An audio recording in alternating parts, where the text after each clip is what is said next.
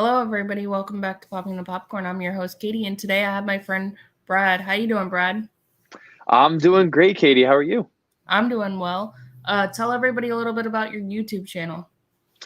I have a movie review channel where I talk about movies, TV shows, and all other movie related content, like any other movie reviewing channel.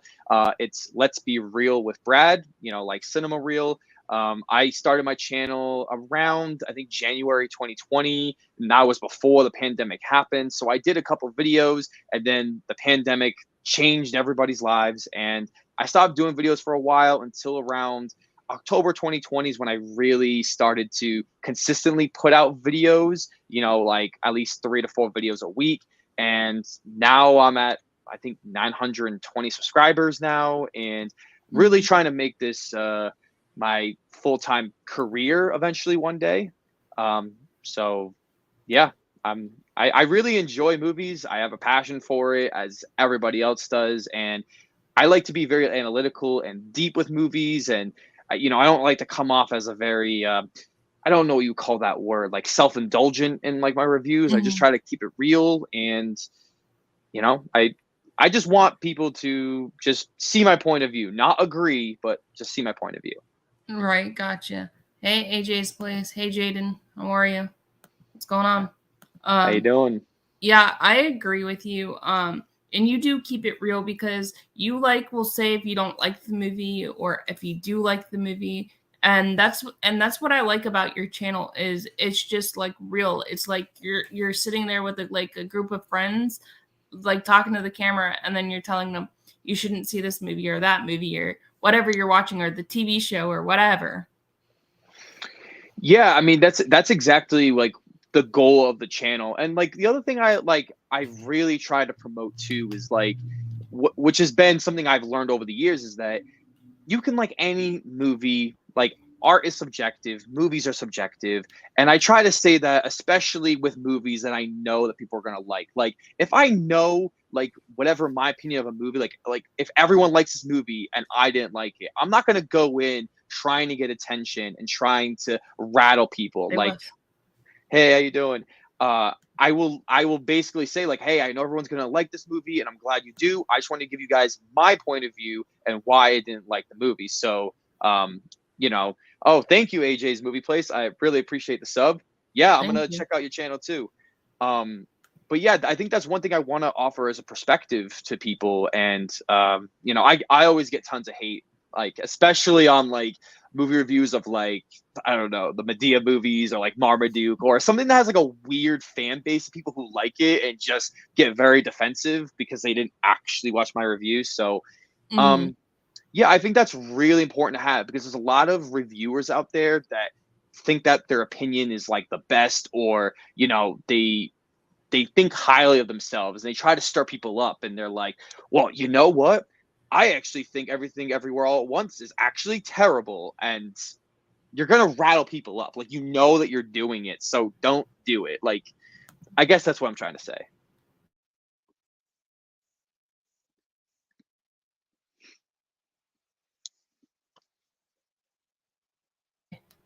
Okay, there we go. Sorry, I was turning up the volume so I could hear you. No problem.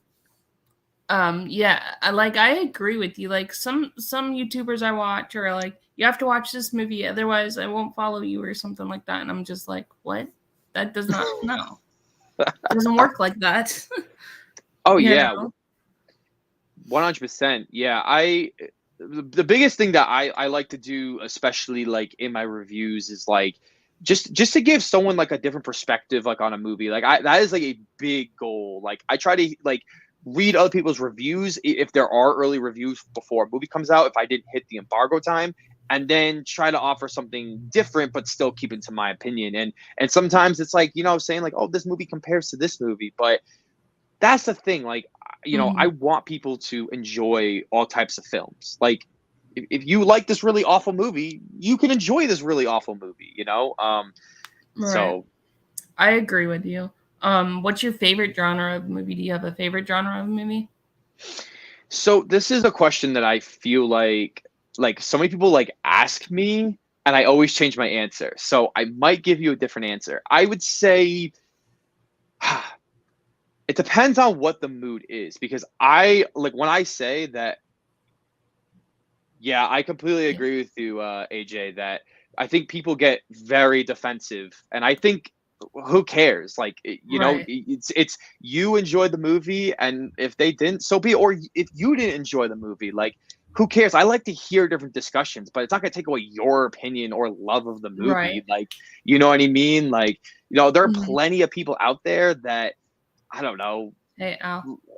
love love just like I don't know, just some random awful movie like Jack and Jill. Maybe someone really loves that movie. Like I don't Right. care. Like I don't like it, but Some parts of that movie is funny, especially with Al Pacino in that movie. I'm like, Al Pacino's Dunkatino, in this movie. How did Adam Sandler get Al Pacino? those dollar signs. And then that Dunkarito commercial gets me every time. I'm like laughing about the Dunkin' Donuts commercial. Have you seen that Twitter account that they do edits to that Dunkachino commercial? No, I have not. Oh, You'll it's have to so send it to funny. me. Yeah, I'll send it to you. I don't know if they're still active, but they would like take submissions from people who make like an edited version of it, and they're so creative and so weird and funny. Mhm. Um, And but what go you gonna ahead. say? Go ahead. Say what you're gonna say. Oh, I was just gonna go back to the genre, but I didn't know if you were Mhm. finished with the Oh yeah, go Dunkachino. ahead. Go ahead. So my favorite genre, I would probably say science fiction because I've been on a science fiction kick lately.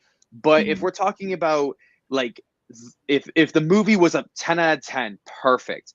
I would actually take a romantic drama film because I think romantic drama films, when they are like perfect and they are amazing, I think they're some of the best kind of movies in my opinion because Right. they are just so real, and just being able to have like realistic dialogue and amazing acting and to be so compelled by these people who aren't real but feel so real to the real world is like kind of amazing. But it's not one of my favorite genres because, well, there are so many bad like versions of those type of movies, like the Mhm. cheesy rom-coms or the over dramatic romantic drama movies, that I can't say it's one of my favorite genres. That's why science fiction, I always do feel like even if it's a bad movie, at least there's concepts in it that I Yeah. do enjoy. Where I almost picked horror, but there's some horror movies that are so lazy and dumb, and they're just, they're not even trying to do anything interesting. So, Right. And IJ is saying absolutely, it's an opinion. Yeah, just a respective different. Yeah, I agree with you.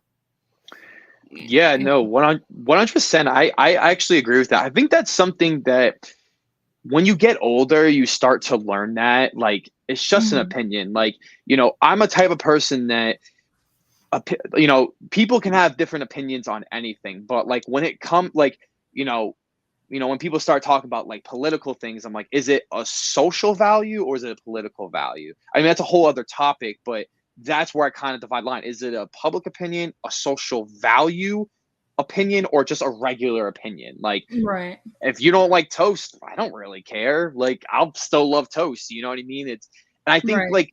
I think people like have that special place for like a certain movie. So, I really love Terminator 2, but if you told me Terminator 2 is awful, I'm going to wonder why. I mean, maybe I'll get like a little defensive just to be like maybe like jokingly be like, why don't you like Terminator 2? And I Right. may like argue their points, but I think when you start taking it a little bit too personal, I think that's where it draws the line because ultimately you don't need to defend the movie. The movie studios do not care about you defending their movie. All they care about is making money. So like what's the point? Like Right. you know what No, I and mean? Like out of that whole trilogy, I actually think Terminator 2 is the best one. I mean, like, I'm more of a original person, than the sequel type of person, but out of that trilogy, actually, I like the second Terminator the best. hey, fair enough. I still love the first one though. The first one's still amazing, but the second one just kind of does it for AJ me. saying he prefers T1 over T2. Yeah. Hey, And fair. you can watch all the Terminator movies. They're all on Tubi now. You can watch them all on Tubi. Oh, really? I Yeah. actually have my collection. I actually have a I don't know if I can get it. It's actually pretty cool. I think you'll probably like this. It's actually a red slipcase. Oh, that's really cool. Yeah, I don't know I don't even know when I got it. It was one of my first Blu-rays, and now when you buy it, it just has, like, the standard blue, but I got the red, and this thing is awesome. But, That's yeah, really cool. I love the first Terminator. I love the horror aspects of it. They're almost equal in my mind, but you know what I mean? But that's the same thing. It's like Alien to Aliens. It's kind of the same deal, you know? Right. Like, you know? I didn't like out of the aliens because I mean, like I like Ridley Scott. I'm a huge Ridley Scott fan, but I didn't like Prometheus actually, the prequel. Really? Yeah, and a lot of people like that one, and I didn't like it just because what it was I think what it was they were going back to like what exactly happened before Alien, and I'm not normally like a prequel type of person, so that's probably why I didn't like it as much. I do have an issue with T2, the setup. Yeah, yeah, a lot of people do have a problem with T2 about the setup, but it's still a good action movie, sci-fi action movie. Hey Nora. Hey Jamie. You know, you guys, I also linked Brad's information down below, so go follow his channel and his Instagram if y'all want to go follow him as well, and everybody can connect to everybody in the chat if you guys like. But I just didn't like Prometheus just because I think it's the way that it was set up again. And I mean, like the cinematography was good in it, but I just don't know why I didn't like it. You know, it's just a prequel thing for me. Bring me to. Oh, that's awesome. Yes, it's aliens. Alien, I should say. Hey, Ricky. Hey, Ricky, Why what's is he up? calling you young, Brad? I, I, I mean, I am pretty young. Like, I'm younger than pretty much everyone in the movie community, I guess. So, because I'm only 22. So, Oh, I didn't know that. I'm older than you. I'm 35. I'll be oh, 36 really? in 2 weeks. Oh, wow, that's awesome. Yeah, I just have that maturity. It's just what it is. But Right? That's yeah. okay. Yeah, Prometheus. I like Prometheus. I haven't watched it in a long time. I definitely get the whole like mystery thing. I've always liked that from like the original movie. Um, I'm definitely not gonna talk about spoilers just in case anyone hasn't seen it. Just to let everybody know. With any of the Alien movies, I actually haven't seen Alien 3 or Alien 4. I know some people really don't like those, but don't spoil those for me. I haven't seen it. But yeah, no, I can. I totally understand that. I like the lore. I think it's interesting. If it was any other director doing it, I may have not been about it. But I think because Ridley Scott has such a heavy hand, he made the Right. first movie and wanted to do his own thing. You know what I mean? I think that's what made it interesting. Hmm. I liked Prometheus quite a bit, but I thought it looked really good, though. The story was decent. Also, it was brutal, yes. Yeah, It was. It was a one hundred brutal percent. story, but I also like how the sci-fi community or the sci-fi like movie, they go in like detail, like the details of those movies are like so different from other movies, I think. They like do everything, you know what I'm saying? Hmm. Yeah, and that's why I picked like sci-fi as like probably my favorite genre right at the moment because I mean, think about it. Someone like James Cameron is so innovative, especially someone like Avatar, where he's literally creating like a whole language for the movie. Like that's Right. crazy. You know what I mean? Like I think Mhm. like it's just so cool to talk about, and I really enjoy pretty much every James Cameron movie. All the sci-fi movies and such, and especially the Blade Runner movies. I Oh, I really love like Blade those. Runner. That's gonna be one of the reviews that I do for Sci-Fi Saturdays. I'm gonna start doing Sci-Fi Saturdays. So on Saturdays, I'll be uploading like a sci-fi movie. Awesome. Are you gonna talk about each different cut, or are you just talking about the final cut, or Whatever cut I can find on streaming, probably. because there's three different versions of the movie. I know on Netflix right now they have the final cut, which is like the definitive version, like the best version of the movie. But Hmm. there are other versions of the movie that do change a lot of the movie. So I Right. would be really curious to. I mean, you don't have to watch those versions, but I would be really curious just to hear If your I can, thoughts on those if I can versions. find them all, I will review all of them for you. Hey, the monkey. Prometheus was. I agree. Prometheus wasn't as good, but I felt they tried to make her. Yeah, I agree. Some parts were lacking, but it's still good. Jamie doesn't look like she's 49 years old. I mean, I can only see him in the little profile picture, but she doesn't look that old. No, she doesn't. I want them to make another Alien movie. Yeah. I'm surprised you're up, Ricky. It's on Hulu. Yeah, yeah. They're supposed to make a show. Yeah. Yeah, It is. 100%. Thank you, Nora. Yeah. I'm actually doing tomorrow. I'm reviewing it. Will come out at midnight. E.T. Because it's the 40th anniversary of E.T. So tomorrow for Sci-Fi Saturday, it will be E.T. Nice. Mm-hmm. And I Yeah, found a lot of fun facts about it too. I'm definitely doing a review when they're doing. I don't know if you knew this, but they're doing a IMAX screening for it No, I in didn't know August. that. Yeah, they're actually putting IMAX for the first time for its 40th anniversary. So it's actually kind of funny that you said that. So they're actually doing that this year. And then actually, I found out yesterday. What movie was it? I was on the midnight hour, and they were talking about. What movie was it?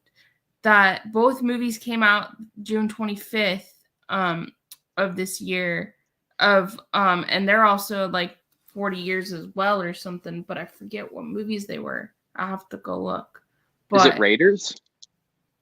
I don't know if it was Raiders. Because I think that was 1980, but I don't know my dates. It's okay, it happens. But I don't remember what hey Echo. I don't remember what they were talking about, So what's your favorite movie? Do you have a favorite movie you like to watch? Or a movie that you can watch over and over? Yeah, so obviously Terminator 2. I would say another one would probably be The Matrix. I know it's a really basic film nerd question, but I'm gonna be honest with you, like I really like the Matrix franchise. I'm pretty invested. I know people didn't really like the last one. Completely get it, 100%. I'll probably make a video defending it. People will dislike it. It's all good. I I love get The it. Matrix. Yeah, I didn't like Matrix Resurrection though because of the characters that they put in there and fake Neo, and then I see Jeffrey Goff in there as Agent Smith, and I was like, what the heck? Yeah, I'm a defender of that movie, but I'm gonna watch it again. I actually just got it on as like a anniversary gift because my fiance knows I really enjoyed that movie and she liked it too. So I'll be curious to watch it again. It's The Thing. John Carpenter's The Thing is Oh the yeah. 40th anniversary. So Oh yeah.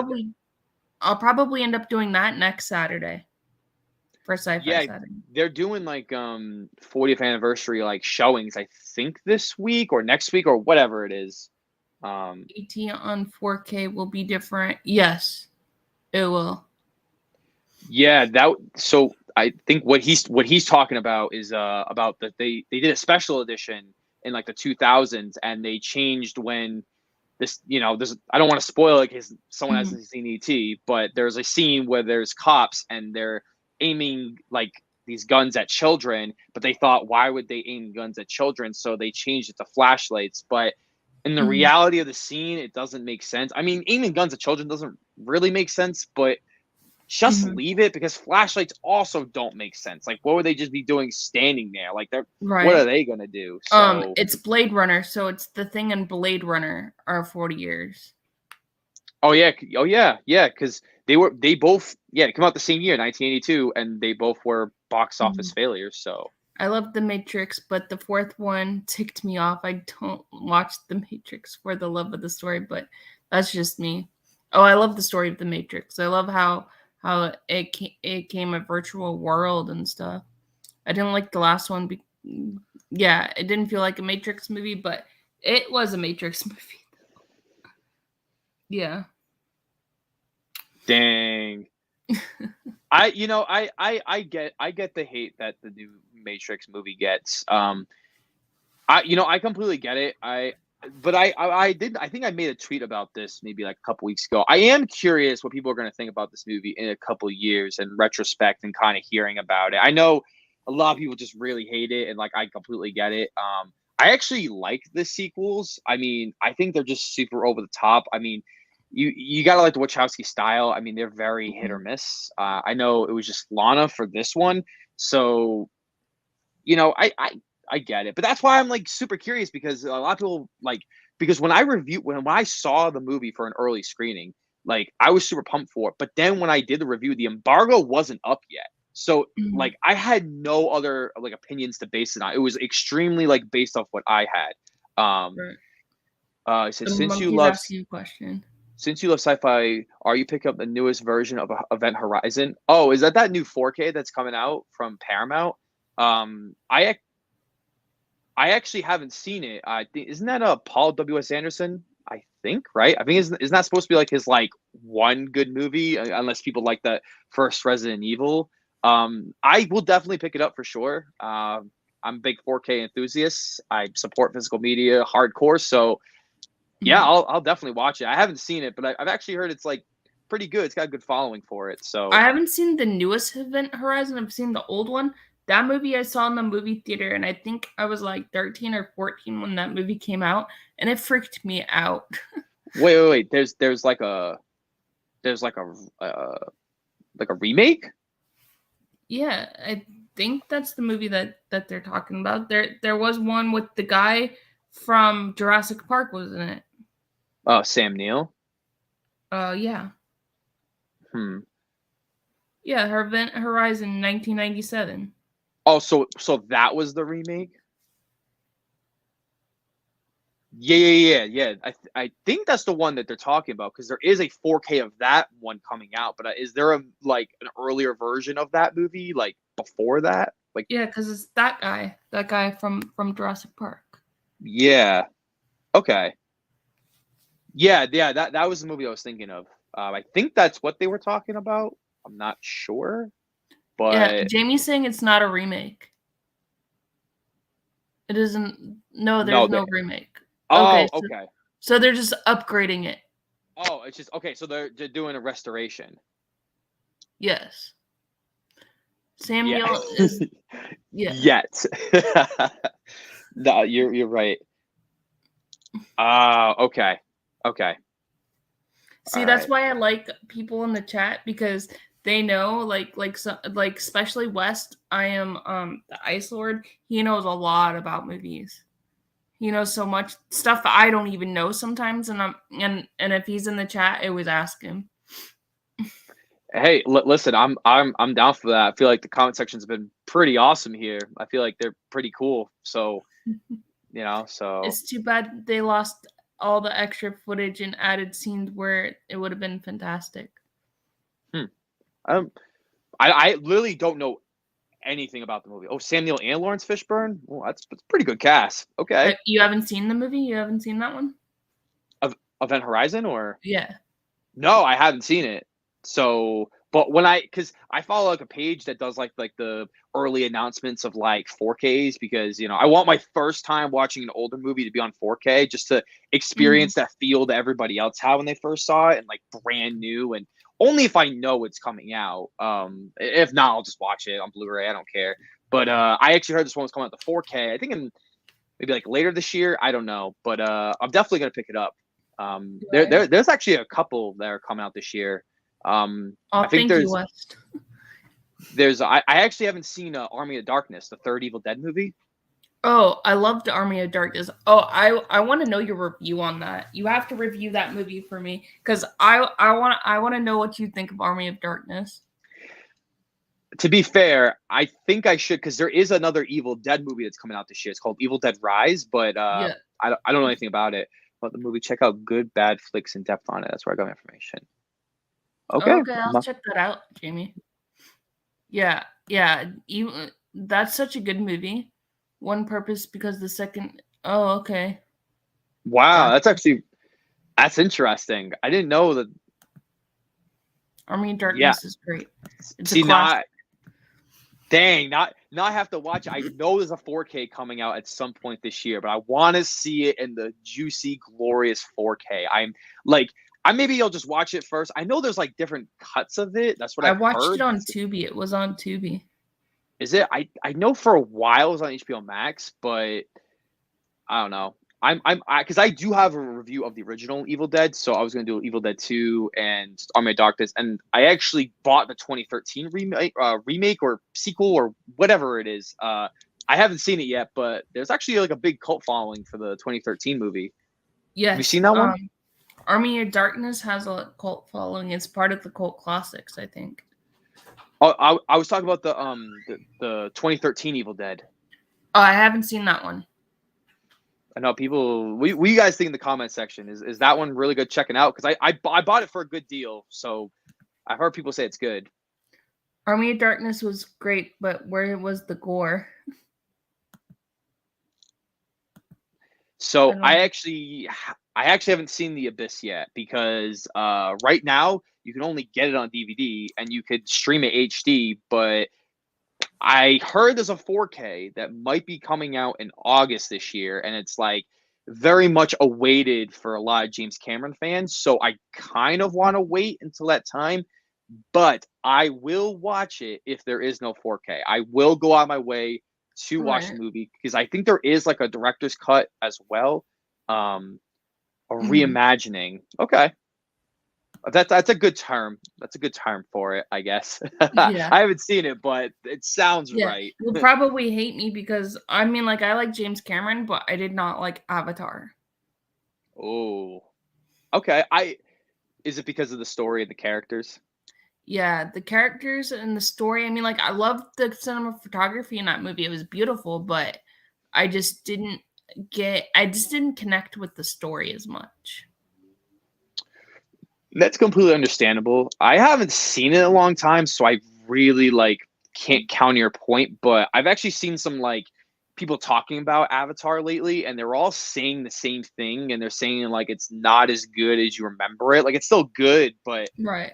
because But I do like Disney World. If you go to Disney World to Animal Kingdom, I like being immersed in Avatar land and going on Flight of Passage and stuff. and Pandora, yeah, it is gorgeous at night when you go there. Yeah, I've only But been to Disney World once, so it was and cool. I love the cheeseburger pods that they made up.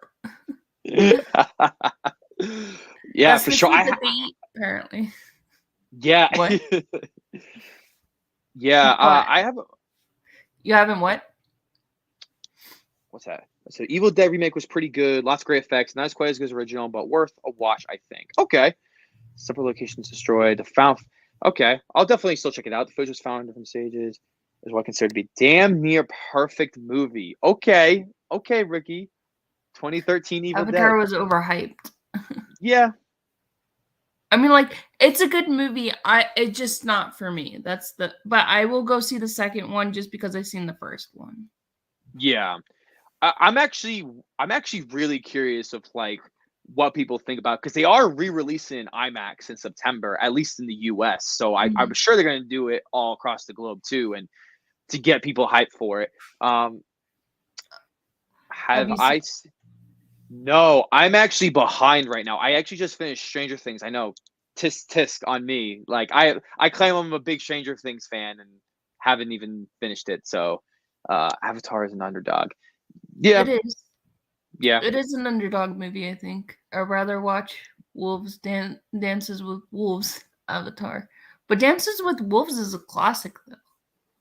yeah. I guess yeah. That's the thing, though. It is a classic.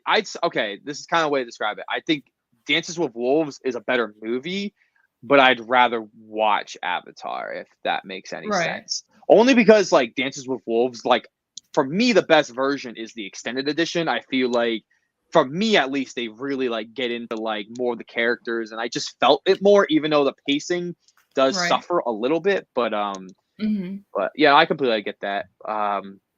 Right. Yeah, Yeah. but yeah, Evil Dead 2013. Really excited to watch it. You guys really hyped it up for me. Army of Darkness, I'm pumped for. Um, Avatar, I'm gonna be doing like a pretty in-depth review. I actually got the collector's edition, I always had it on DVD, but I upgraded it so I could get all the tons of special features and the commentary. And um, I really enjoy Avatar. I don't think it's amazing, but like my love for it is high. Even though I'm like, hey, it's like a 7 out of 10 movie. Like, it's pretty good. But I don't know. I think people will be hyped for it. I think like the story will be better. I think the characters will be better. I think James Cameron has always like tried to like improve on his movies. I mean, even like T1 to T2, like the Mhm. characters are better. Even if you like T1, I could say that like T2, like the characters are written a little bit better. Yeah, the 4 hour Right. version. Yeah, Yes. I mean it is.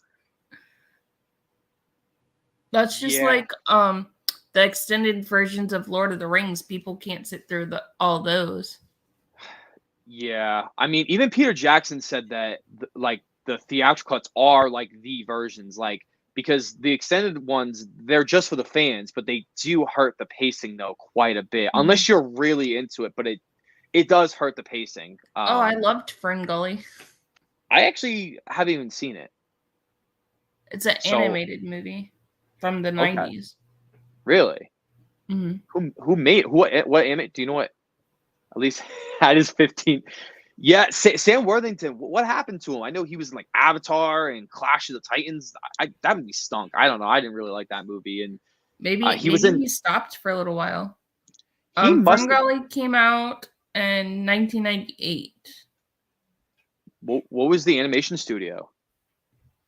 20th Century Studios. Huh. And it's also saying Disney because technically Disney owns 20th Century Studios now. So is it on Disney Plus? No, Hmm. it's not on Disney Plus. They're Huh. starting to put stuff onto Disney Plus that is Fox, but not they Not. haven't yet. Yeah. I Yeah. tend to dislike most animated films. So you don't like Disney films, Jamie, then? If you don't like animated films? Brad, since you're a Stranger Things fan, would season 5 focused on the little sister and others, but always felt the story ended the main cast? What's your opinion? Um.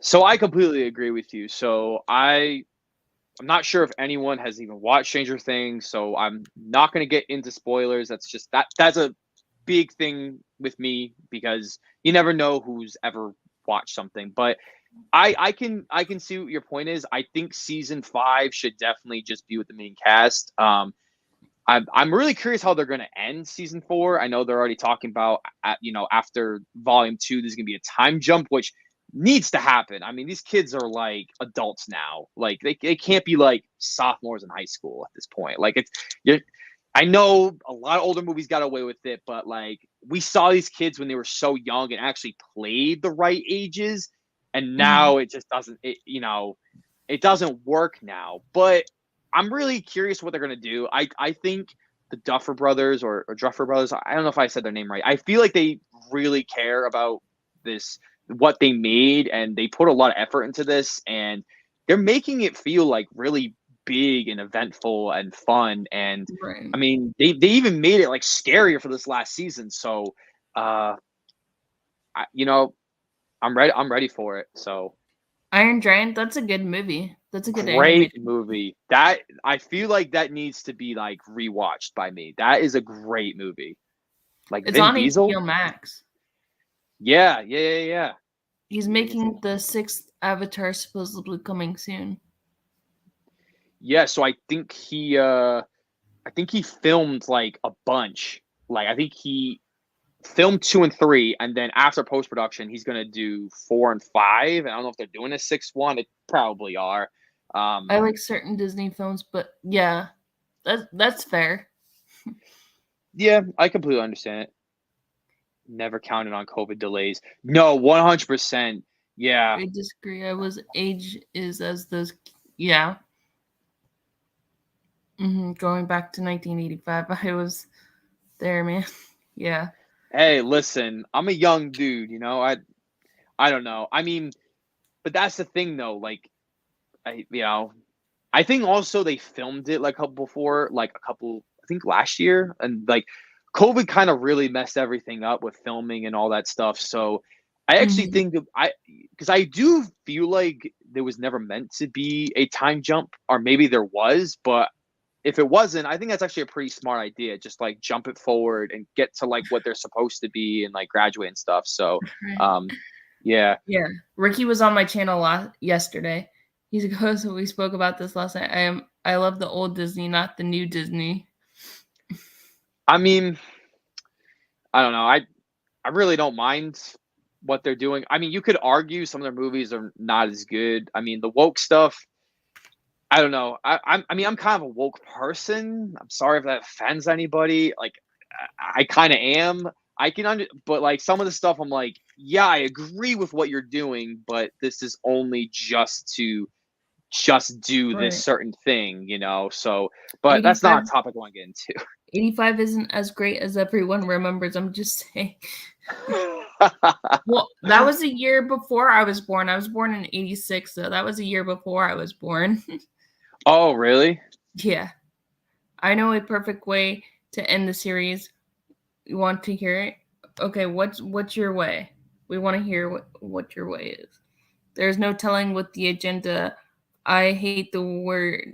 Well, I didn't even The know woke. what the word was, and the kids at my work were like, "You don't know what that means?" And I was like, "No, what does that mean?" Mhm. Because I Yeah. guess technically I am a millennial, but I don't act like a millennial. Hmm. Yeah. Like Oh, there we go, Jamie. um. Right there with you, Brad. I'm old school, so woke chick. Yeah. I think. Um. You know, I like. I don't mind. Like, I don't want to dive too deep into this because it is somewhat of a controversial topic. But at least for me, like, it doesn't really bother me unless it's like feels like a corporate thing where I know people are really mad with the Lightyear thing, but the thing with Lightyear though, like that made Mhm. more sense. Like the filmmakers made that and Disney tried to cut it. Like I feel like that's a little different. Like it wasn't like, we've seen other movies, Yeah, yeah, I completely understand. I Yeah, agree with you, Jamie, on that. yeah, But like Lightyear, like it's supposed to be. So Buzz is supposed to be Tim Allen's character, Woody. I mean Buzz. Sorry, Buzz is supposed to be like he's supposed to be the toy, and then this is supposed to be what the toy's based off of, and Chris y- Evans does the based off of. That's why people, I think, get confused. yeah, I mean, the whole marketing of this was like really confusing. I mean, now they're like putting posters out of like Andy at the movies, like with all his like toys and stuff, and like watching the movie. It's getting memed all over Twitter. It's pretty funny, but it is like a hard concept. I'm a huge Toy Story fan, so it's kind of like I get it, I but am but too.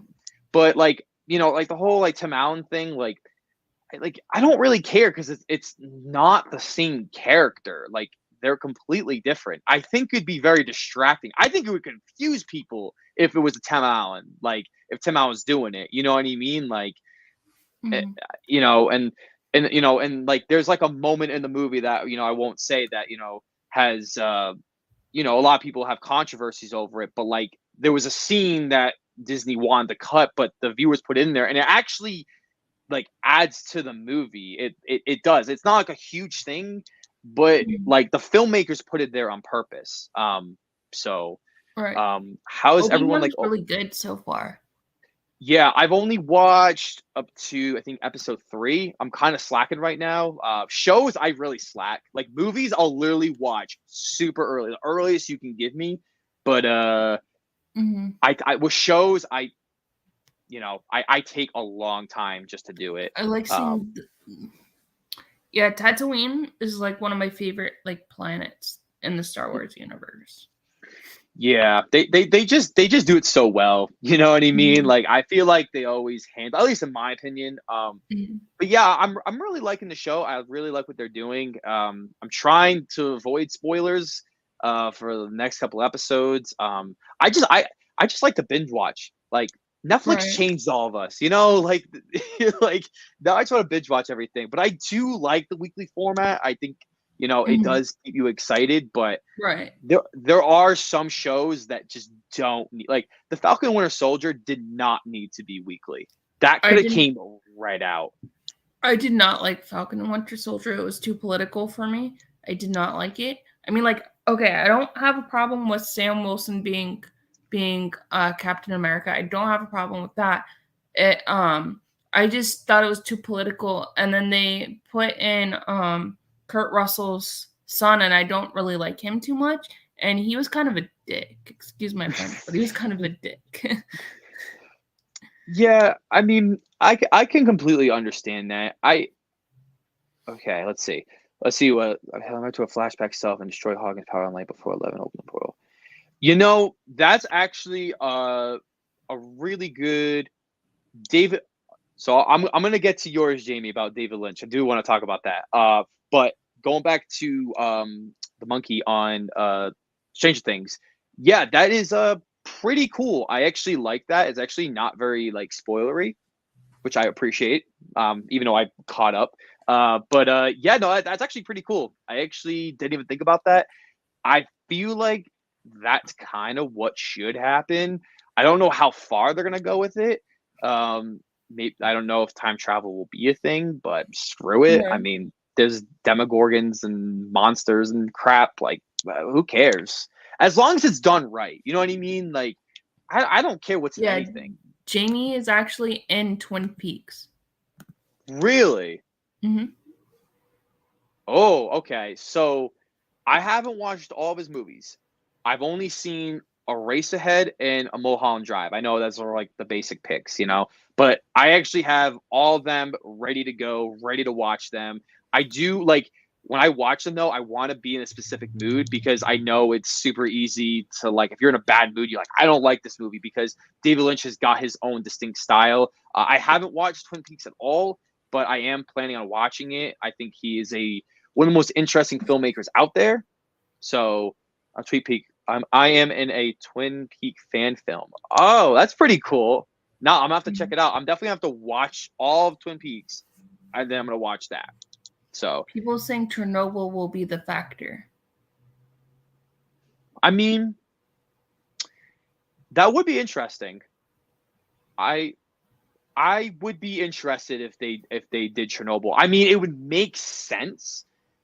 I mean, I could see them doing it. I don't know how much they're gonna do with it, but Mm-hmm. they easily could. I mean, this show got like pretty dark. I mean, it got pretty dark this season, So like as long as it's done right, Mm-hmm. then as long as it like fits and they're not just like, hey, let's just like Right. have Chernobyl fit into this. Like if it like fits it all together, Mm-hmm. like I think Stranger Things as a whole has done that very well. So, well, I don't know if that will be involved since people died in that.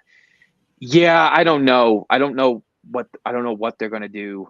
Yeah, Especially I because I don't didn't either. grow up in the '80s, so like I have no idea. Maybe I'll ask my stepdad because he likes Stranger Things just because of the '80s stuff and because it's good, But um, He said, when do you contact me? We'll do a collab on Lynch and Tinquete. Yeah, no, 100%. I will. I'm just gonna have to start getting on that because everyone talks about how awesome Twin Peaks is and all of I David haven't Lynch. even seen it either. Have you watched any David Lynch movies? Yeah, I have, but I haven't seen that one. Makes sense. Yeah, I watched Mulholland Drive. I got the new 4K Criterion and I loved it. I know Race Ahead was awesome. I really like the, symbolism and metaphors and it's not just self-indulgent. Like there is something very artistic and actually interesting. I know there's some people out there that are like, "Oh, it's just art house." I don't really look at movies like that in all Mm-hmm. honesty. I like you can tell me that's art house and be like, "Oh, really?" I just thought it was a really great movie. It's just Right. um, but I think Blue Velvet, I think David Lynch made that. I think there is a Yes. 4K Criterion coming out for that, so I'm actually waiting for it. I love my 4Ks, so you know, Blue Velvet was really good. I can't wait to see that. I've heard it's really good. It is. Um, I've seen it. It's really good. Uh, to warn there's a you, few. the anchors in Twin Peaks, the characters have chemistry. Hmm. Interesting. Have you seen the Did you guys see that Mm. HBO Max has the new Father of the Bride out? Have you seen it yet? I started watching it yesterday. Oh, so I was actually gonna watch like the two like Steve Martin remakes because I think there's like original like 1950s version of like Father of the Bride. I don't know if anybody Mhm. knew that.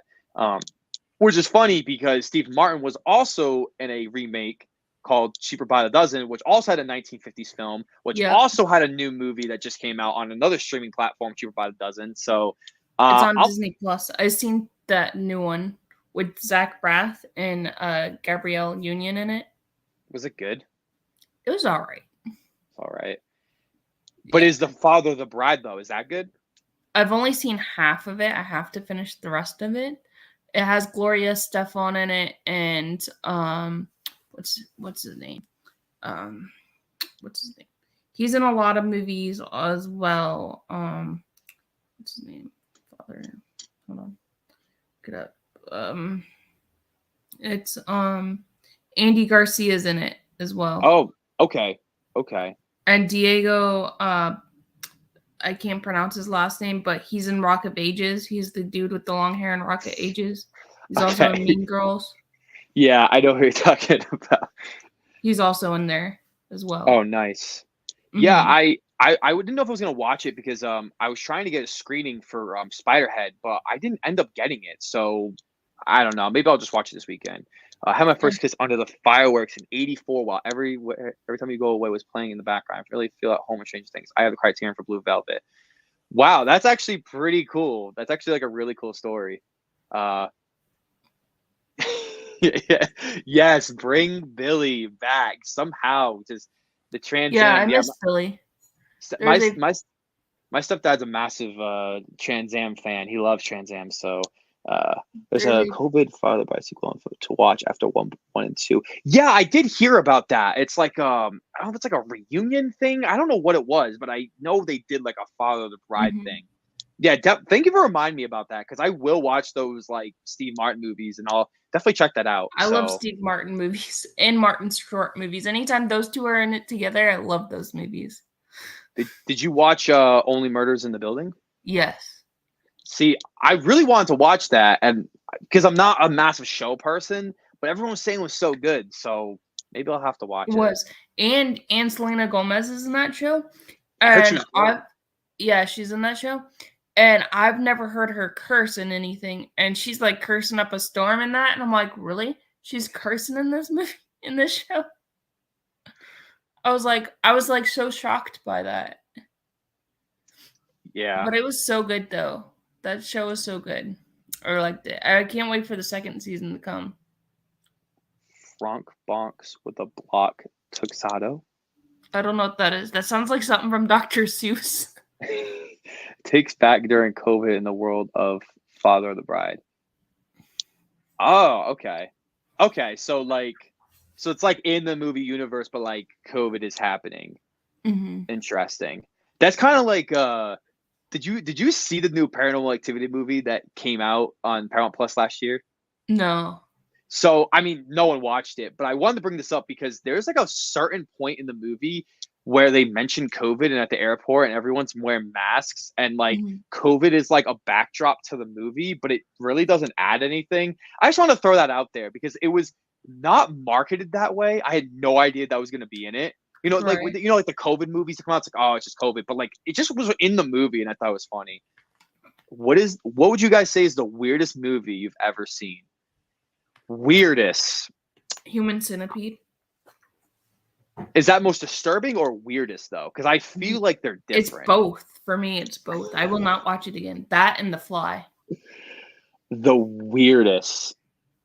I'm gonna think about it for a little bit because I've watched some very strange movies. I would have to get my letterbox up. If you guys haven't followed me on letterbox, definitely follow me on letterbox. I'm actively on there. I love letterbox. So Here, uh I will you do have this for you. letterbox? Yeah, I follow you. Oh, I think I do follow you. I think I do. I follow you But on Letterbox. okay, I think I follow you on I'm gonna letterbox. put your letterbox. If anybody has letterbox, I'm gonna put it in the comments. Yo, I just watched Licorice Pizza. That was the last movie I put in there. Yeah, I saw you did a review of it. I was actually gonna be really curious to hear your thoughts on it. I didn't like it. That's okay. I liked To it, me, but to me, it felt like a rom com for guys.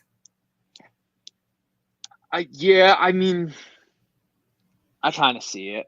It, but also it's like because you're like because you're saying that, I'm not gonna be able to understand that because it's rom com for guys. So I'm definitely gonna watch your review. I'm actually curious what you have to say.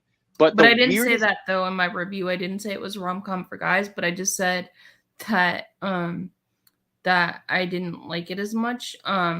Just because I just don't like Thomas Paul Thomas whatever, Anderson. yeah, his kind of films. But it was just like one of those I don't know, it just fell flat for me because I really wanted to see the movie, so I just started to get um the I'm just starting to get back my collection of movies, so I bought it because I really wanted to see the movie. Fair enough. And so I watched it. Oh, wait. That's myself. I forgot to. Okay. There goes Brad's letterbox if you guys want to go follow Brad on his letterbox. Cool. Um and so I don't know what it was, but it was just like a weird movie for me. Like I know it was set in the 70s and everything, and I normally like movies that are set in the 70s. It's just I just didn't like it as much. That's fair. But my weirdest movie. Okay, so like I've thought about this weirdest. The Apple is musical. Okay. Brad Crow's profile. Okay. Yeah.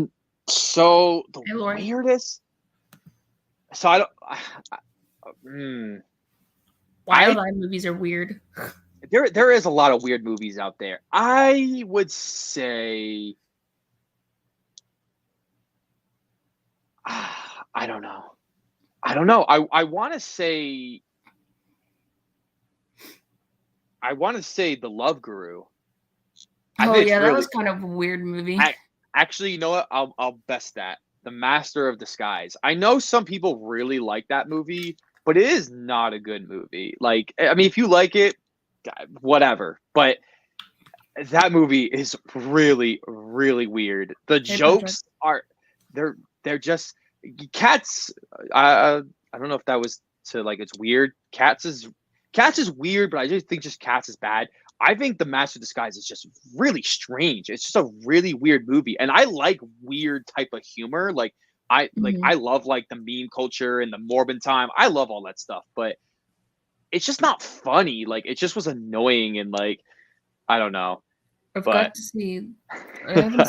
the Radiator Lady song first stuck in my head.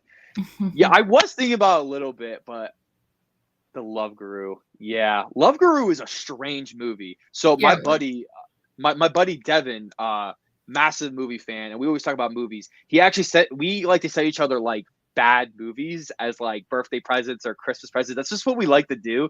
And he sent me the Love Guru in the mail, and he didn't tell me what it was. And he's like, "Yo, you gotta watch this." And so I watched it, and it was just a weird like. It was pretty awful, but it was Mhm. just a weird concept. Like, I get they were trying to be funny, but Right. then there's a whole hockey subplot, and like I did not expect a hockey subplot in the movie, Hey and Patrick. it was pretty funny. So Yeah. Yeah, it's Mike Myers. He does some weird movies. yeah, and I usually like that weird type of style. Like like Austin Powers is like pretty weird, but like I like it. But like I feel like Love Guru is just like another type of Mhm. weird. But then And Master of Disguise is like I didn't like you know what I thought was a weird movie? The Cat in Hat, the live action Cat in Hat.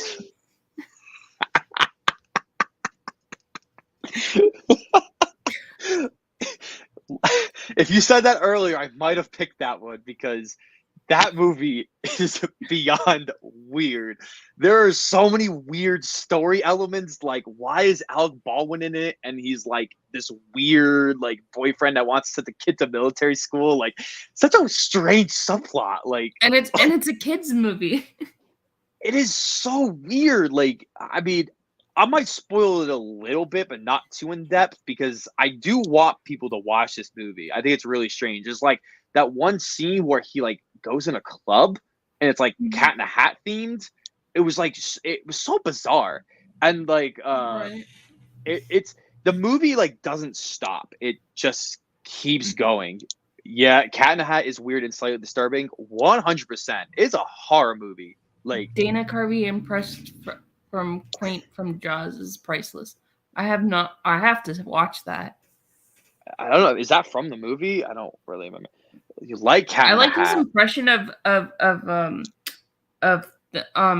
of Bush Senior. He does a really good impression of Bush Senior. Yeah, I think Dana Carvey is talented, but Master of Disguise is something else. Turtle, turtle, turtle, turtle. Like, Yeah, dude, I always would laugh when he would say turtle. I wanted to punch him in the face, but like, I feel like if you watched it like younger, I feel like you would like think it's funny because I had some friends like, dude, you don't like the Master of Disguise. I'm like, I don't know if you're messing with me right now, but like, it is not good. But Right. I Yeah. get it. But Yeah, he does a lot of impressions in his stand-up. Yes, he does. Oh, you yeah, liked Cat in the Hat? That movie? I'd rather watch The Grinch Who Stole Christmas with Jim Carrey than Cat in the Hat. Cat in the Hat is really, really strange. You know, I watched it so many times as a kid, and then like I think it was like YMS. He did like an Adam and Palace thing, and they went over the whole movie, and like I thought it was super funny. He made like a horror trailer out of it. It was actually Mhm. really funny, and I was like, wow, this movie's a lot weirder than I remembered, and I always thought it was a little strange. I mean, it's creepy. I mean, I get Mhm. like if you vibe with like that comedy and like because it's so weird and strange, it's super colorful and like Mhm. you know, like I guess you could argue it's a little Oh, satire, but that's interesting. The guy that directed Cat in a Hat was Bo Lynch, which is Kathy with his Catherine O'Hara's husband. really, Mhm. I didn't know that. Mhm. Hollywood just all connected, you know. Yeah, Some, this is why I don't like this movie because he looks so freaking weird. but Thing One and Thing Two are even weirder. Yeah. They're like they're like way creepier than he is. They're like Oh, terrifying. it could be Satan. Uh, Tim Burton's Oh, Charlie and the Chocolate Factory is so weird. I call Johnny Depp's Willy Wonka a gay Willy Wonka. that I haven't seen that movie in a long time, but man, that movie's weird. Well, But like, them I don't. Is it like close to the book? Like, I never read the yes, book, so like, it's supposed to be close to the book, and actually, the book's actually even more weirder because you're supposed to go in Willy Wonka's chocolate factory, right? But in the book, he eats the kids. really. Hmm. Now I gotta read it. I'm like very curious 'cause I know like the Willy Wonka like they changed a lot. So, I think they but need to do an Alias remake. I feel like it makes women seem clueless. Yes, Jennifer's attractive, but I dare you to watch the first two episodes and not want to turn to something else. I don't know if I. Let me look that up. They have an Alias on Disney Plus now because it's Fox. Yeah, I know it. Like, yeah. I mean, I've never watched it. I've always heard it, but There's Jennifer yeah, Gardner in it. yeah. I've never watched it. It's close to the It's book, but it close doesn't to matter. the John book, made but it him doesn't really matter. goofy. Johnny Depp's really goofy. Yeah, Johnny Depp was really goofy in that movie. But my favorite Johnny Depp movie is when he plays Jack Sparrow, though. He does Jack Sparrow so well. He's great. I was actually pretty late to the Caribbean, fan party. Even though like those movies came out when I was younger and everyone talked about them, like they were still PG-13, and when they came out, I was like 7 or 8. I know I'm really young, but I never watched them until much later, and like they're actually pretty good. At least like the first three, and haven't seen Um, four, but I so I was a freshman in high school when the first one came out, right? And so that movie came out when I was in ninth grade. Then when I was in 10th grade, every time we had a movie date, that's all everybody wanted to watch was the first Pirates of the Caribbean. So I know that movie line for line, the first one, so I will not watch the first one too much because of that reason. Hey, that's completely fair. I it's close to book, but it doesn't. Okay. My favorite Johnny Depp movie is Fear and Loathing. Uh, I I haven't seen actually, that one. I actually really want. Is that directed by what's his name? He's a good director, and I think it's on Peacock right now. But I haven't seen it, so I'm I definitely haven't gonna seen it either. watch Just Fear and like Loathing. your poster and most of your videos, I have not seen that movie. It's on Hulu, I think, or Peacock, and I have not seen that movie. Oh, Parasite. Yeah, I haven't I, seen I it. thought I thought about taking it down. I don't know if it's like distracting. I don't know. I've thought about it. We'll see. I might take it down, but yeah, you gotta watch Parasite. It's great. It's amazing. That's the one on Disney Plus. I love Johnny and Sweetie Todd. Only time we get to see Johnny and Professor Shape sing a song together.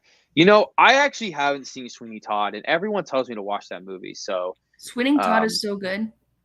If you like musicals, if you don't like musicals, then you're not gonna like it. I like Edward Scissorhands too. yeah, I do too, Lori. Edward Scissorhands is I, great.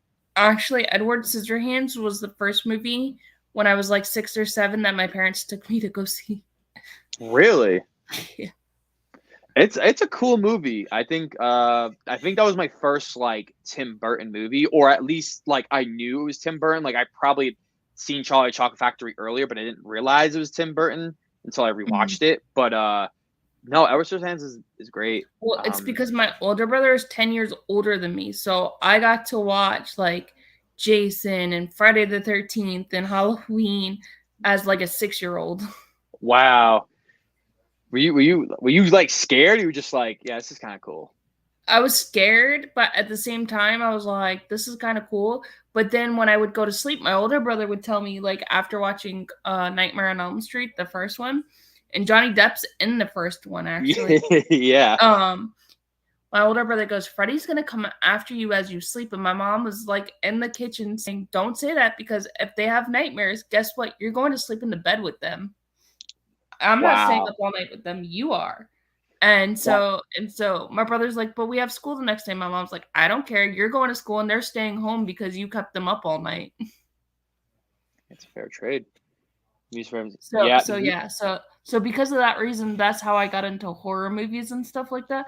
Watching them at 6 years old because my older brother's 10 years older than me. Yeah, you need to watch Sweeting Todd. It's so good. Johnny Johnny Depp is playing Michael Jackson in a film. Think about it. Do I want to think about it though? my first movie was Jaws when I was 3 at the drive-in. I just That's got Jaws on DVD actually. oh yeah, Walmart had it for like $5. so worth it. I did a double feature. I think a couple years ago. It was actually during the pandemic. It was Jurassic Park and Jaws, so it was like kind of like a perfect combo. So uh, really enjoyed seeing it at the drive-in. It is like the perfect Fourth of July movie. I really like Independence Day too, but like Mm-hmm. you just got like I feel like Jaws is like I don't know. Imagine watching Jaws in the winter. I feel like it'd be weird, right? Mm-hmm. Like the whole vibe of the movie relies on the summer. I feel like it enhances the movie. Like there's certain Right. movies like that. Like E.T. I actually like really like to watch like in October. It really enhances like the movie for me. But I mean you can watch Mhm. that whenever. But like there's certain movies like why would you watch like Misery? Would you watch that in the summer? I guess if you hadn't seen it, but Right. like It's more of that a winter movie. yeah, it's like you know what I mean. If like Mm-hmm. if I know so like I started watching The Crow for the very first time, but at the beginning of the movie, it seems like it's somewhere with like Halloween or at least like creepiness. So I'm Mm-hmm. like, yeah, I'm just gonna wait till Halloween. Like I'm gonna enjoy it more. Like I know it'll be a great movie no matter what, from The what Crow I've is been a really good told. movie. Too bad Bruce Lee's son passed away in that movie, making that movie. Yeah, and didn't didn't I say I never bought a waterbed because of Johnny Depp and Nightmare on Elm Street. Yeah, yeah, Oh, I love yeah. Well, Independence Day too. That it's movie, is one of my guilty pleasures. I can watch that movie all the time. It is like a cool like movie. It's like one of those movies that's just like, even if it's got some dumb things, it is Mm. just like so cool. Like it's just so like entertaining. Like But I who don't doesn't know, like Will Smith? You know what I'm saying? Like, except in Wild Wild West. yeah, that movie was stupid. I With actually watched that. with Kevin Kline in it, that movie is stupid. No, I the only reason why I watched it is because of the song. I've always heard the song growing up, and I didn't realize it was part of the movie, and it was a massive like failure. And I was like, I need to Mm. see this movie.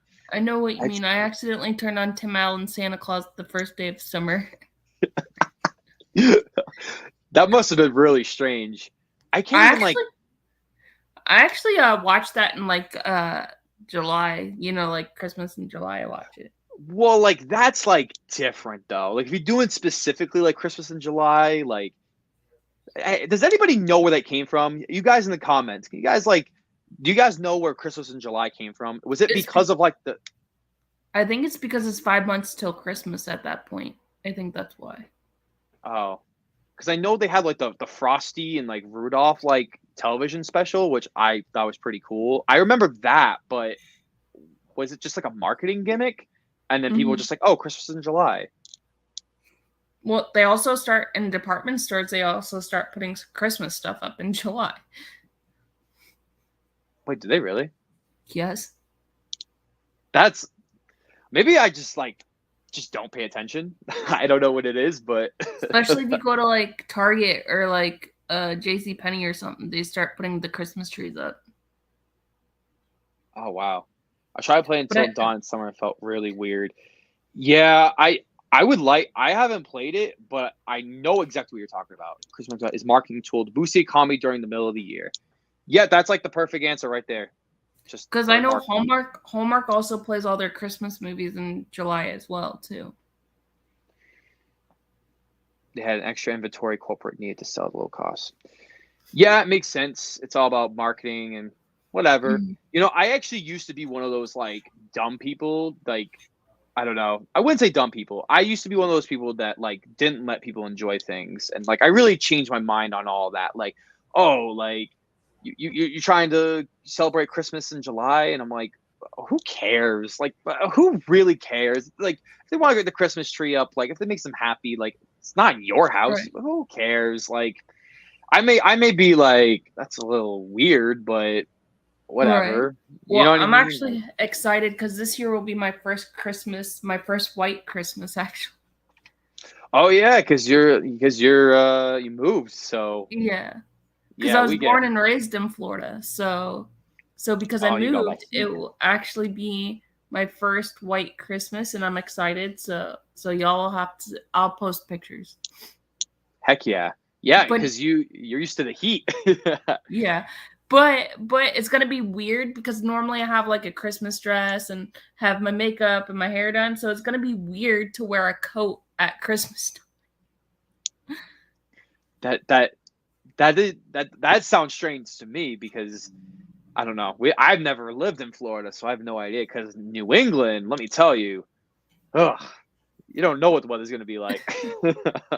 Um, but no, in Florida we wear like at Christmas time you could wear shorts and a t-shirt for Christmas. You know what I'm saying? Like it. I mean, like the coldest it gets in Florida around Christmas time is maybe 40 out. Yeah, I wish. I wish. But I Nope. know here it gets like really cold, so it's gonna be interesting. Also, shoveling my car out in the snow before I go to work too. Welcome to the club of pain. I don't know where anybody else is in the comments, but if you have to deal with that, I feel bad. So And you were my dad actually visited me almost 2 weeks ago. Tomorrow it'll be 2 weeks ago. And so he's like, yeah, you're gonna have fun with that because he's like, you know what you're gonna have to do? You're gonna have to go out 2 hours before you go to work, shovel it, and then because I don't have a remote starts or a clicker for my car, so I'm gonna have to sit in my car for 15 minutes, let it run before I can drive. So I'm gonna have to get up 3 hours before I have to go to work, And then my dad's like, "You're gonna try to buckle your seatbelt with that big, thick, heavy coat, and that's gonna be funny." He's like, "I want to see you post pictures and videos of this."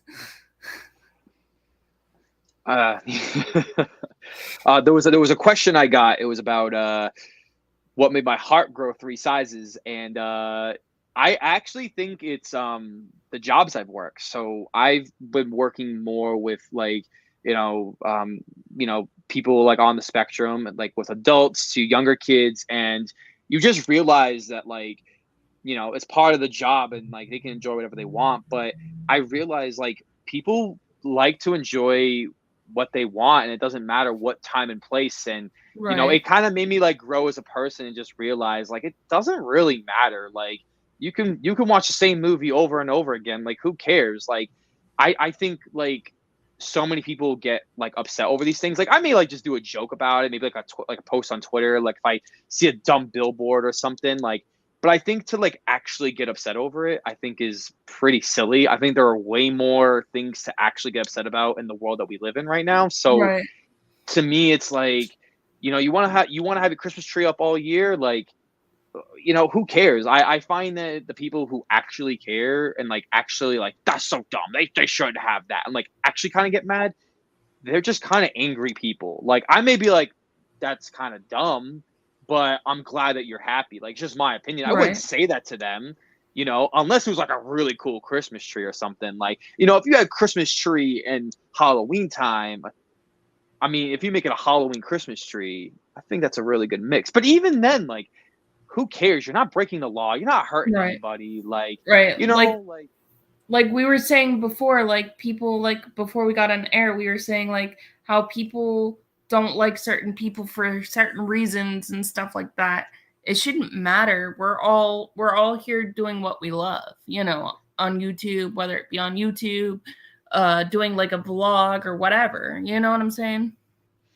yeah, exactly. Like I think and if people get mad over it, it's okay. Like, it's just your opinion. I just think like a lot of times we shouldn't put so much energy into being negative over things that we can't control, and it shouldn't even like bother us. Like, you know what I mean? Like, and that's where like all came like back to like movies. Like, I don't care.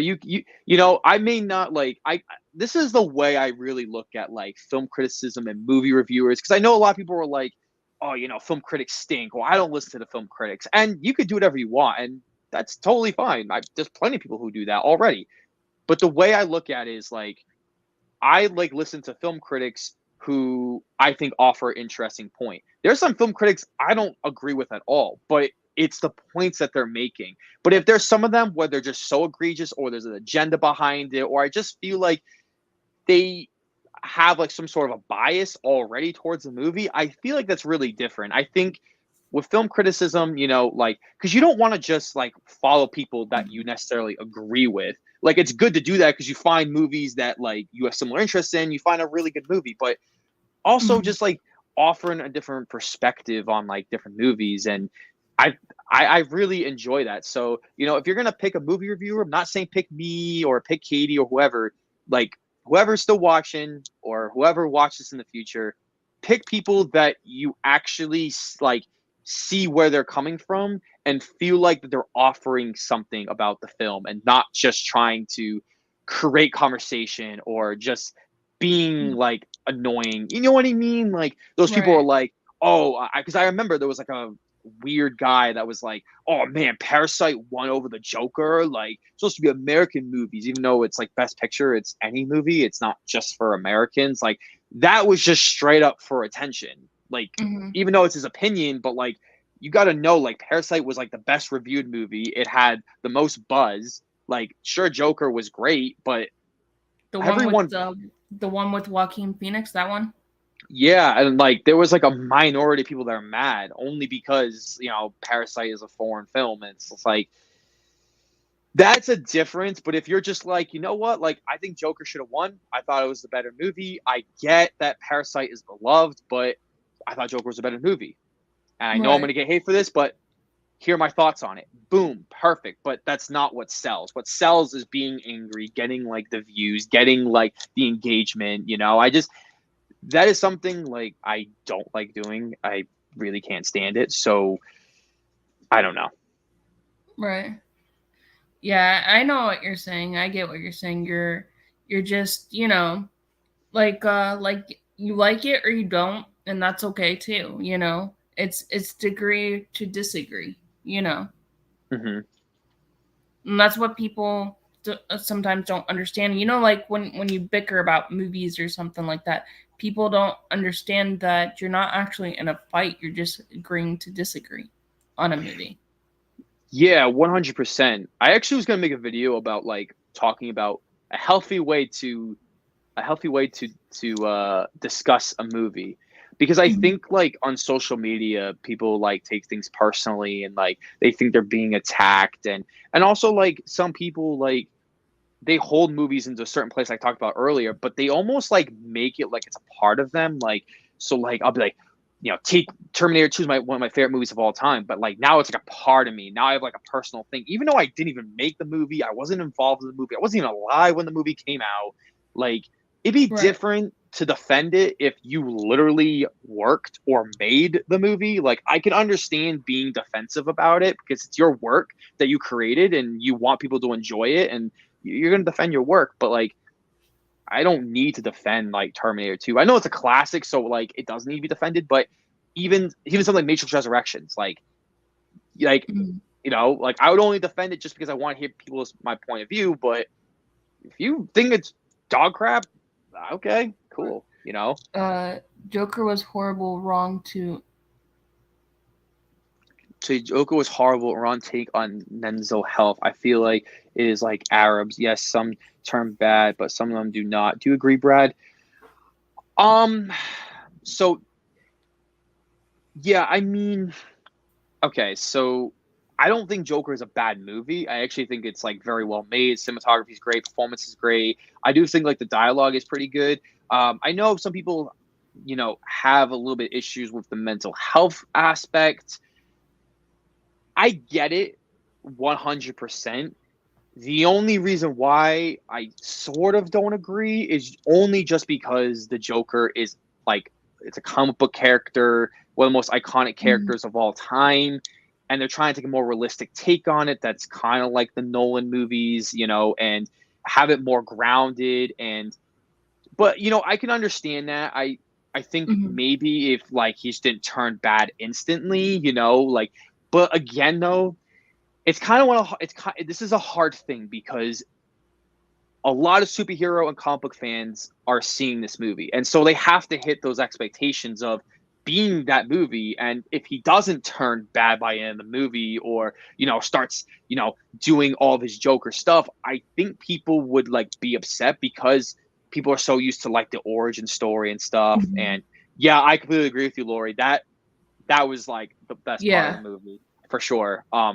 But I think like because because the Joker like was so popular, was nominated for Best Picture, and people really loved the movie because it tried to take a more realistic take on this and less of like powers, and Mhm.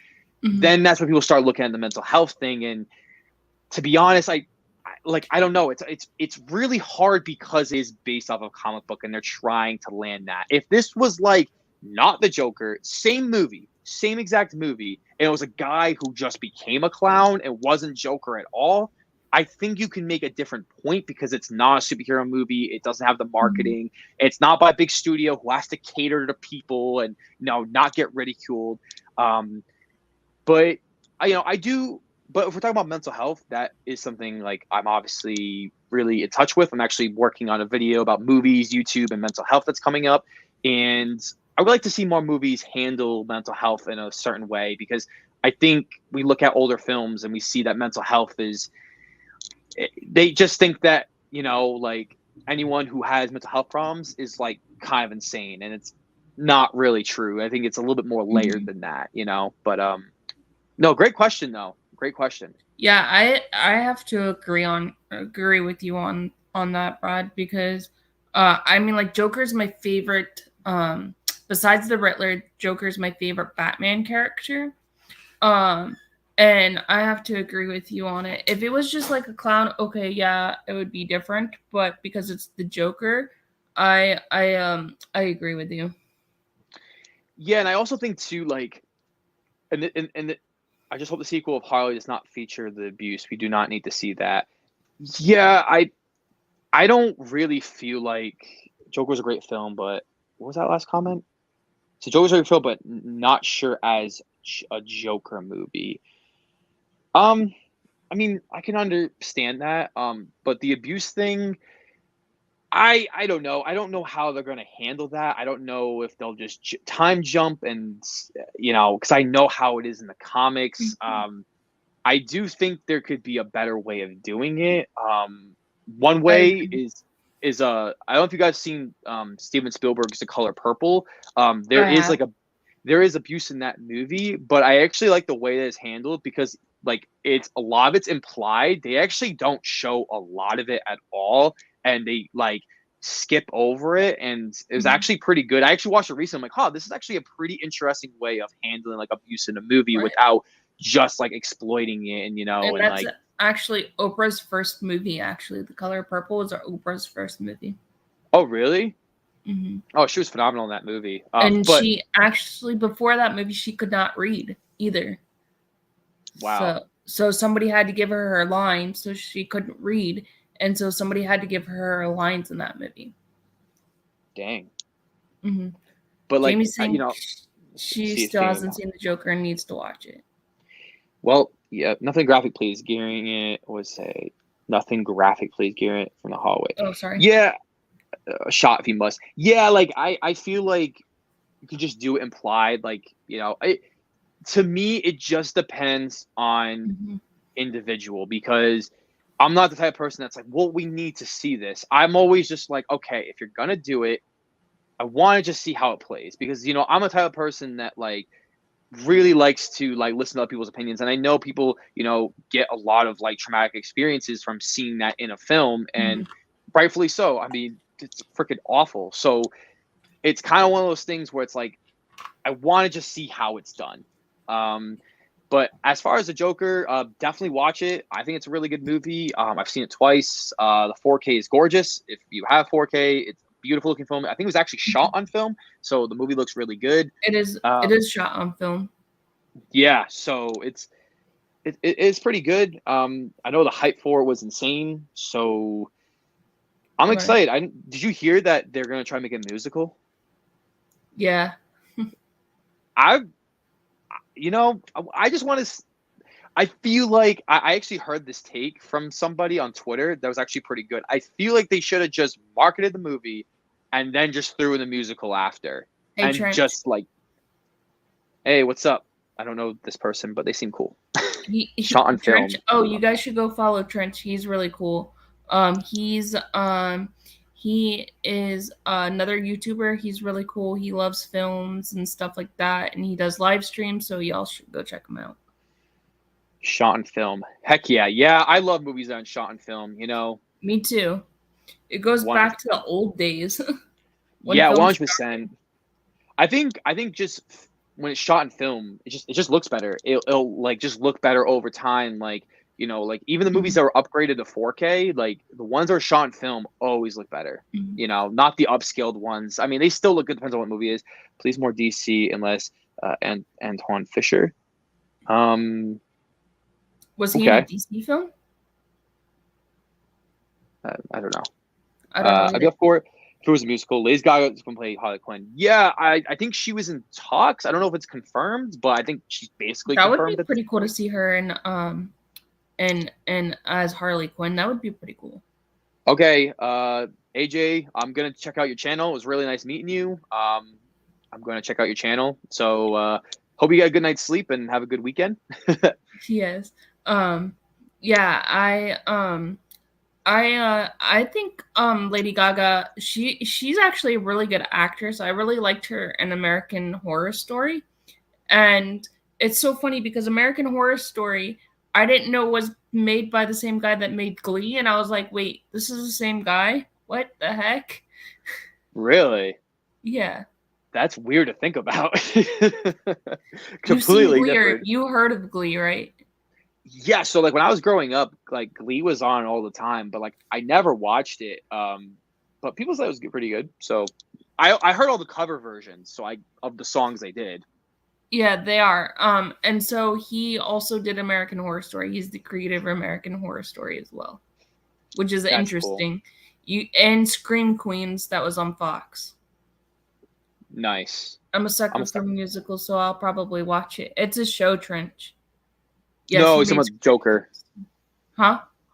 I think he was talking about Joker being Oh, a Meg musical. Ryan. Meg Ryan as Thoughts Brad. She just looks like her now, even looks at age. Meg Ryan's a good choice. I actually thought uh what's her name? She's older now. Helen Mirren. I think Helen Mirren I think is the perfect choice. I made actually a tweet that actually got like 500 likes. No big deal. I got 500 likes on a reply saying that I think Helen Mirren should play Madam Web. I think that'd be really cool. But Meg Ryan wouldn't be bad. I don't Yeah. know. I mean, who knows? We put on some makeup and stuff. Like you don't hmm know what some of these actors can do. Um, Um, what did you think of Cruella? Did you see Cruella with Emma Stone? Did you like it? I thought it was pretty good, but I know like it's one of those movies like you really liked it or you didn't. Um, I thought it was pretty good. I'm a sucker for Emma Stone, so that's my problem. I think she's just so good in like everything. So Mhm. I thought it was cool. I actually thought it was one of like the better like Disney live action remakes because most of them are really just mediocre. Like What's up, Chase? so, solid choice on Helen playing Madam Web, Brad. Hey, thanks. I appreciate it. I don't know. Helen Mirren was the first flop because when you see her in the Spider-Man animated series, that's the first thought I had, and like Helen Mirren, she's still kicking it. She's still doing great. Yeah, So I put her in really a liked her Marvel in movie. Red. I really I don't know liked if her I've in seen Red that. with Bruce Bruce Willis Willis. and Morgan Freeman was in it. I think. Aren't there two of those movies? Hey, you too. Hey, I'm gonna follow your channel. That's what I'm gonna what's do. I up, love Chase? Cruella. I hope you're doing well, dude. I love I thought the Cruella, ending but I killed thought the it. show. Well, the ending was supposed to be towards where I think 101 Dalmatians was supposed to start. So that's kind of why I think it fell flat. But that's where it's supposed to start, I think. Yeah, I completely understand that. It wasn't great. It definitely felt like it was just setting up something else, but I agree with that. I'm personally against the Madam Web movie. Madam Web's whole thing is she helps guide all the Spider-Man across multiverse. That's how I see it, just as crash grab personally. I completely agree with you. Has already been cast as Madam Web. Yeah, I like Dakota Johnson. I think she can pull off Madam Web. Um, I haven't seen Mrs. Tingle. I'll definitely check that out. I haven't But either. Madam Web, though, I feel like based on because this is a Sony movie, and we all know what happened with Morbius. It's Morbin time. We love the memes. It's great, and I just feel like what are they doing? I mean, maybe if it was made by like, I don't know who's making the movie. I don't know who's writing it. But if they had like a really good person, they had already established her and everyone knows who she is, and we don't have to Mhm. do an origin story, like maybe you could pull it off. But with Sony's track record, with who they're getting for these movies, and like, the Venom movies, you can say whatever you want about them. I don't hate them, but Morbius, I think we can all collectively agree was not very good. Even though there's a Morbin fan base out there. Shout out to you guys who are out there. I think Sony doesn't really know what they're doing. They want to do their own Spider-Man thing, and Mhm. I get it because they own it and it's their big property. But like, you got to do it right. Dakota Fanning has the role already, but Helen would be way better choice. Yeah, Helen Mirren would be awesome. I would. It's a dark comedy from late '90s with Katie Holmes. Yeah, Katie Holmes. I really like Katie Holmes. I do So too. so I Mrs. liked her Tingle in is Dawson's Creek. Mrs. Tingle will definitely be on the list for sure. But yeah, Helen Mirren, I would love to see her. I think it'd be perfect, but again, will she want to do it? Maybe throw some dollar signs. Maybe give her a good script because Mhm. Helen Mirren deserves that love. She does. She's great. I So agree. I think she's an underrated actress. for sure, yeah. Because I feel like the film community, like we all know her, but like I feel like, and this is my opinion, I feel like the mainstream audience, like they'd be like, "Oh yeah, I've seen that lady," but like I don't know who she is particularly, Mhm. because you know that's just what it is. But Like a lot of people also, I think Maggie Smith, she's really good. And I think she's also like one of those other underappreciative actresses. I mean, like, yeah, she was in the Harry Potter franchises and stuff and major franchises, but she's still like an underrated person as well. isn't she in the Downton Abbey Yeah. show and movies? Yeah, I which haven't seen that. I was going to watch the second one. I had a screening for it, but like I didn't watch the first movie. I didn't watch the show. I know it was like a 10-minute show recap, but I'm like, am I going to enjoy this? Mhm. Let's see. I enjoyed the first Venom. Haven't seen the second. Yeah, I think you probably like the second one just as much as the first one. Maybe a little bit better. I like the second one better than the first one. But yeah, guys, let me know if you guys have seen Downton Abbey or anything. What film do you feel is the best summer film? I think The Sandlot is one of the best. So I actually haven't seen The Sandlot. A sin. A sin. I Wait, haven't seen it. wait. You gotta watch that movie. I I'm a It's a baseball classic. It's a fan. cult classic. Have a good Jamie, night, last one. Jamie. Guys, see how it ends. So right, I've been part of it. Bye all. Thank you for coming on, Jamie. It was really nice to meet you. I'll follow you. So um really great to meet you. So thanks for the Um, questions. I think one of the best summer films is Jaws, to be honest. Yeah. So it definitely is for sure. I mean, I actually should like make a ranking of like summer movies, but again, it's all like subjective of what you think. But I think there are like some movies, like a lot of action movies, like that hit that summer movie. I mean, when I think of summer, I think of Jaws, but man, like I can also think of like the first Avengers movie. That Right. has that summer feel to it, where you know, I Yeah. think it's a little cheesy now and it's not as good, but I think we should still appreciate that first Avengers movie for what it did. And I Hmm. also think of Jurassic World. I know it's not as good as the first movie, but when I rewatched that before the new one came out, I felt summer. It just felt like a summer movie, and I thought Hmm. it was cool. I don't like Shotun singing "Bullied Venom." I feel, I feel the studio is just going to stunt at Sydney, and I don't know because I know Nev Campbell said she's not going to be in the sixth Scream movie. Yeah, I mean, that is a good theory. I actually haven't thought about that for Nevi Campbell. I mean, that does kind of stink. We all love Nevi Campbell, but that I don't think they've started filming yet. As far as I know, I could be wrong, but there is plenty of time to get her back on, or they might have her in the next movie, or Right. I don't I really know haven't what they're seen gonna. Scream 5 yet, so Oh, really? yeah. You should definitely like watch it. I thought it was pretty good, but Do you think Stu's alive? There's the big question. Do you guys think Stu's still alive? okay. So I 100% think he's alive. So I don't know if you guys knew this. So I think it was in Scream 2 or Scream 3. Matthew Lillard is actually an extra in the background of the movie. But like obviously it's not like a character, he's just like a cameo. So it's kind of like this weird meta thing going on. But from the special features that I watched for the Scream movies, it did kind of, and this is just my interpretation, it did feel like they wanted to bring him back at some point, but they haven't. I think just screw it. Who cares? They've done it before. They're probably going to bring somebody else back and, Mhm. like, screw I it. think I it's would. gonna be Stu. I think actually the whole time, to be honest with you, I think Stu's been Ghostface the whole time. uh, I don't know. I don't know about that, but yeah, Or pulling the strings behind who Ghostface is. maybe. Definitely for sure. I would throw Lost Boys a summer movie in a sense, but it could be double as a fall movie. Yeah, 100%. Because you got like the whole it's like sunny out or on the boardwalk. It definitely has that summer Yeah. vibe for sure. And all the Spider-Man movies said, no, I am not in this movie. I haven't seen the new Spider-Man movie with Doctor Strange in it. I haven't seen that one. Really? Mm-mm. But I did see Doctor Strange: The Multiverse of Madness, but I didn't do a video on it because I didn't know what to think of the movie.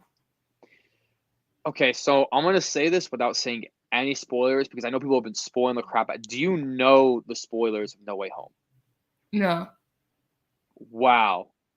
I'm just letting you know right now, after we're done doing this, you just need to go like rent it like a Redbox or something, We or don't have like Redbox here. what Yeah, is we don't have a going Redbox here. I have to go to listen, Walmart and buy the movie for $23 for Blu-ray.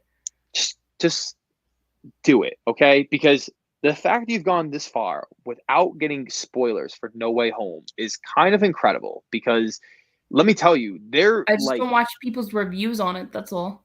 well, the thing is now, like commercials or even advertising, they're literally spoiling like the biggest aspect of the movie. Like people are literally doing it. Like I'm a type of person that like that doesn't want to spoil it. You have no idea who's seen it, who's not seen it. Like you can't assume everyone's seen it. Like that's my point. You haven't seen the movie. What if I told you the spoilers? You'd like want to punch me. You'd be like, "What's wrong with you?" Like S- you need to see it. Scream 3 Stu was supposed to be the villain, but the plot was too close to Columbine, which is what happened around the same time, so they scrapped it. Yeah, so that's kind of what I was saying. Yeah, don't chat, don't say anything. I agree, the monkey. Yeah, Yeah, yeah. but the Scream 3, yeah, that's exactly what I'm talking about. Because they scrapped the whole movie and then they changed everything in like 6 weeks. And to be honest with you, I actually appreciate Scream 3 a little bit more, even though it's the weakest one, because the fact that they filmed that movie in like 6 weeks, they basically did everything on the fly, and it's still somewhat of a competent Mhm. movie, and they had to scrap so much of it. It's pretty crazy. I actually have. I just bought this the other day because I'm getting my movie collection back in order. I Let's actually just go. bought this the other day. I have that. I have that. And it's the all the screams together. I have that in my collection too, and it's like the two documentaries with it. Yeah. Yeah, Scream 4 is actually not a part of it because it's a rights issue. So because of like Miramax and Dimension Films, I think all the movies pre 2005 are actually owned by Paramount, and every movie after that that was made by Miramax is owned by Lantern Entertainment, which was the Weinstein Company. So they like worked on the movie. It was like Dimension Films was under Weinstein Company, but then all that happened. So now it's Lantern Entertainment. So that's why Scream 4 is actually not part of that collection. If you didn't Gotcha. know that, yeah, it's a Yeah, little I kind of knew that, but Scream 4 is actually on Tubi. Scream 4 is very underrated. I really enjoy that movie. So can I I can venture, I guess? venture, I guess Spider-Man wins. I like all the Spider-Man movies, but I do not like Andrew Garfield as Spider-Man. I Interesting. like Tom Holland better, and Tobey Maguire was all right, but I did not like Topher Grace's Venom. Well, bro, look up the alternate ending to the first Scream. It was not shot, but it was in the script. Is my favorite Scream ending. So I'm definitely gonna do that right after this like live stream because you like set it up in like a really like curious way. So I'm like, oh, that sounds pretty cool. You were just like, just look it up. I'm like, all Yeah. right, I will look it up because I'm interested. Right. That is Yeah. pretty cool. But yeah. So yeah, I got this the other day when I was at Walmart. It was like $10. Wow, that's actually a steal. That's a steal. It was like I'm a I'm $10. a I'm a Blu-ray hunter, so I look for deals. Scream 4 is great. Yes, I agree. It is I haven't seen really Scream good. 4 or Scream 5 yet. So I You just do have to watch rewatched Scream 4. all. I'm rewatching the first one. I'm halfway through the first Scream, so I have to watch Scream. I'm watching them all back to back. Okay. Yeah, definitely do that because I mean, you should definitely watch Scream 4. I think it really like ties into it. Scream 5 pretty well. I really like Scream 5. I saw it twice, so I don't know. Well, I can get Scream 5 on. I think I can get it on Amazon Prime right now for like to rent it for like $3. Oh, there you go. You do have No Way Home too, but be careful because the ads for that are like crazy. Yeah. Well, So, I don't have TV, so I have YouTube TV. So I oh, don't okay. watch a lot of TV, so I mostly stream stuff because I don't have cable. Oh, But fair enough. YouTube TV does have commercials, but I haven't seen really any Spider-Man commercials. Well, that's good because I remember when they were releasing it on like digital and Blu-ray, they were really just spoiling it at that point, and like I don't know, like my parents are still catching up on like all the Marvel movies, and like I haven't told them. I told them like just stay away from it because I don't know. I don't want to ruin that surprise, because that's like one thing though. I know I'm kind of going off topic, but this is something I've never heard anybody talk about. The fact that like what's gonna happen in years to come when people watch these movies and they're gonna just get it all spoiled for them. Hmm. Like people wanted the spoilery things to be on the Blu-ray cover of No Way Home. I'm like, well, like that defeats the purpose of the movie. Like, don't you want the younger generation who sees this movie in 20 years from now to pick up the movie and be like, I don't know, like this is the Spider-Man sequel, and then they see the spoilery things in it and to be all excited? Like that was all. That's just all same feeling Well, that we had. Like, you know, right. I was gonna get um, it the other day at Walmart, but they didn't have it. I was gonna get it on the 4K version, but they didn't have it. So fair enough. Yeah, it's been like crazy. People have been buying them, but like that's the thing though. Like I definitely want to like make a video on that because like even like Sixth Sense, like not everyone's seen that. Like I don't want people to like know that already because then they won't watch the movie. They won't appreciate it. right. Like That's one of the better M. Night Shyamalan movies. yeah, it's my personal favorite of his. I know it's really I don't I like know The everyone says that. Happening. That movie was retarded. That movie is so funny. It's probably one of the funniest movies I've ever watched. Like genuinely it made me laugh a lot. I almost bought it because I genuinely was smiling of how bad it was because it's just so goofy. If I I did like goofiest movies, it'd be in there. I like The Sixth Sense, and I also like The Village. Those were really good movies, and Lady in the Water. I wasn't huge on Lady in the Water, but I did like The Village though. Those are like my top three favorite M. Night Shyamalan movies. The other ones are okay. Did you And watch then Split though? Split, he did. Yes, I like Split with James McAvoy, right? Mm-hmm. Yeah, I like that one. And I like James McAvoy. He's such an underrated character too. Underrated actor. And I didn't even know he could do all these like voices and stuff like that. It's Yeah, I interesting. mean, he was very impressive. I feel like because it was more of a thriller, even like kind of leaning on like the horror like type of movie, that's why he got like no consideration at the Oscars. Like that just annoys me. That's a whole other Mhm. topic on, And he played a really good Charles Xavier. yes, he did. I love that the movie's on crack and I love it. 100% it is. Wow. The Village is the most hated movie of all time. I can understand that. I think Mem Night makes movies that could be the most hated movies of all time. Like, The Last Yeah. Airbender. Did you see that one, Yeah. Katie? Yes, I've seen The Lost Airbender. I liked the cartoon, and then I went to go watch the movie, and I was like, what the heck am I watching? Did you see the monkeys comment? Yes. That's hilarious. Yeah, Shyamalan's, and I yeah. paid, and I went to go see it in a movie theater, and I think I paid like I went to go see it like on a screening, like a Thursday night at like midnight to go see The Last Airbender. I think a lot of people did, and they were so disappointed. Did you watch it in 3D? Yeah. Ah, was I the used to 3D work good? so I used to work in a movie theater, and I would get free movies and free movie posters. So I got to see that movie for free at midnight when it came out, and I was just like, why did I sit through this movie? I used to work at a movie theater too. That was like, and then COVID kind of really messed it up. But uh, yeah, I love working at a movie theater. Oh no, not the Avatar movie.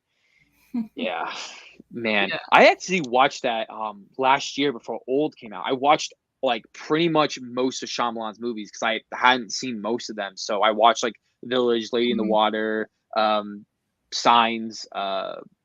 So that Mhm. that was that was one of them. The Happening, and I oh actually man, just watched Old the other day because it came to HBO Max. It wasn't too bad. when I like the first reaction when I was out of the theater, I hated it, but I liked it a little bit more. So I think I end up giving it a 5. I didn't hate it, but it's one of those movies I'm like, if you gave it a 1 out of 10, I completely understand where you came from. It wouldn't be like a crazy Mhm. thing, you know? So, but it was all right. Afterward, It I'm like, works. Yeah. Yeah, working in a movie theater was really cool because I worked like all of them, and I actually really liked being the projectionist because I could just sit there and watch the movie. that's cool. So you said projectionist. So you probably worked before, did you work before like it was all digital? Yeah. Like at like the film. Oh, so that's pretty cool. So so the funny thing is if you watch it before, so the way you used to do it when it used to be the big, really big real canisters, you had to put the movie together. So sometimes it didn't tell you which side was the beginning of the movie and which side was the end of the movie, and you had to tape it together. So sometimes we would tape the end of the movie versus the first. So you have to put it on the projector and you have to watch the movie to make sure that nothing happened or it's not scratched or anything. And one day, I don't know what, I was having an off day or something, and I didn't realize that I put the end of the movie first. So I had to go back and redo it, take it all off and redo it. Wow. I like Mhm. see the crazy thing is like when I went to the movies, so I think everything started to become like digital around 2009 or 2010 or 2008. I don't really know when Mhm. it was. So like I didn't really know like what it was like to watch movies that were on film. So like it's all like weird to me now. Um Yeah, Unbreakable is really good. yeah, And Unbreakable's awesome. The Visit, I was a little like skeptical on it, but I enjoy it. It's okay. what was the most impactful film? No, like what was when you working at the movies, what was like the most packed movie and what was a movie that like no one Oh, watched? like the Twilight movies was like really packed, you know, the sparkling vampires. Twilight Uh movies.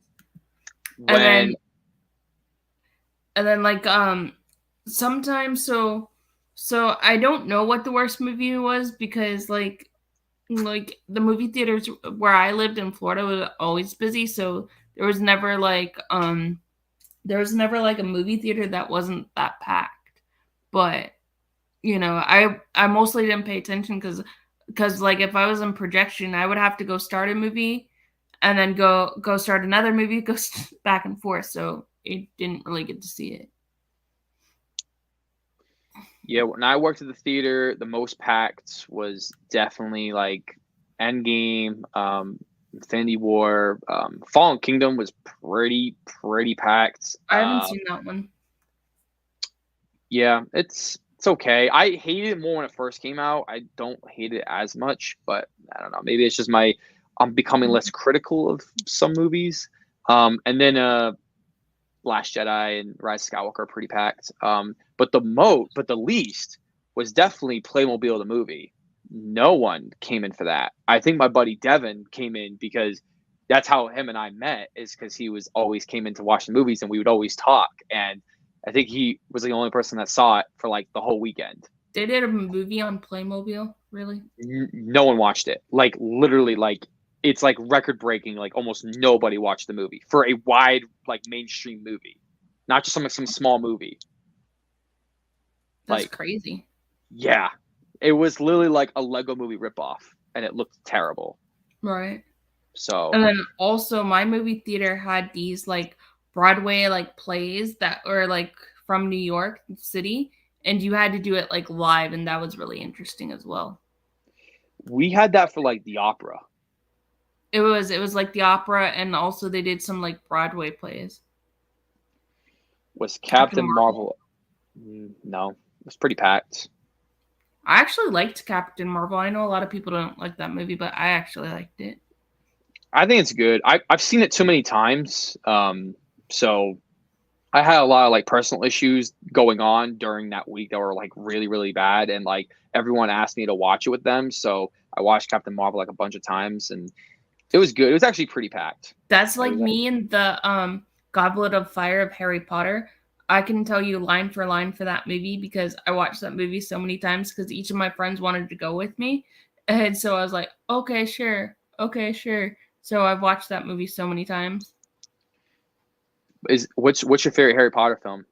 Mine is The Half Blood Prince, and it's my favorite book because Snape's one of my favorite characters of Harry Potter because Snape is such a is such a he like basically makes the movie. I think people don't realize what he was doing behind the scenes, and he wasn't actually. Snape is a very complex character. He wasn't actually a he wasn't actually mad at Harry. He was more trying to help him, but it came off in a mean way, and people don't understand that. Yeah. I remember seeing Half Blood Prince on my birthday in IMAX, and I was so mad because they did the opening scene in the movie, and then for almost the rest of the movie, they said, "Take off your IMAX glasses." I was like, "Are you kidding me?" And then till like the end battle, they told me to put it on. So like almost 80% of the movie, you don't have IMAX glasses on. Maybe Hey, D, what is up, what dude? are some So ways you feel you've grown or improved in your YouTube channel or journey over the time? great question, D. Katie, do you want to go first or? Okay, so I think over time I improved just because like if you look at my first like couple of videos, they really sucked and I think I proved over time just because of how more confident I am in myself and making videos and sitting in front of people and people seem to like when I do more like fun facts versus just talking about the movie. So I try to put incorporate fun facts into the movie. Yeah, I mean, you definitely, I definitely see it. You like, you know, you definitely seem extremely confident, and like, I really enjoy that you're, going and doing reviews and just having a good time, and I think that's awesome. But yeah, if you guys haven't subscribed to D Movie Man, he is the man. He is really cool. I just love his personality and like he just like has this way Mhm. of doing like talk about movies, and he's like a really cool like personal guy. So if Yeah. you guys like definitely like I actually actually like, interviewed D a few months ago, actually. I'll have to check it out because D, he's you pretty need to come cool. back up here. Come back sometime, D. He's But so nice. He's such a nice guy. I yeah, love he's his so cool. Bridgington series. He's really doing good with Bridgington or Yeah, Bridgington or however you say that show. he's killing it right now. Yeah. But ways that I've grown, um, to be honest, I think that you almost gotta like just I don't know, like be like Mhm, self-aware of like who you are and just like always looking to improve. For me, mhm, I'm a perfectionist and I'm very self-critical, so I'm always looking to improve. But I think mhm. it's like just Do you kind of know gaining my that confidence. wait, hold on. Do you know my mom, the monkey? Because he's saying I have my mother's eyes, so I I don't think know. I think it's a Is that a I think it's a, quote? yeah, it's a quote. I don't know what it's from. You have your mother's eyes. I don't It's know a either. quote. I don't know, it's a quote from a movie, I guess. All right, say Um, what you were saying. Sorry, I didn't mean to interrupt you. I was just like, what is he talking about? but yeah. So one ways that I've improved is to just kind of just keep doing research and just keep looking up. I use TubeBuddy a lot to get like good ideas and good topics, and Mhm, you know, but I think the biggest thing I've improved is really focusing on a script. I don't always do scripts, but like really taking the time to do a lot of research to spell out your thoughts because at least for me mhm, when I get in front of the camera I know what I want to say but it comes out so fast and doesn't come out my mouth fast enough or if it does right. I talk too fast And then I start to get a lot of anxiety because that's something that's been a really big problem. Because I could literally stand on a stage in front of all people and talk and be super cool. But then when I get Mhm. on YouTube, it's like my anxiety kicks in, and not of like peer pressure or like public speaking, because I got an A+ in public speaking class. I was amazing. But Right. I think it's just like the pressure of being good or saying it the way you want to say. So Mhm. just having a script is honestly huge, and really taking the time to sound natural and to practice the timing of it. And then the other thing too is like presentation. Anything that you can do to like add different things to your presentation, whether it's other clips or little like Mhm. animated like logos, just anything to kind of spice it up is like the one thing that I've been really Mhm. trying to work on. It doesn't always come through, but just trying to add the tiny details of like being professional as much as possible, I think is super huge. And um Right.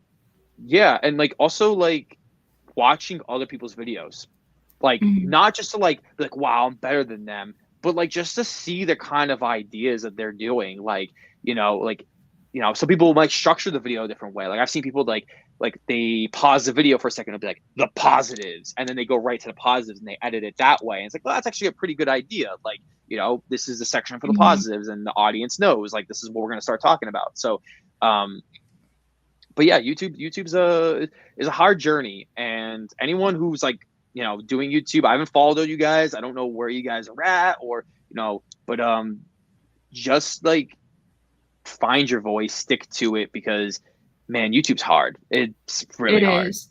It It's is. challenging. Eventually, maybe I want to make it as a career, but for right now, I'm not as far as most of you guys are on here. So for me, I'm just kind of sort of starting out. So, and I don't Hmm. even look at like people say, do you look at your views or anything like that? And I'm like, no, I don't look at that. I don't look at my subscriber count. I don't do any of that. I just do it for fun because I Hmm. love film and that's what I like doing, you know. Hmm. Yeah, 100%. And I think that's like really the great way to go about it.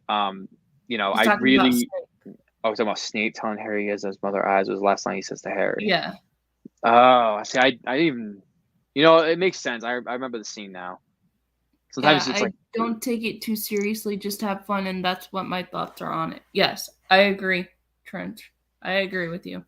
You know, because once it starts being work or once somebody starts criticizing you so much, it doesn't become fun anymore. that is something I've had a hard time doing, because, like we talked about before we went live, like I really want to make it big and like really grow. And like, I just feel like I have the right personality for it. I still have so much to learn. I don't even think I'm that good, honestly. That's just my You opinion. are. But no, I thank you. I appreciate that. But I think that's the thing, like having fun. And because I become so critical, like sometimes like I don't want to do videos, and like I get in my own head, and like it's Mhm. easy to. And like YouTube burnout is completely real. Like you do have to prioritize it in your life, because there was a stretch, and this is something like, if you guys do subscribe to me or check out some of my videos, I do have a video that we'll be working on. It'll be kind of talking about how YouTube honestly took over my life. I became so obsessed that when I came home from work, that's all I did nonstop. I didn't want to make dinner. I didn't want to like, I'd shower and clean because I obviously had to look good for video, and just I like to be clean. I'm very that kind of person. But like Right. chores or anything, like my whole place would be a mess of just like notes and things everywhere, my Blu-rays everywhere. Like, obviously they're stacked because I can't ruin those. But it became so bad because I was so obsessed with like, I gotta do a review for every single movie that I see. And that's just not plausible. You can't do it Right. like that. That's And I that's also, why I have my letterbox because some movies I want to review and some movies I don't. So that's why I put it on letterbox. yeah, 100%. And like, so I started doing that, but then I was like, well, I want to do a small review and then put it on my social media. And like, that's just the type of person I am. And like, it's hard, I like, I guess for anybody who's like still watching or, is doing YouTube or whatever, just know like, what exactly do you want to do? Like, how, because if you really do want to take it far, then you got to do some reading, got to watch some Mhm. videos, like talk to people, like really try to improve and be professional. Right. Uh, Yeah, so, I love how your content with so many YouTubers, Brad. I really love how you also are so different reviewers in such amount of time, always working. Thank you, D. We yeah, love thank you you, D. and you're Yeah, awesome. man. Yeah, I mean, he's awesome. I've made a lot of friends on that we hang out off of YouTube and most of the time just doing live streams with having fun and shooting shit and having yes, that is true too. You Yeah, know. and that is something like I've also had a hard time doing too because I get so obsessed with like making the videos and I don't focus on like talking with the community and like, working on that. I try to like do my comments and stuff which I've been really lacking. But even like all you guys hit me up and like I become a ghost because I isolate myself because I'm just like, gotta do a review, gotta do a review. Like right now, I'm like, I saw an early screening of Elvis. I gotta review it, but I was like, no, Brad, stop, please. Go talk to Katie. It'll be fun. You guys have a great time. You don't need to do Elvis, okay? Like it comes out next week, dude. Like relax. And but I'm glad I'm here and it was fun and I've been having fun and I'm actually really happy at like all the comments here. So YouTube have YouTube could be completely different. Remember, yes, days of 24/7 webcams, Brad. Yeah, yeah. yeah. Uh, Try to check out Brad's channel. His channel's linked in the description box. And so is his Instagram if you guys want to hit him up. yeah, definitely hit me up, guys. I want to talk about movies and I need more friends on here. I think that's my problem. I need more friends. Like I sound like I'm like a woo, like he's a cool person, and but then like in person I'm like super cool, but then like on the opposite end, like I like have a hard time like texting people and stuff. T. Oh, here we go. Hold on, What I'll was be right back. all right. All right. So D says, what's the most intense angry Brad slash mad Brad review you've done in Brad? Also, how is it going up against the Cabello stand base when you drag that awful Cinderella film? All right. So let's talk about the Cinderella one because if you guys who are still watching haven't seen my Cinderella review, it's great. I think I did a pretty good job on it. I saw an early screening of it. I thought it was awful, but I didn't realize that Camila Cabello stands are on a whole other planet. And I found out how big they were when they started giving me tons of dislikes. It was like really bad. So many negative review comments. I reported a lot of them because some of them were just like insane. I was just like, no, dude. Like, like I gotta report this. This is pretty bad. And some of them just kind of went away on their own. But man, those stands were bad. It was like for a long time because when I saw the movie, it didn't hit Amazon Prime for like a week or two or whatever it was. And so I don't even know if that was the case, but I saw it early, so people were already crapping on like, oh, you don't even know. And I'm like, dude, you haven't even seen the movie yet. Like, no one has seen this movie besides me and whoever saw it this screening in whatever city you lived in, and it was a nightmare. If you want to check out another one, is the Medea one I did recently on Netflix. That one was pretty bad. I got crapped on pretty hard for that. That one was just ridiculous. It wasn't even action or Journal for Jordan. I got weird criticism for that movie. But the most intense angry Brad slash mad Brad review. If you guys don't know that, it's just me being angry and just going intense and there's no script and so uh, yeah. So I really I get really mad on these movies. I think the most mad I feel like has to be what was that movie with Melissa McCarthy and Octavia Spencer, Thunder Force? Yes, I saw that review and I was like, he's so upset with this movie. I think it might have been that one. I think I was really angry for that review. It was pretty bad. Spirit Untamed is probably my most popular. I've gotten like so many comments on that. Like some people agreeing with me. Even though Spirit Untamed is really not that bad, I just really hated it at the time. But yeah, Thunder Force is probably up there. Ecto Zero says, I'm the same Brad on YouTube and Twitch. I come across as friendly, but IRL, I am not too sociable when I try to get up on people's and I tried I end up getting on people's nerves. Yeah, I mean, I can completely understand that. It's hard with like social media and like with Twitch and like YouTube, and you have to like come across as personality. I mean, there's so many people Mhm. that are on there, that are they're fake people or they're real. Like this is pretty much me. This is how I am. If you see my videos, I do sound like a little different because I feel comfortable in this space. You guys are actually really cool. I'm actually pretty happy of how this turned out. You guys are awesome. Soulless Trenchcoat says, "Oh, dude, fan bases can be crazy. I angered the Snyder cult once on accident. It didn't last more than a day and a half, but they are in attack mode. Haha, dude, the Snyder people like are crazy. Yeah, Did, they are. could, That why do you think I never put a review of the Snyder Cut on my channel because I didn't want them coming after me. yeah, but did you like it though? Yeah, I liked it, but it was just like a little bit too long for me because my ADHD could not sit there for 4 hours. I had to like put the movie in like 2 hours. Like I had to watch one half and then watch the other half. Fair enough. Yeah, I know if you said that to him, like, no, you don't understand. This is the vision of the movie. It's like whatever. Like that was long, whatever. It's just your criticism doesn't matter. Like like the Lord of the Rings extended versions because I'm a huge fan of Lord of the Rings. I can watch those. I can watch those nonstop. I can watch all of them. But because I'm not such a huge fan of Justice League or DC really, I just can't sit there and watch it. I'm more of a Marvel person than DC, but I mean like I love Batman though. Who doesn't love Batman, right? uh no, that's totally true. Like even with the Oscars, like best movie moment of all time was like the Flash moment in the Snyder Cut. And that was because it was all like social media engagement and fan voting Mhm. and stuff. Like Snyder fans are crazy. Like they're straight up That's insane. that's why I did not review it on my channel. Like Uh since you love Jaws, you need to look for Jaws 3D. But I don't have is that like do you have to have 3D glasses for it? I think he's talking about because the third movie was marketed as Jaws 3D.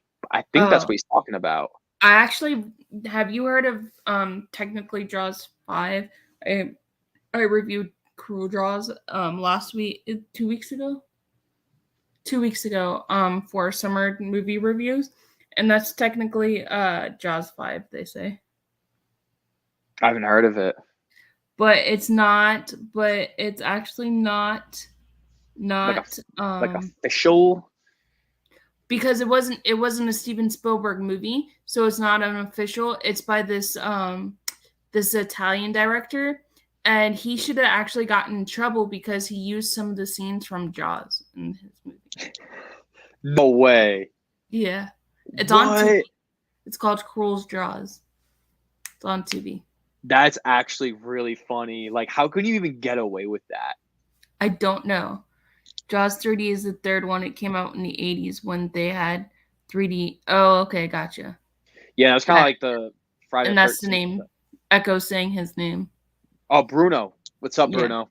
I'm glad I know your name, so I can just call you Bruno. But Ecto No, Ciro his is name's cool. Echo. But no, he's talking Oh, about the director I'm talking about is Bruno. oh. So sorry, so sorry. No, Um, his name's Echo. That's his name. oh, but Echo is a pretty dope name. Just throwing that out there. But Yeah. no, Yeah, he's saying. Bruno Matai. Is it Mhm. okay. That's I the want director to. from Cruel Jaws. Makes sense. Dude, I watched all the extended Hobbits and extended Lord of the Rings in a row in a series of 2 streams with this person. It took a lot out of me too, to be honest. I fell asleep once or twice. Did you? I'm assuming because you said extended Hobbits first. Did you watch those first because they're prequels and then Lord of the Rings? Well, no, actually, technically, the Hobbits are. Yeah, you said it right.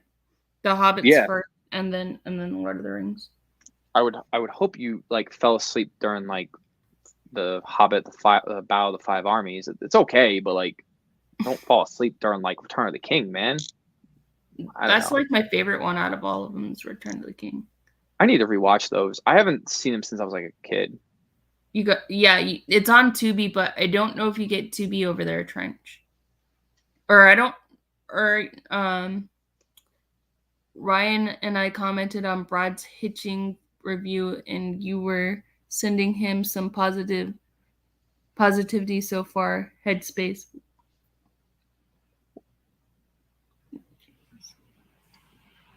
Okay, yeah. So if you guys don't know, so for my hatching review, I didn't. So normally I'm on camera when I like do my reviews and I have my, the whole setup. But I actually decided to just do like just clips and pictures and stuff like that of just like a regular like video and just like hearing my voice. Um, um, but yeah, I feel like my body image was like a massive problem because I like to move my hands a lot when I talk. I don't know like what that's all about. Maybe I just Right. watch movies of people move their hands, and some people said that to me, and it made me feel like very insecure about it. So um, Mhm. I think that's something I really got to like work on because it's some people like they have to move around. It's like Elvis. He had to move around when he sang a song. Like he couldn't just like sit there and do it. Like I couldn't just sit there and do a review. Like I have to move my hands around. I don't know if it's just Right. um a couple of things, but um yeah. So just got to be confident. Honestly, just losing Mhm. weight and just trying to have good haircuts and stuff, and just trying to feel good.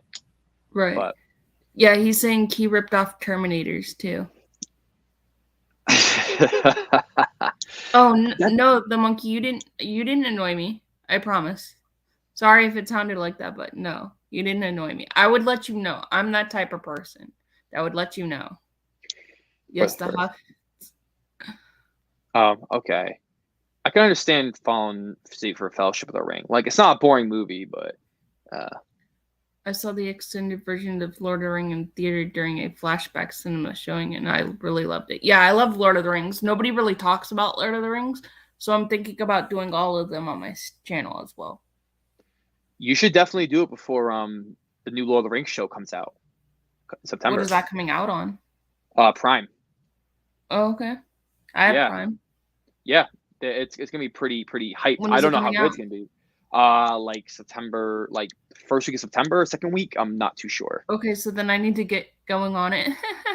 Yeah, I'm on more On middle of the earth. Middle Earth.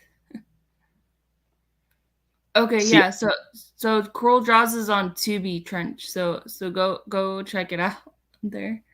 what's the last movie? Bruno's last name before he died was zombie movie that was rip off of Aliens. Hey That's Craven, I just watched your Deadly Blessing review. Great job. Can't wait to have you next. Wanted to say hello and have a great stream. Thank you so much, Craven. You guys go check out Craven Not So Scary. He does Wes Craven and horror stuff. So go check him out. He just actually congratulations on 5K. He just got 5K subscribers. pretty impressive. Cool. Okay, I like this. Okay, so here's a great question for both of you. Two-part question. What film did you fall asleep watching in the theater, and what film did you put on to fall asleep?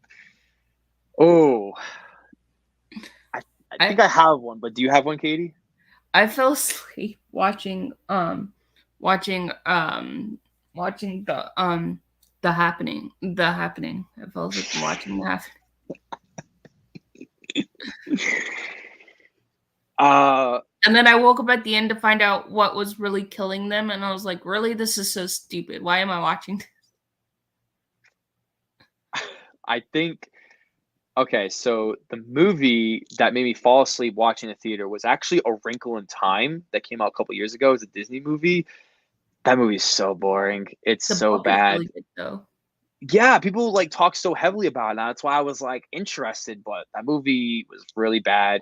The film that put me on to fall asleep was also a movie that no one really talks about because it's not very good, and I don't think it did well at the box office. And I did fall asleep watching in the theater as well.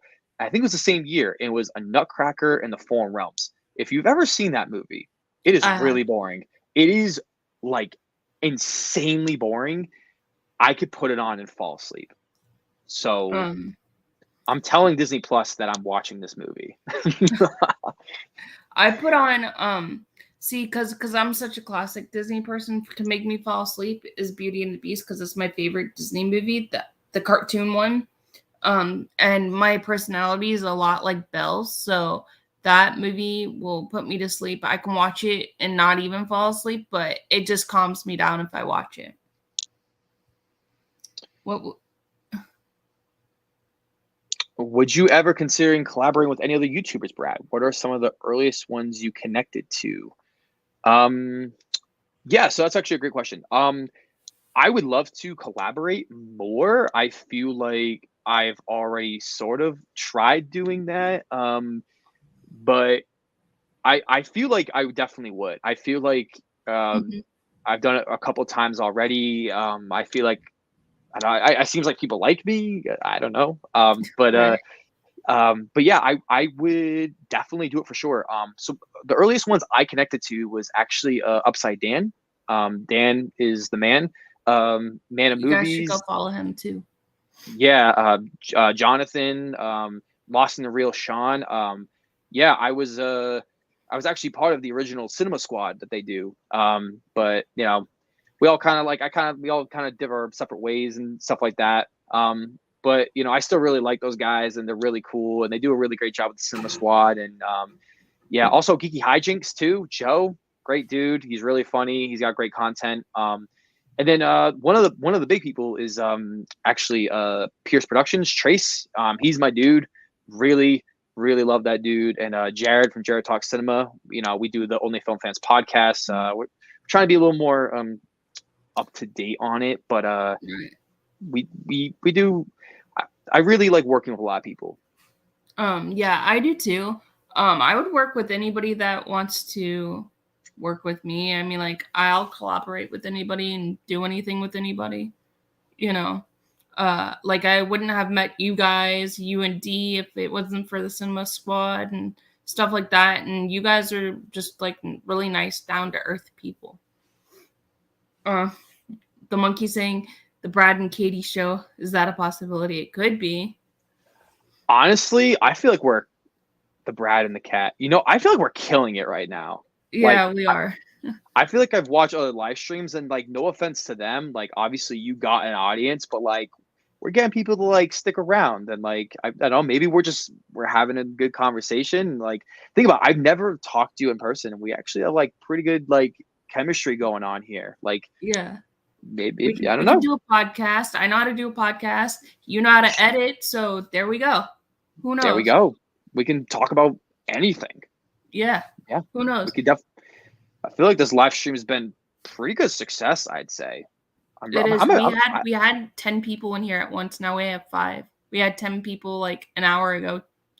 We've been on for 2 hours and 18 minutes, and like 2 hours ago we had like 10 people on here. Now we have 5. wow. I mean, for the fact it's like the first live stream, I've never done a live stream before, and like this is fun. Like this is like fun. I like Hey, I got this. you out of your closet then. I know. Like I really Out of your wanted to do shell. it. I know. I really wanted to do it, but like I guess I didn't figure out how to do it. Maybe it was just me being lazy, but I guess I was like nervous. Like I'd come on and no one would show up, and I'd be like, "All right, guys, so I'm just gonna talk about nothing for the next 2 hours." Right? But I didn't even realize we were going for 2 hours. My I bad. didn't. I didn't either. I knew we were at an hour, but I didn't realize like 2.5. If you had to host a movie night at the theater, what older film would you choose for everyone to watch? D, you're coming up with really good questions. D, you need to make a series on your channel where you interview people. Oh, 100%. Yeah, he's got the questions down. Um, for I think I would just pick like a movie that everybody likes, and that's kind of how I pick. I would literally probably pick. I know it's super basic, but it's Star Wars. You Which know, one it though? the very like the original like episode 4 that's like retitled now, A New Hope. I would definitely do that one. I just feel like everyone enjoys it pretty much. Everyone loves it, and because the question says, what older film would you choose for everyone to watch? And I feel like it's a movie that still holds up today. People still Mhm. enjoy it. Like I guess if we went like, you know, if we were in like 1980s, I would say like The Sound of Music because people love that. But I feel like The Sound of Music, there's still some people that just don't like musicals or older movie. Mhm. I still feel like Star Wars is still just so connected. I thought about something like Jurassic Park, but again, that has a lot of like scarier elements and stuff. But like Mhm. a movie that is so accessible to everybody, I gotta fix the original Star Wars. I would, you know what I would do is I would choose Mary Poppins because it's a family movie and it's something for everybody. It has music in it. It has just something for everybody. So I would choose Mary Poppins. It's very fun. You guys are killing it. Thank you, Trench. I appreciate it. Thanks. I Being definitely appreciate serious, Ross and Rachel vibes here too far. it. From Friends. That's funny. Yeah, no, I could definitely see that. Yeah, I Yeah. know. Let's see. And then I don't know who this is. End of era.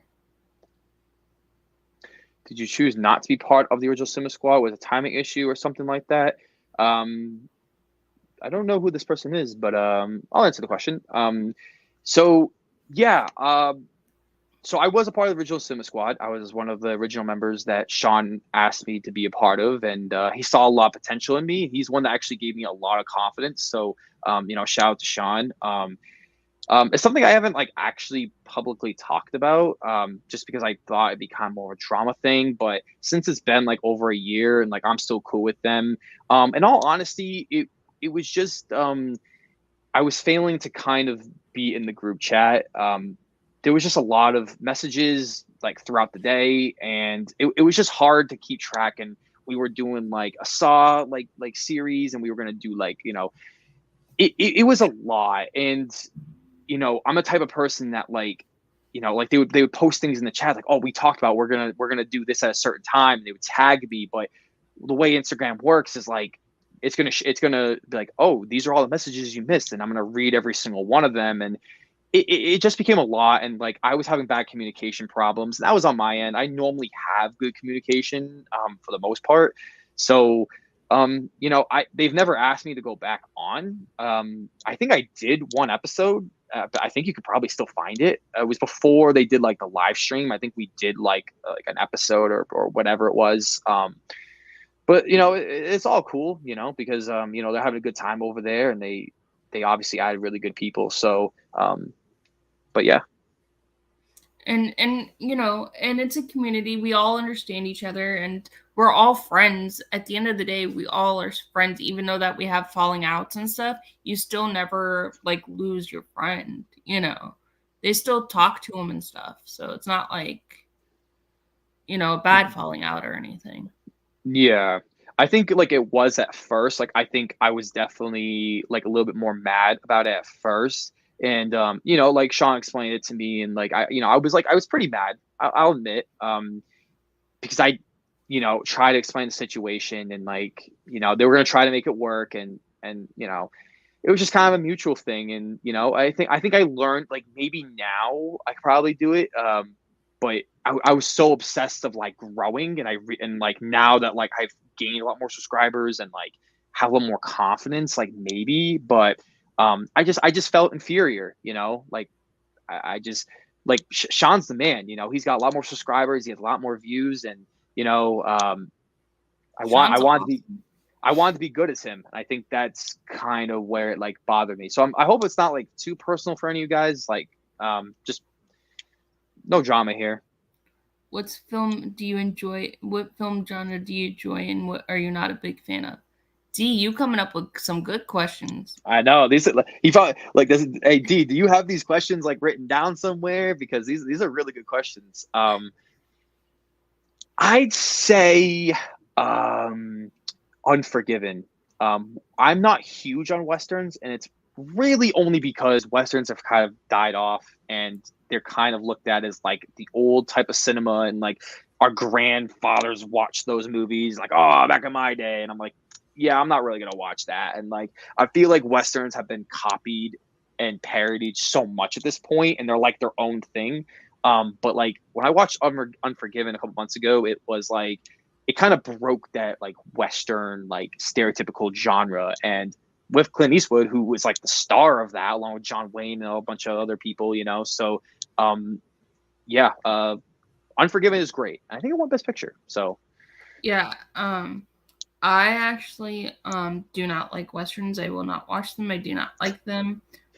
Just because I used to watch them all the time with my grandpa, and that's like his favorite thing.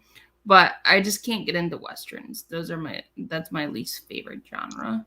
But I'll watch anything. Like I'll still watch westerns even though that I don't like them. That's why you don't ever see me review them. But I remember and then my favorite genre of movies is comedies and romance. I like both of them.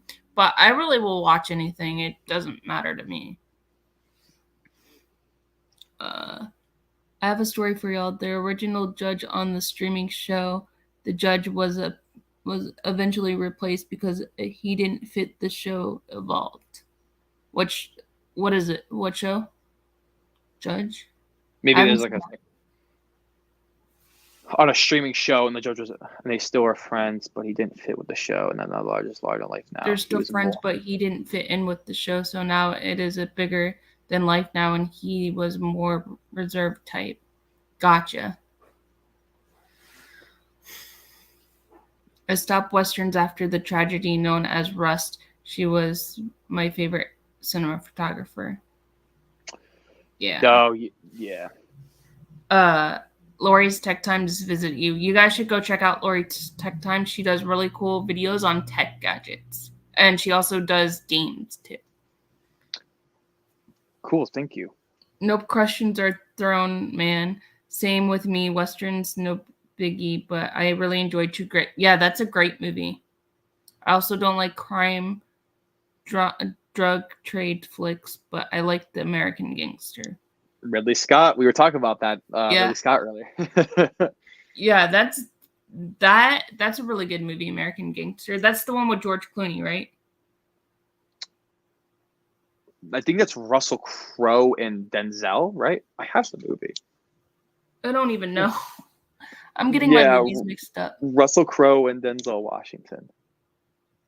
Oh, okay, yeah. I'm Yeah, getting my it's movies really mixed up. I don't know why. Russell Crowe's good. I like his movies. I like some of his movies. Did Yeah, no. you guys know Kurt Russell? You know Kurt Russell? Did you know he was in a lot of older Disney movies? What do you mean, like animated movies, or like just like live No, action? live action ones. Like the Apple Dumpling Gang or something? No, he wasn't in that one. He was in the tennis shoes. Hold on, I'll tell you. He's done really old Disney movies. Kurt Russell. They used to use him all the time. You said the tennis shoes? So Kurt Russell did what is it? The Computer with Tennis Shoes, Who Wore Tennis Shoes. He did that one. That's on Disney Plus. Okay. He did what's the other one? The Strongest Man in the World. He did that one. That's also a Disney movie. He did Sky High, Fox and the Hound, Miracle, Super Dad. He did a lot back in the old days. So the Computer Who Wore Tennis Shoes, it was from 1969. Oh wow. Mm-hmm. And this is a younger Kurt Russell right here. This is a younger Kurt Russell. Hold on. Yeah, Kurt Russell's the man. I really like Kurt Russell. Wow, I can see it. He looks so weird. Have you seen the movie? Makeup Mom and Son. Hey. Yeah, he was in the original. Yeah. World's Strongest Man. I don't know if you can get those like on 4K, but they're on Disney Plus. Yeah, Kurt Russell's first movie was Kicking Elvis in one of Elvis's movies. Yeah, so when I was doing research, my fiance was like, "Oh, did you know that like Kurt Russell's in this like Elvis movie?" And I was like, "What are you talking about?" And so she showed me, and it was like this like random like TV movie, and it actually had like a good cast, and I'm like, "Wow!" So they actually like put like a little bit of like money and effort into it. So I was like, "Ah, that's actually pretty cool." I haven't seen it, so Right. on the Oh, watch list. that's okay, the monkey. I look stuff up all the time, so I don't take offense to it, especially if it's an older movie that I don't know the actors sometimes, or I know the actors, but I don't take offense to it. Hey, I even sometimes when I do my videos, I look stuff up Oh while yeah, all the I'm time. recording myself. Oh yeah, I went to crazy research yesterday about how the Buzz Lightyear of Star Command movie and the show are connected to the Toy Story series with the new Lightyear movie. Did you ever watch that growing up? No, I never seen that. It was like a 2D animated Buzz Lightyear film with Tim Allen in it. And they actually had a Pixar they had like Woody and all of them. And it was actually animated by Pixar, and they had like a little opening to the movie.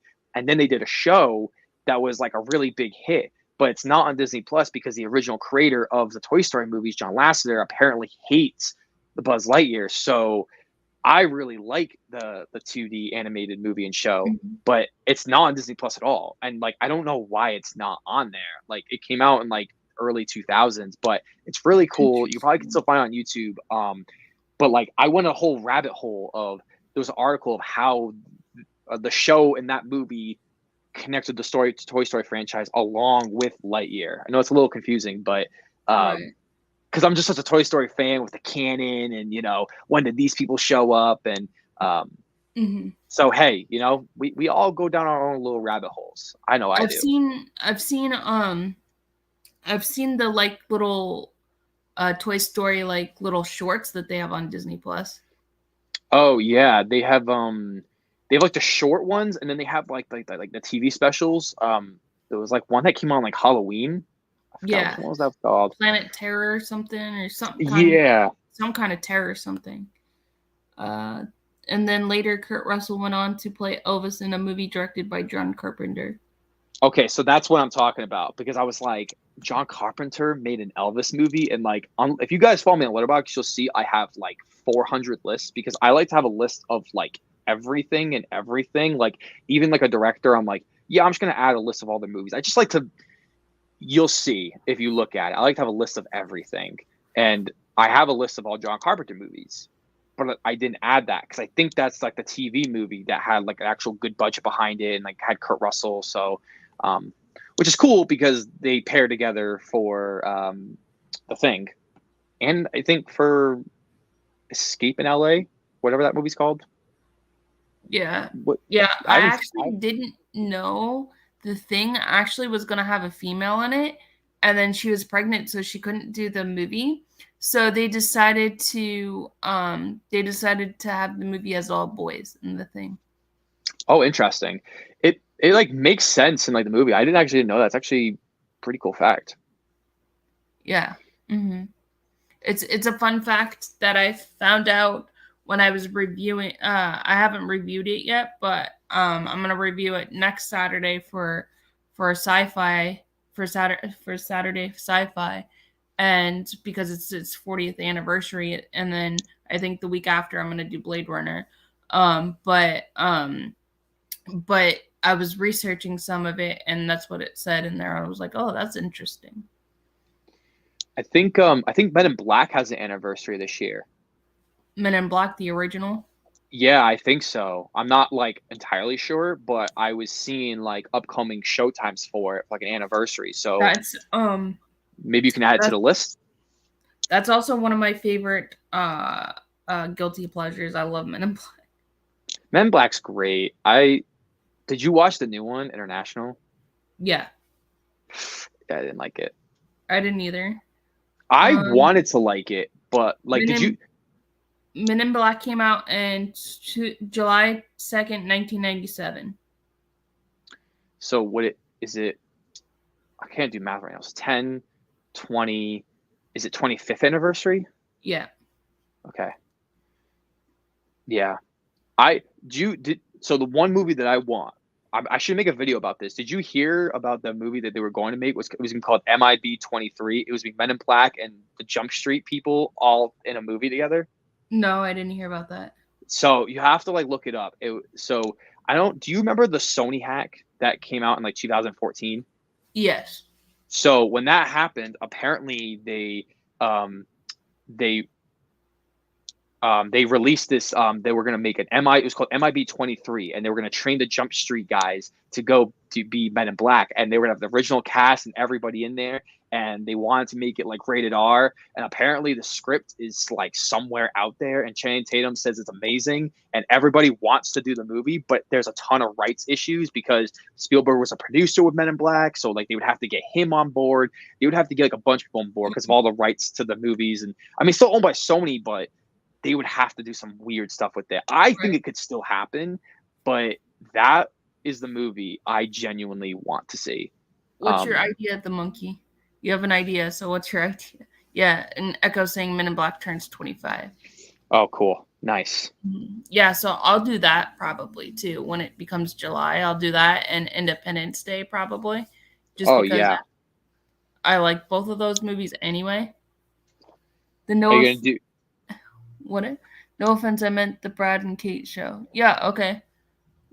That's what I was asking. What's your idea? I want to know your idea. But yeah, so I'll probably do a review on both of those. And also, I'm thinking about doing a review on Hamilton as well. Ooh. Okay. I think that's a good idea. I mean, like I watched the musical. I stayed up until 3:00 in the morning on 4th of July when it came out so I could watch it. It like blew like that. I hate to say it, but like it really changed my idea of like musicals. Like it made me like want to go to like see a stage play of musical. Mm-hmm.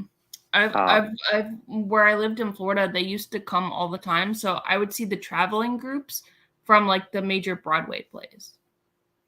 Oh, nice. Mm-hmm. Yeah, I want to see Wicked because they're doing like the 2 movies coming out soon. Me too. I've read the books. See, I don't know anything about it, so pretty bad. So Wicked is about it's about the Wicked Witch of the West.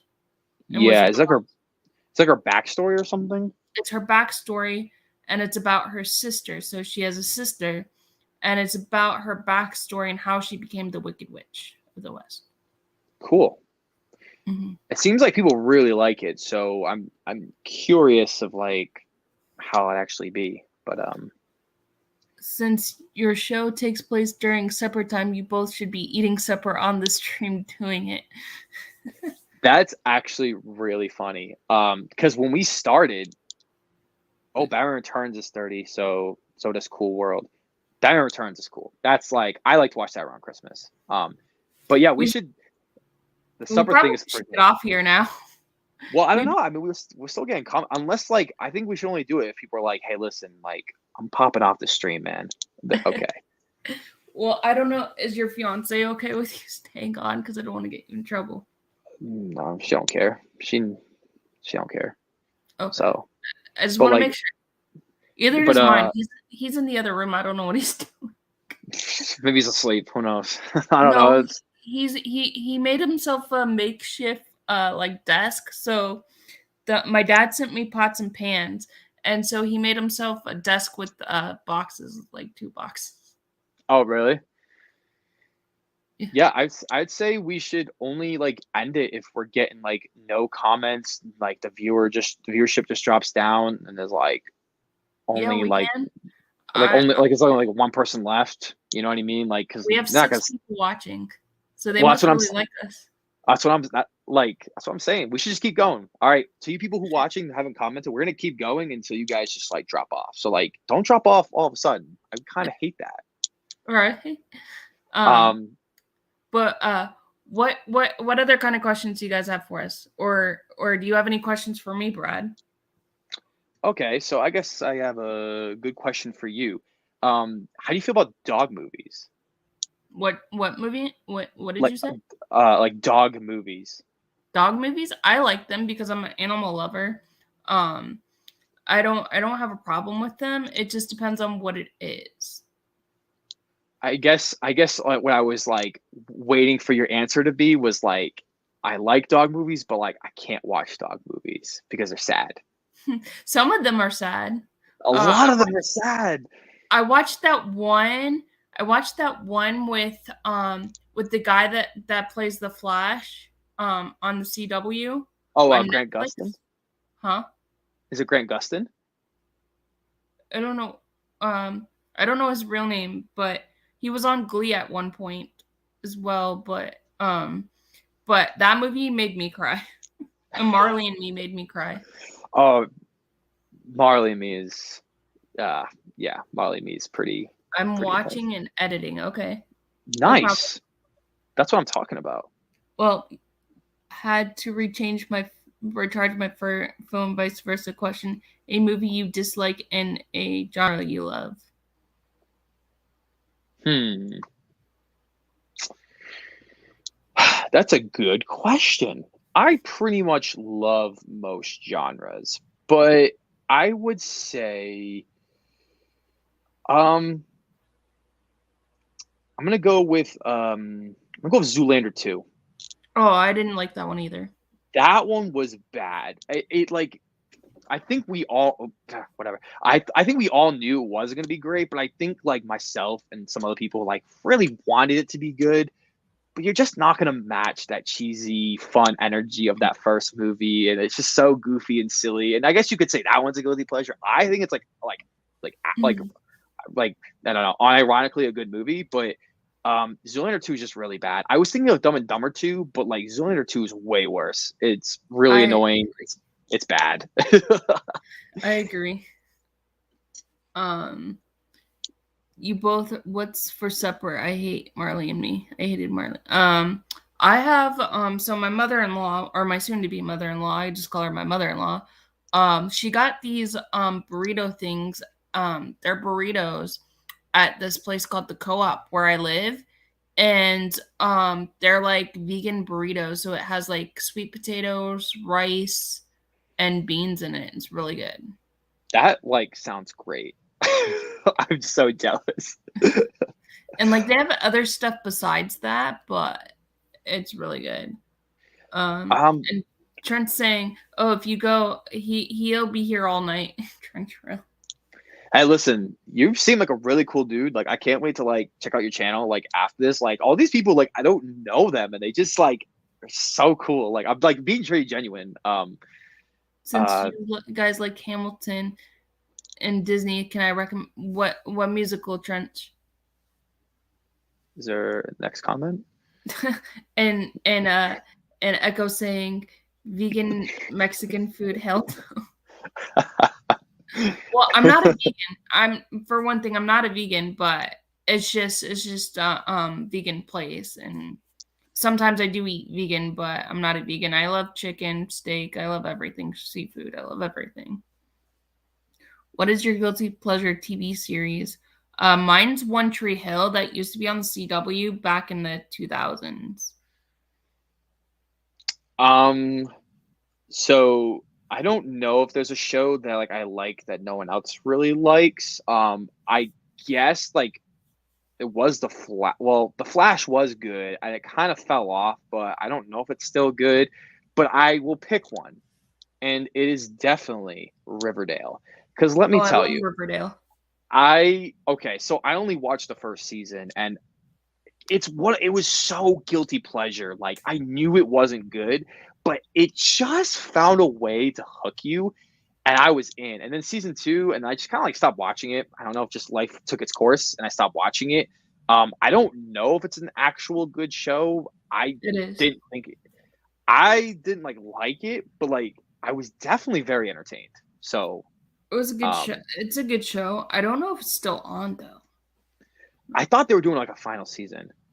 Nothing against vegans, but Mexican and the idea of vegan Mexican, just no, no. It's just basically a rice and sweet potato and bean chipotle burrito. That's all it is. With a wheat wrap, I guess. Oh, I love the The, Newsies. I haven't seen it. I know, crime. I need to watch it. It's The on my Newsies list. so good. Actually, a couple of seasons ago on Dancing with the Stars, I don't know if you know who Jesse Metcalf is. He did John Tucker Must Die. He's the lead character in John Tucker Must Die. Um, he did the Newsies for Disney Night actually on Dancing with the Stars. Oh, really? Mm-hmm. Yeah. Yeah, I went to go see a play. It was Rent. I don't know if you ever seen that. Oh, I love Rent.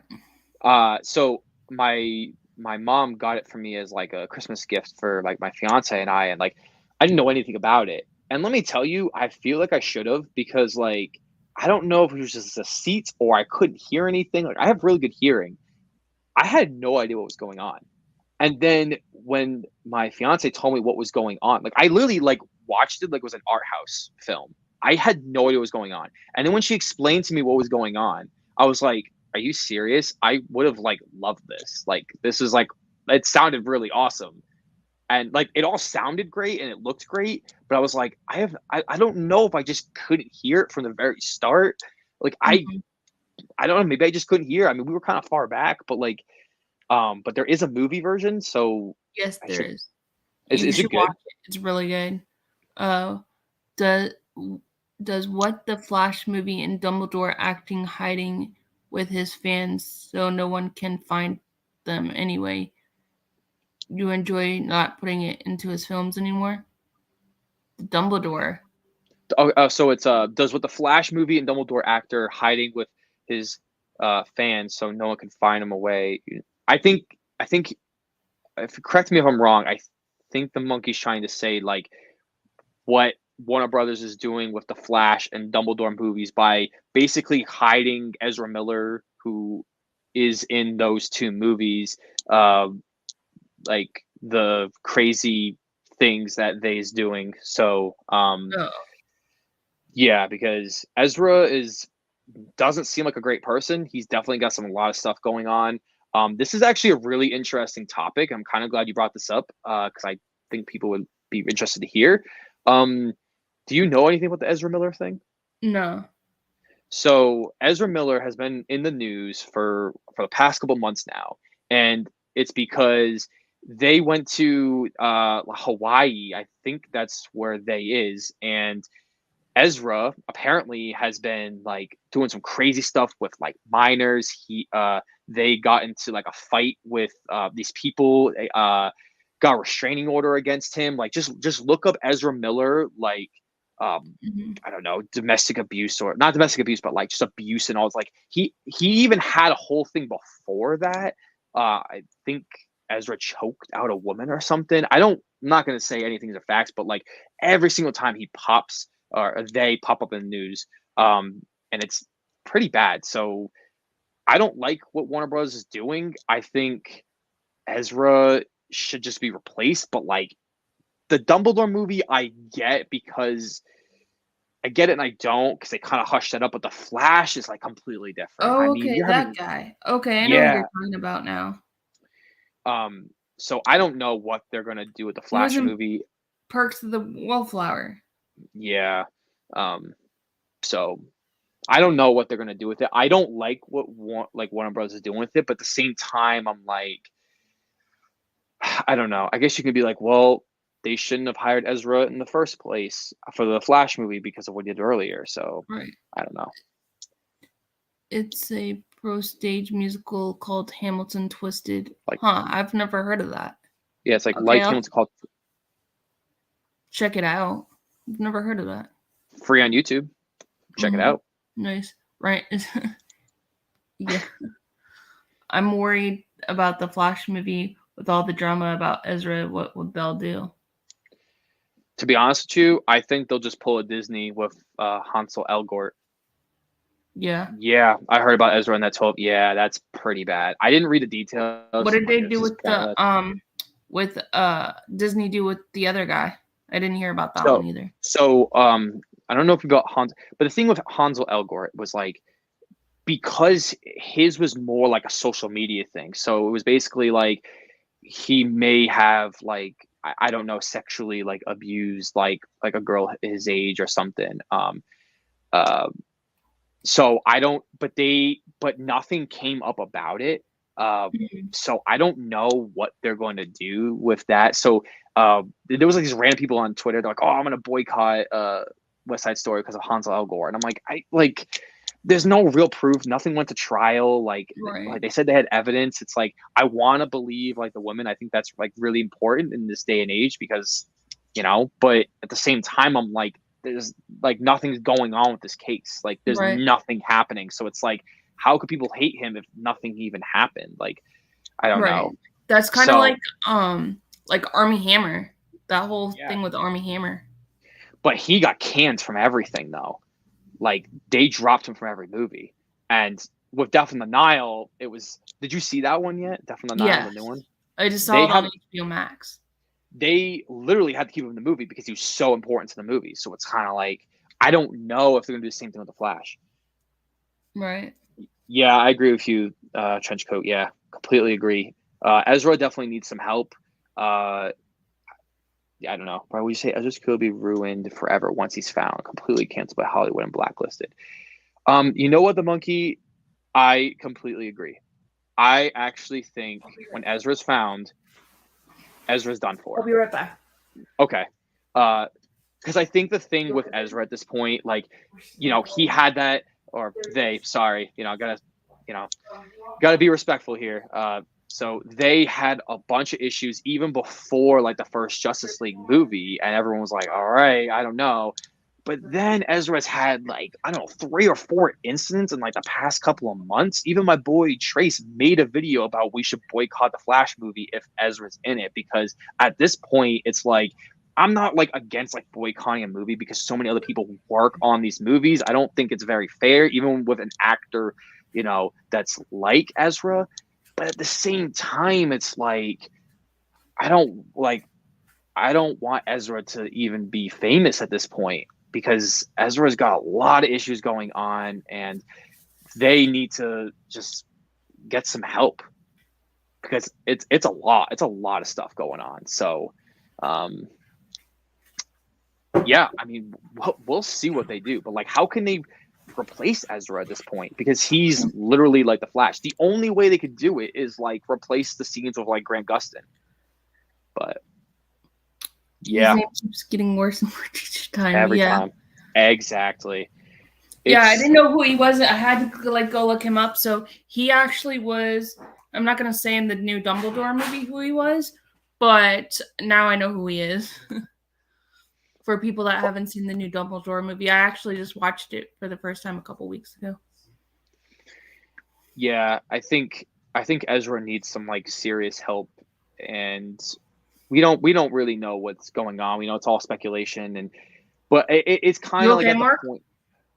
Okay. But it's like kind of at this point where it's like if Johnny Depp is going to get this treatment of getting cut out of his movies, and whether what side you're on with Johnny Depp, whether you're against him or not, I mean, why isn't Ezra getting the same treatment right now? Why isn't he getting cans from everything right now? Because as far as I know on IMDb and everything, like Ezra's still on for other movies. Like he's Mm-hmm. not completely canned like Army Hammer or Kevin Spacey or any of those people. I think he's just as bad at this point. You Right. know, there's always says that he could hurt a lot of people. They could go pick him up and he hurts them all. Yeah, as Ezra's got a lot of problems, and like he's someone even called him a wannabe Charles Manson. Damn, Ooh, that's I'm not good. it's not good. I I, No.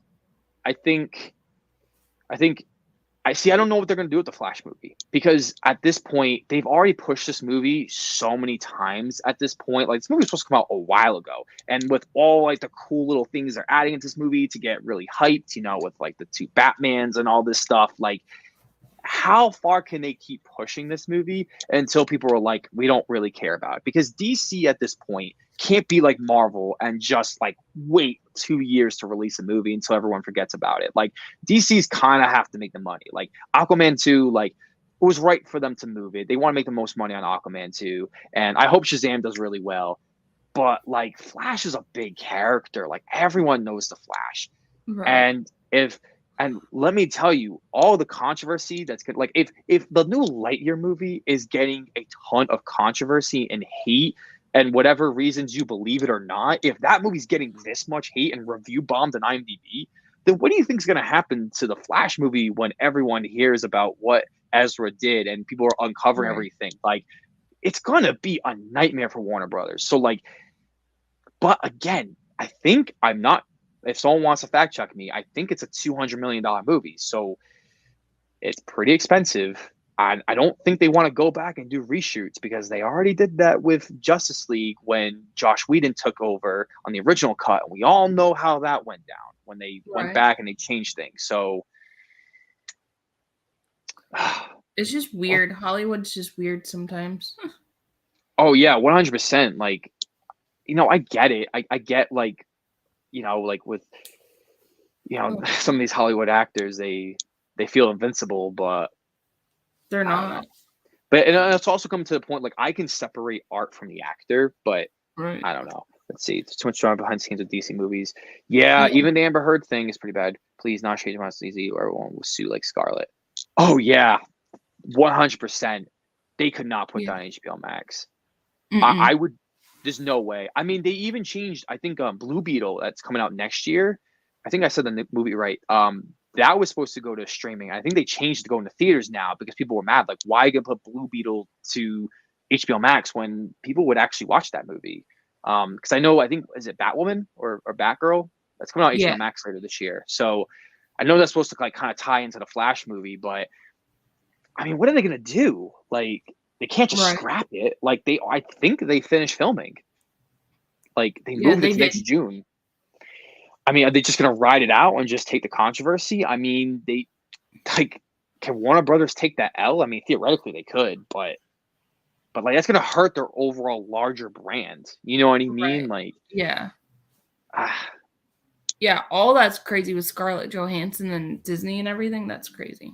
That was crazy. I, I'm glad it all worked out because it seemed like she's now like working with them again and like got her money. And I think Disney knew. I think they knew Right. they kind of screwed up and they lost the revenue. And the day and date streaming just didn't seem to work. Digitally keep his full mask on and take his name out of the credits.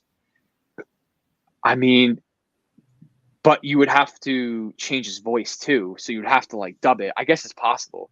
Mhm. Wait, what's wrong with the new Buzz Lightyear movie? Trench is Oh, asking.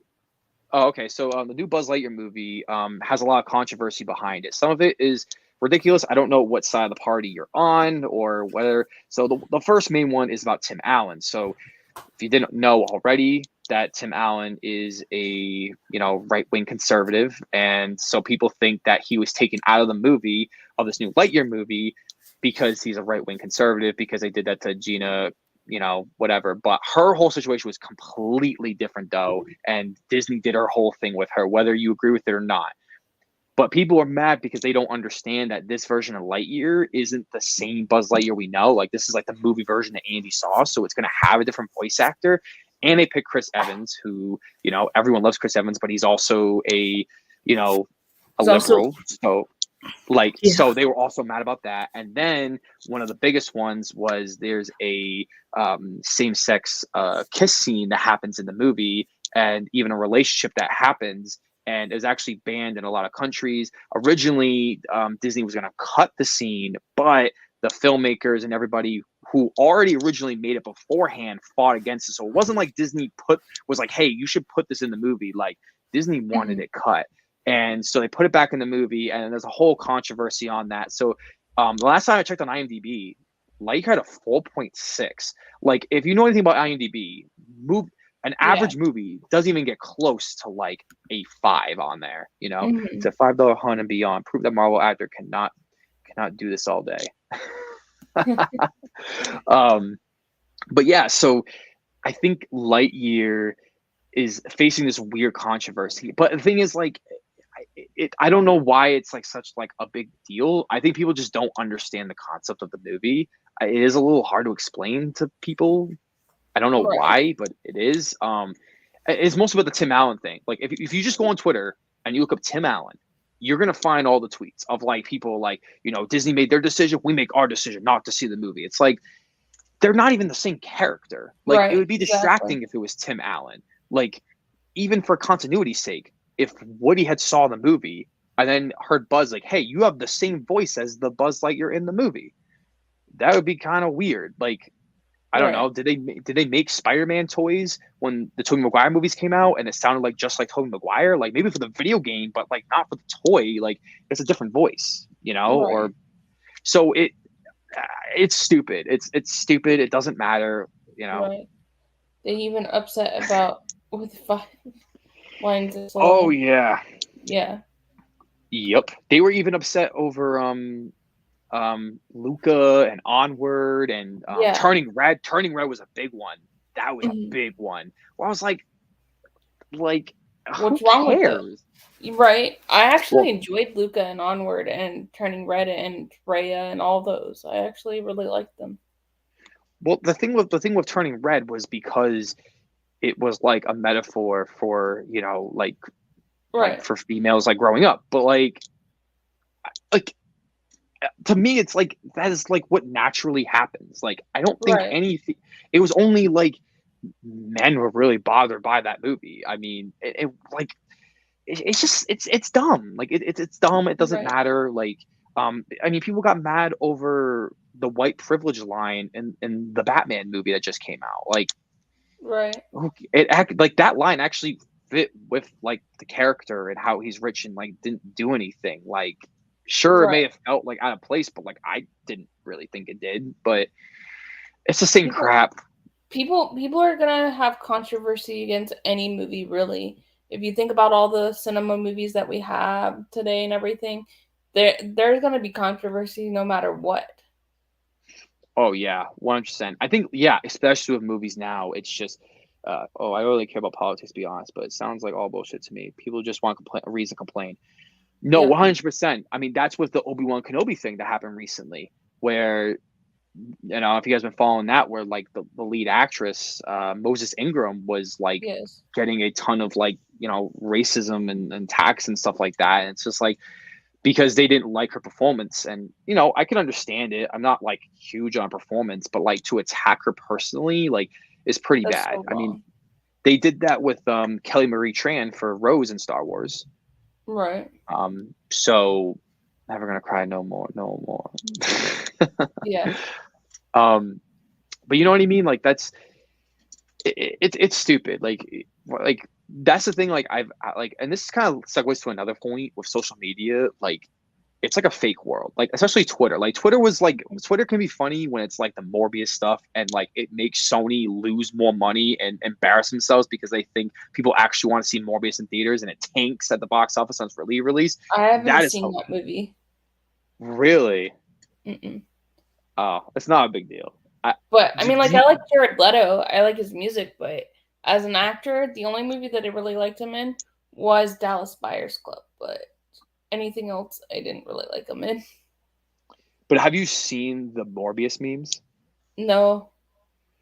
That, like, they have taken, so the Morbius memes are so big that it's like literally, it's literally taken by storm. Like, it's so big that Sony was so convinced that because people were talking about social media, just because they were talking about it, not actually reading what they were saying, they Mhm. put it back in theaters for a re-release and tanked because no one watched it on a re-release.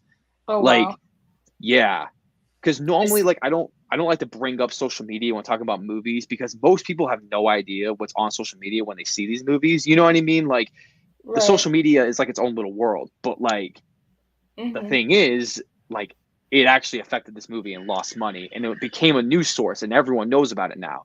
And Right. so, yeah, so there's a line that everyone thinks is gonna be in the movie. It's Morbin time, but he doesn't actually say it. But it's become such a meme that in a few years from now, Hey people are Trace. actually gonna, dude, Trace, what's up, dude? I was just talking about you earlier, bro, in a good way. Trace, if you want to come up, I'll give you the StreamYard link if you want to come up, dude. Um, One thing about I found weird about Turning Red were the teenage boy band, but they voiced by like 30-year-old singerish. I mean, yes, it's Morbin time. Let's go. Yeah. Dude, like just look up Morbius memes on Twitter or just like Morbin time. It is so funny. It is so funny. It's when the internet came together to bash on a movie that no one really saw. Mm-hmm. Like, cause like half the people haven't even seen it. Like, there's like a Twitch account that apparently has been streaming the movies for 24 hours every day and gets banned and Um, then makes another one. I have you. Hold on, Trace. I have you on. I have you on. Or Brad could send it to you. I have you on Facebook or Instagram. I could send it to you that way if you want. Because I don't want you to send your personal email in the comments. Because I don't want to people to bombard you. Hold on, I'm sending it to you now, Trace. You know what I'm saying? Like, I don't want you to do that. Hold on. So while we're waiting, is there any movies you guys want us to talk about, like new upcoming movies that you guys are really interested in seeing? We have maybe you want to hear us talk about it. I don't know. Oh, they were saying that Brad and I should do our own show. Yeah. No, we've I feel like we've been doing pretty good. I feel Yeah, like, we've but actually been on for like 3 hours now. yeah, for real. Um, but yeah, okay, I'll start talk about some upcoming movies. So one of the movies I'm actually really interested in checking out is actually a new Salem's Lot movie because I've never seen like the original like miniseries or I like the haven't sequel either. movie. Trace, I And just sent it to you on Facebook. but their marketing, like, because it's like Warner Brothers and they're bringing back an old miniseries like they did with it. It's coming around the same time as that It movie, so like maybe it could be a hit.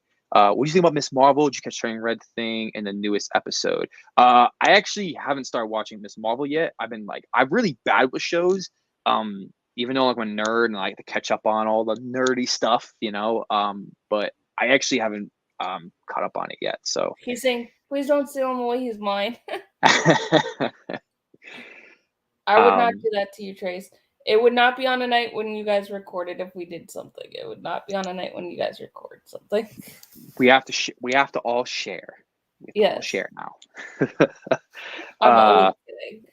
yeah, but yeah, I think I'm actually pretty excited to watch the new She-Hulk show. I know that's got a lot of like a little bit of controversy because of the CGI. It doesn't look great, and whether it's finished or not finished. I'm actually really interested in seeing it. I've always been a fan of the She-Hulk character when I was younger, and I always thought like, oh, she's cool. Like I never really seen her or anything, but like I used to read a lot of comic books because I'm a little nerd, and um, so I'm really excited what they do with that. Um, let's see, what's another movie that we can talk about? Oh, Hocus Pocus 2. I don't know. Does anybody want to talk about that? Because I I have a have the hot. book. Oh yeah, there's a book, right? Like, Yeah. I sent it to you on Instagram too, Trace. You want to come up? do you both? Okay, let's see. Um, she She's in the was in the bathroom. bathroom and her nose turned red into the pain in the nose right before. Yes. Oh yeah, Yeah, that yeah. happened. Yeah, I did catch that in Turning Red. Yeah, Yeah. that was funny. Um, But that's yeah, like I that mean, movie. What was it? She's the man when Channing Tatum puts a tampon up his nose because of a nosebleed. oh, I have a good topic. Does anybody want to? Have you Okay, guys seen a movie called? No, I have not. I haven't even heard of it. Is it good? It's loading. Okay, no Okay, good. problem, Trace. Do you guys want to talk about some of your theories for the new movie Nope? Hey, Trace, what's up, dude? Hey, what's up? What's up, dude? Actually, Um, before I moved to New York, Trace actually lived like 15 minutes from me. I did. Yeah, I still do. I live in Stewart. Yeah, I don't live there anymore. I moved to New York. Yeah, cuz I did sorry to cut you off, Brad, when I join in. um I did the movie review, no, not movie review, theater review for the AMC in Port St. Lucie, and I think that's how you and I kind of got on each other's radar. Mm-hmm. Excuse my background. I just got back from Lightyear and did not expect to be jumping on. Well, you're here. I'm We've here. been kicking it. Yeah. That's awesome. I do have some bad news, guys. What's I that? did, What's that? I did not like Lightyear. What Oof. what didn't you like about it? Because Brad liked it. What didn't you? I mean, I I want. didn't hate it. Like, I literally just recorded my review and I was going to upload it because I already edited it. And then I saw you were live and I was like, oh, yeah, I saw that earlier that she posted that. So I started watching that instead of posting the review. But the side characters really annoyed me, especially Taika Waititi. And I remember Brad mentioning that in his reviews. So at first I Isn't was she? like, She's the one that's in the new Orange is Black, right? no, Taika Waititi is the Thor director. He was in Free Guy. He Oh, played okay. he played like the Korg. taller. Yeah, Okay. he's Korg. He played the taller space ranger in Lightyear. But his Oh, okay. character really annoyed me and the villain I saw coming. But the biggest thing was when I think of a Pixar movie, I think of it being charming and original. And nothing in this movie felt original. It felt like they were relying so much on science fiction movies that came before it. And I mentioned it in my review. It's one thing to pay homage, but it's another thing to just blatantly rely on what came before. So I just didn't feel like it was original. Gotcha. I haven't Yeah. seen it yet. Either I haven't seen the Jurassic Park one either yet. But you didn't see Jurassic Park either? I enjoyed No. that. It's not good, but it's dumb fun. But Pixar's Lightyear, I get it. I'm not the generation that it's made for. This is definitely made for kids. I'm an adult, and the kids around me enjoyed it. That's all that matters. They were Right. laughing. They had a good time with it. That's really all that matters. No one cares what a 25-year-old with a red mustache says. We still love you, Trace. We still love you. At least I have a someone does. question for Trace. What's your favorite original film? Ooh. Um, Probably Forrest Gump. That's such a good one. Yeah. I love Forrest Gump too. Man, I didn't expect to answer that off the fly. There's a bunch of original films that I love. That's just the first one that came to my head right now. They Live. Uh, Pretty sure that's original. John I haven't seen Carpenter's. They Live. Is that good? I've never seen it. Oh, it's amazing. Yeah. I came to do two things: chew bubblegum and kick ass. And I'm all out of bubblegum. It's sad, but really good. Actress from She-Hulk is, and Richard Dreyfuss is very underrated movie. I feel. What about you guys? Do you have original films off the fly that you want to give some love to? Mrs. Doubtfire. Really love that movie. Okay. I just ordered that from Amazon today. I've never seen it. I've never seen it either. Okay, you guys have to watch it. I Well- have it in my collection. I do have a movie virginity list, so I'm gonna be making a video on that. Wow, I'm surprised, and you guys are like huge movie buffs, and you guys never seen it. Trace, put me in the video, dude. Put me in the video. Mrs. We'll be the movie. Oh, I you haven't seen it either? No. Okay. Well, We'll it be comes in movie virgins. on. Yeah, we'll be movie virgins together. It comes in on Tuesday, I believe. So we'll have to get together the week after. Sci-fi choice. What? It will help Oh. narrow it down. All right. I mean, I said They Live. Let me go on my digital library and see if there's something. I know that I'm gonna look at something and be like, oh my god, how did I not think of that? Brad, what about you for an original movie? While we wait on me. I mean, Matrix.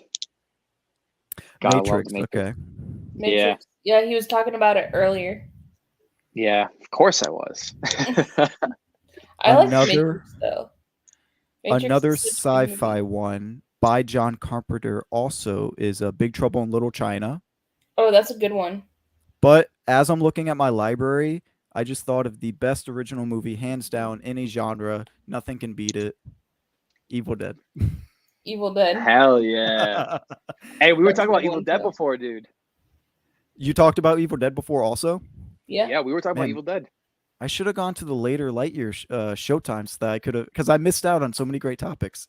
we talked about a ton of great topics. We talked about Evil Dead, and I haven't seen Army of Darkness yet, and like and we were talking about the 2013 Evil Dead that I haven't seen. I was asking all the viewers if they said it was good, and they all were recommending it. So It is a worthy reboot. The It is monkey awesome. saying you can watch Mrs. Doubtfire when you're watching The Sandlot.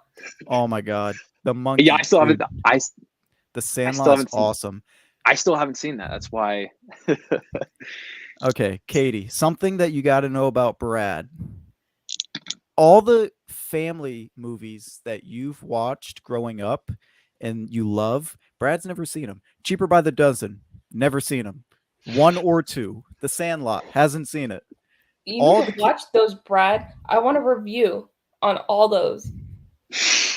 I'm only kidding. I'm only kidding with you, Brad. No, I never watched Mrs. Doubtfire. When I heard what the concept was, I was like, oh, so it's like Big Mama's house. And it has Pierce Oh, Brosnan God. in it. Pierce Brosnan's in it. Big Mama's House. That's a movie I haven't even thought of for a while. Big That's Mama's House. I haven't seen that one in so long with Martin Lawrence. Lawrence. You're not missing out. No, Oh my not God. at I've seen all. that movie. I've I'm seen pretty it, but I haven't sure- seen it in a long time. I'm pretty That's sure like The Nutty Professor with Eddie Murphy. Have you all seen I that haven't. one? No. I rewatched that like 2 months ago. I was because I work from home and I got my TV right there where the neon is, so I Mhm. threw that on in the background. Hercules. Hercules, yeah. Oh, You have look, to he's watch so that, big. Brad. My baby, he's so big and strong. You have to Brad watch doesn't that. understand. No, I don't. You gotta watch the movie. Oh God. We were talking about the Cat in the Hat. Have you seen the Cat in the Hat? Oh, dude, I love Cat in the Hat. We don't like it. Cringe. Oh my god, it's so bad. It's good though. No, it's not. I It's can't creepy. even tell you. Tell No, him. dude, Tell I him. can't even tell you Tell how him, many times I Katie. watched that movie. It's creepy. No, dude, it's gotten funnier as I've grown up because like of the adult humor that's in it. That as a kid it goes over your head, but then as you watch it as an adult, you're like, wow, they put that in there. Kind of like the Scooby Doo movies. They have adult humor in it too. Yeah. We should call it the Summer Aid Brad, a segment of Brad Weekly catch up on classic family films. That is actually a really good idea. For the summer, there's probably a whole bunch that I haven't seen, and everyone's like, you haven't seen this. Wow, that's actually a pretty good idea. What? Sorry. Yeah. The monkey said I should do a weekly reviews of classic family movies I haven't seen. So The I think you Sandlot, got to Mrs. start Doubtfire. off with Steve Martin in Cheaper by the Dozen. Yeah, that's such a good one. Also, Steve Martin in The Pink Panther, directed by Sean Levy. I I love rewatched Pink Panther. 1 and 2. I rewatched both of those a couple months I back. love the original too.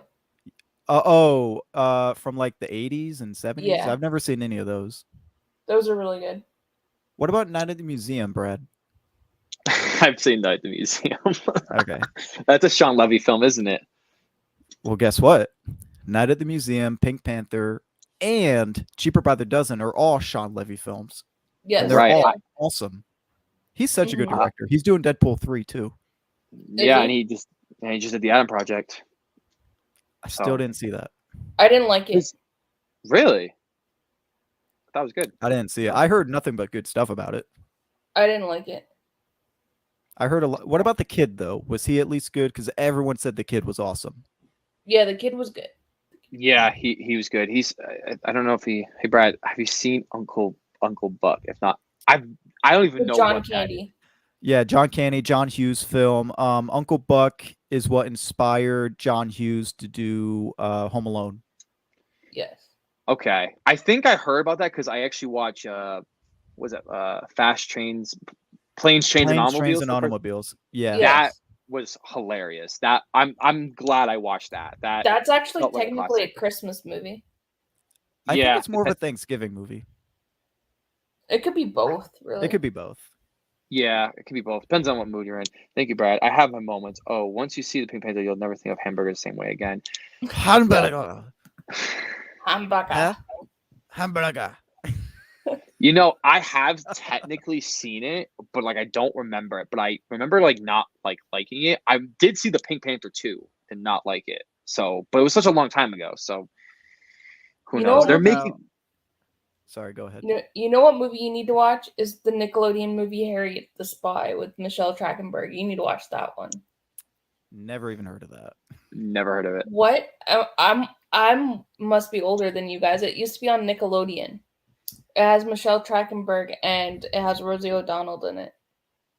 Well, Y'all need to watch. despite the beard on Brad, he is a little baby. I know. He I'm told younger me, than and you, I said, Trace. I didn't know you were He 22. is. He told me. He's 22. He is, yes. Barely drinking Hey, age. Dan. Look, Yeah. Dan showed up. Hey, Dan. Dan, I love dude, Dan. dude, Dan, we were talking about you, bro, like in a good way. Dan, so what are your thoughts on Lightyear? Because you just got done watching Lightyear too. So what are your thoughts on Lightyear? A little bit. Because I know you'll probably do a video on it. I know he's working on a Jurassic reviews right now. So Yeah, I'm excited for that. He posted some photos, and Dan is such a sweet guy. He's such a sweetheart. His photos, they bring me joy. His Dan, if you want thumbnails. to pop up here, let me know, and I'll send you the code. He said, "Oh, Dan, nice." Dan, He's- dude, I better see a Stranger Things review. I better see He's- it. He hasn't made a video in a minute though. I don't know why. No, 'Cause- he's dealing with some stuff, so. But he's gonna make, but he's making like a Jurassic one. So after that, Dan, if you're listening right now, you better make a Stranger Things video pretty soon. The Rosie world O'Donnell needs was Dan. in it too. Rosie O'Donnell's underrated. That's when she only would get one Harriet. Isn't she a and, like, racist? Queen. Rosie O'Donnell. Yeah. Didn't she get canceled? Yeah, I think so. You're welcome, Dan. We Dude, love I you, gotta Dan. look at Dan. You're the man. Okay. She was in Now and Then. Have you guys seen that movie? Now and Then. No, I don't think I have. It has Melanie Griffin's in it, Rosie O'Donnell's in it, Demi Moore's in it, Christina Ricci's in it, Rita Wilson's in it. And it's about them growing up together. It's a 90s movie. It's like a summer 90s movie. Here's a classic for you, Brad. If you haven't seen this, I don't know what to tell you. I'm going to take 100 subscribers away from you and delete them. I don't know. Stand By Me. Have you seen that? Yes. Okay. Yeah, I've seen that. Katie, Stand By Me? Yes, I've seen that. It's a 1986? Yeah, it's a good one. Maybe I'll start probably after volume 2. I never really got into Stranger Things. Dude, Stranger Things is like actually really good. I watched up until halfway season 3 and then I tapped out, and I haven't even turned on season 4. Oh yeah, we were also talking about Scream 2 earlier. Oh god. Scream? Yeah, dude, we were talking about all the good stuff, dude. Dude, Scream is some of the worst movies I've ever seen in my life. I told him I have the Scream. I watched your video. Yeah, I wanted to. I left a nice review, but I should have warned you about Scream 2 and 3. I've seen Scream 2 and 3. Oh god. I just haven't seen 4 and 5. 5 is the second best out of the franchise, but that's not saying much. Dan saying Stand By Me is one of his favorites, but Dan also hasn't seen a lot of movies either. I know that his favorite movie is Jurassic Park, so I'm guessing that like all of his favorite movies are maybe around that time, like in the 90s, but I'm also just assuming.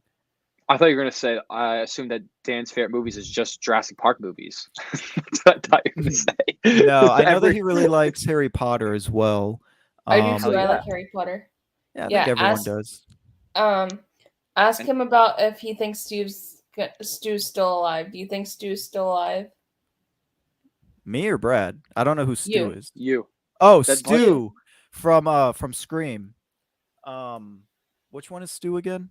Matthew Lillard. Matthew Lillard's character. Oh, Shaggy. Yeah. Okay, so I don't know if it was an article or a video that I watched about Scream 5 where they were thinking about having him be the killer, but he was like behind bars, like puppeting everything, and his face was going to be all messed up because doesn't he have like a TV dropped on him or something like that? Yes. I think it'd be cool. Like, I'm gonna see Scream 6. They're going to New York. They're gonna do something different setting. They're gonna get away from the Nev Campbell stuff. So I feel like Scream 6 is kind of trying to do things differently, which is what I want. If Stu came, I think that'd be cool. He hasn't been in it since the first movie, and everyone loves Matthew Lillard, so why not? Yeah. Yeah, we were talking about earlier that like he was supposed to be in Scream 3, but because of the Columbine stuff, they scrapped pretty much everything. So Oh, maybe that's what I was referring to. Not Scream 5, Scream 3. Yeah. And he was yeah, supposed to like be puppeting everything and like behind bars. Yeah. but they easily still could. Yeah, they easily still could. I would be interested. He actually isn't he is in Scream 5 if you guys didn't know that, just so you know. Yeah. He's like a cameo, right? Yeah, he's a voice cameo. I was going to see Yeah. if I could stump you guys. Yeah. Mm-hmm. And then D's here. D, if you want to come up, you can come up too. I don't care. D Movie Man. He was the winner of the costume contest for the Cinema Squad back in October. Yes. Yes, I remember that. They kept replaying the loop of him dancing the whole time. Yeah. That was funny. Didn't he do that on Snapchat? D, did you do that on Snapchat? I don't know if it was on Snapchat. I don't know. Probably. So he asked us, how is Phase 4 of the MCU looking to you all? Honestly, it's looking a little shaky to me after Moon Knight, Multiverse of Madness. Great concepts with shoddy execution. I actually liked Moon Knight. I really liked it. I was a big fan of Moon Knight. So, I mean, I don't know. I thought Multiverse of Madness was pretty good, but it wasn't like amazing. But if Jared was here, he would be like, Brad, you're wrong. I haven't even met Jared. I follow him, but I haven't even really talked to him. Oh, he's a good guy. So whenever we eventually get up and running with another new episode of the Only Film Fans podcast, you gotta come on. We always try and have guests if we can. It's just hard coordinating everyone's schedule sometime. Yeah, I'll pop on. I have a pretty open schedule, so I'll pop on. Well, it's Brad and Jared that are the toughies.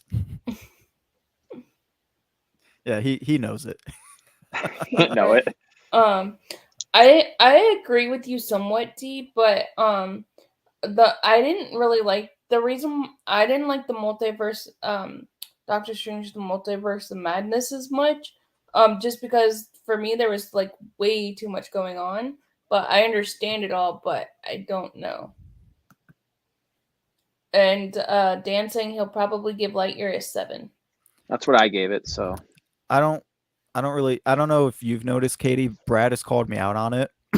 I don't give rankings in any of my videos for any of the movies that I watch. I kind of leave it open to interpretation for people.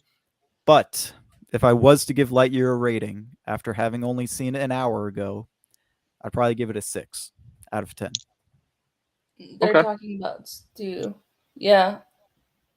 Hanging from the lights. Definitely don't think he'll be in Scream 6 after coming out and supporting of Neb. I think that's like not really that big a deal. Hey, Waffles. He was just kind of agreeing that she should be paid her worth, which she should. If someone offered me a job to do plumbing and they offered me an amount that I didn't feel was fair for my time to go in there and do the work for plumbing, then, that's on me. Like if we can't agree on a number, then, Right. Yeah, no, 100%. And it's also a negotiating thing when you start making it public. So there's also a very good possibility at the last second they'll throw her in and be like, you know what, whatever. Here's the extra $5 million that you wanted that we said no to. Just come on set for 5 days, like whatever. Mm-hmm. Yeah, and that's the thing too. Like, I feel like because she's so important to this franchise, they might just like give her the money. Like, we don't really know, like, because you know, not saying I'm not like against her or anything, because, you know, she deserves the money, but like maybe there's like something for her character that will happen that we thing, and she's like, I want more money if I'm going to do that to my character, you know, like maybe they kill her off or something, and she's like, I'm gonna need a little bit more money if you're going to kill me off, you know what I mean? Like that, I have heard that theory before, so I don't think they would. But who's y'all's favorite final girl? Do you guys have a favorite final girl? If I would pick Sydney, but if I don't pick Sydney, I'm picking. Are we doing like actress or like character? Like character, like actress or character. So if Sydney doesn't count, I would pick Sydney. But if not, I'd pick Nancy from Nightmare on Elm Street, because I really like what they do with her character, especially in the third one in Dream Warriors. And I'm just a big fan of what was it, Lauren Heathercamp? That's her name. Really, I like her. So, and yeah, I think she's in New Nightmare too. So that is kind of a tough question for me. I really don't think I can answer it, because I do like horror movies, but I've come to realize I don't like slasher horror movies, and I feel like that's where all the final girls are, and it's just not. That's not really. I just don't really lean towards slasher genres. I like more paranormal. The code now. You can join without a camera. You just have just turn off your camera. He was originally on Snapchat. Okay. Yeah, that's what I thought. It was originally on Snapchat. We don't have, Katie, we don't know what happened because we were in the room, not when it happens. We do not know what happens. I don't know what the monkey's referencing. I don't know either. I used to love Harriet the Spy. I also love The Adventures of Pete and Pete. Yeah, I like that show too. They might be a little bit too young. They don't know that show. With little babies. Well, Wait, Pierce, how old are you? I'm 25. Okay, so I'm 35, so I'm 10 years older. Okay. I know I don't look 25 though. Especially if I shave, I look way younger. But back to the monkey, because I saw the monkey wrote in about a Scooby-Doo. Yeah, there we go. So I don't know who the monkey is, but they are killing it with the questions. Oh, 100% all night. The monkey, he's awesome, or she's awesome. I don't know if it's a boy or a girl, because it looks like he has Grogu on there, or she has the monkey Grogu on there. is killing it. They're awesome. I've only been in here like 20 minutes, and noticing it. Every time I've had a stream, the monkey follows all of us. You know, all of us people on the midnight hour, and they ask questions all the time, and I'm like, it's killing it. And so is D. I told D he needs to have like a interview series on his thing, because he's killing it too. Hamilton reference. I was gonna for the monkey though, for their Scooby-Doo reference, I was gonna give a little bit of insight, unless they already know about it. But so because James Gunn wrote the first two Scooby-Doo movies, the live action. So for the third one that got canceled because of the box office performance of the second Scooby-Doo Monsters Unleashed, they were going to go to Scotland, and they were going to investigate a town overrun by monsters for the townspeople and get the monsters out. But there was going to be a twist where the monsters, that was actually their natural habitat, and were leaving the people alone, but the people were actually invading their space. So it was going to be the people were actually invading the monsters area. So they're going to twist it around a little bit, instead of the monsters invading and bothering them. So I thought that would have been kind of interesting to see the Scooby-Doo gang go to Scotland. Grace from Ready or Not is my favorite final girl. Laurie Strode is my favorite. Yep, I agree with you, D. I love Ready or Not. Ready or Not is so good. Like, I'm telling you right now, from like 15 years from now, it's gonna get a sequel, and people are like, "Oh, what was that movie?" And it did make money at the box office, and like people don't really talk about it. Ready or Not is really good. I've never seen it. It came out like 2019. It was really good. Yeah, it is really good. I still haven't seen Truth or Dare with Lucy Hale, I think's in it. I haven't seen that one either. You can skip it unless you want a good laugh. It's pretty funny. I really like. Did you guys see Happy Death Day? I really like those. I love Happy Death Day. Same. Yeah, They're sometimes those two movies are kind of like I love them, but those are kind of sometimes a little tough to watch depending on my I'd be mood. open to an interview. The third sounds like the twist onto Zombie On Island. Zombie Island. yeah, it does. It is similar to Zombie Island. I've never seen Zombie Island. Really? Oh, it's It's awesome. probably the I know It's the best. Maddie put me on that. Yeah, it's probably the best like Scooby Doo like animated movie. It's like And really then good. After that, I'd say is the Witch one. Yeah. HBO Yeah. Max actually has all the Scooby Doos. Yeah, I actually have them on DVD as well. Oh wow. Look at Yeah. you. That's awesome. Okay. We were You okay, Mark? yeah, I think Sorry, I was would talking to my I would fiance. love a Scooby Doo 3. I really would, because like Maddie and I are such big fans of like the first two, and like, but like because I think it's like the 20th anniversary this year, Cyberchase. so like Cyber Chase, What up, yeah. AD. Hey, can you guys hear me? Yeah, Yep. we can hear you. What's going What's on? up? Hey, good to be here. D, what do you think about the animated Scooby Doos? The movies. Are you? Which ones? Are you talking about the? Cyber Are you- Chase, Zombie Oh. Island. Oh, I love Zombie Island. I actually think that's a really underrated film. And I will say, because I grew up watching the original series, but Zombie Island took it to another level. Like, and I thought the twist in that film was crazy. I love the music. You know, it's terror time, and yeah, I love Zombie Island. And I don't know. It's been a long time. I remember Cyber Chasing the Witch's Ghost, but Zombie Island is definitely my favorite. Like, they really took it to the next level with that film. I loved Cyber Chase with Dan. I'm with Dan on that one. Yeah, Cyber Chase is cool. I'll Speaking say of it that- because everyone else is afraid to. There was something about the main singer from the Hex Girls that just I can't explain it. Oh my god!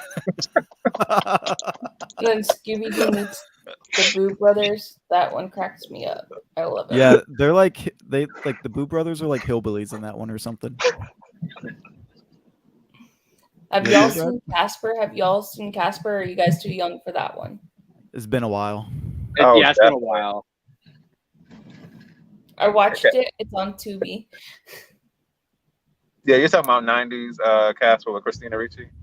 Yeah. Yes, yeah, I love Casper. Because I forget y'all are all younger than me. D, how old are you, man? I am. I'll just say I'm in my 30s. You're in your 30s. All right, we'll keep Yeah. it at that. Yeah. He's probably around my age. Christina Ricci, she was the original Wendy Adams, correct? From the 2 live-action movies. Not Wednesday. Wednesday, yeah. Wednesday. Oh, Wednesday. Sorry. What did I thought you say? said I When you said said Wendy. Yeah, I you said went Wendy. I was Wednesday, thinking sorry. of because Casper You're did a thinking film of Casper where he had too. Wendy. When Casper meets Wendy with Hilary Duff, maybe. Yeah, that's what I thought you were saying. No, I was thinking of Wednesday Adams because Jenna Ortega, there was photos that came out of her as Wednesday Adams, Yep. and I thought it looked awesome. Yeah, she's gonna be Christina Ricci is gonna be starring in it too.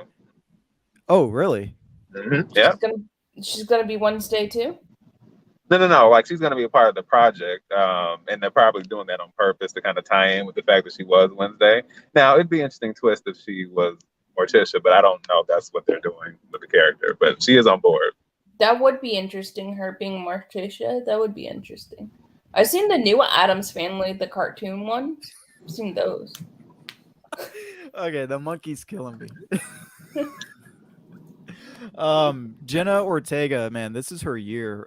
With X, Scream, and Wednesday Addams. Like, there was nothing stopping her this year. I loved X also.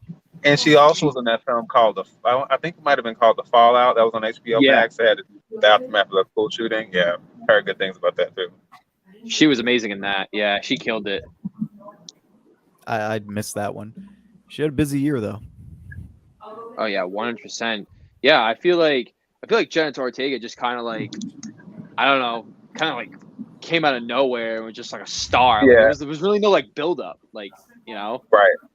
It was like, get ready, guys. Here she is. So we Speaking were. of which, but You. I've done a lot of talking, so I want to hear what you have to say. oh no, I was just gonna say I was wondering what you guys thought of X since you mentioned it, and I'll be part of that. It was awesome. Yeah. I don't buy or I do buy movies. I should have said I don't pre-order a lot of movies, but I did pre-order that. That's how much I liked it. And that I don't even know. I didn't even pre-order Spider-Man. I don't know the last time I pre-ordered a movie. I love it, man. It was a good movie. It's going to be in my top 10 for sure. Okay. What was the best kill or the most shocking kill or the grisly, the most grisly aspect of the film for you guys? I'll let Brad go first. It's got at least for me, it's probably the one where it was like out the door. The out. Oh, when she ran. Yeah, I don't want to say anything just in case our viewers haven't seen it, but like the one that was the door was. Out of context is fine, but but I know what you're talking about. Yeah, the run. I didn't see that coming either. Yeah, I was like, oh my god.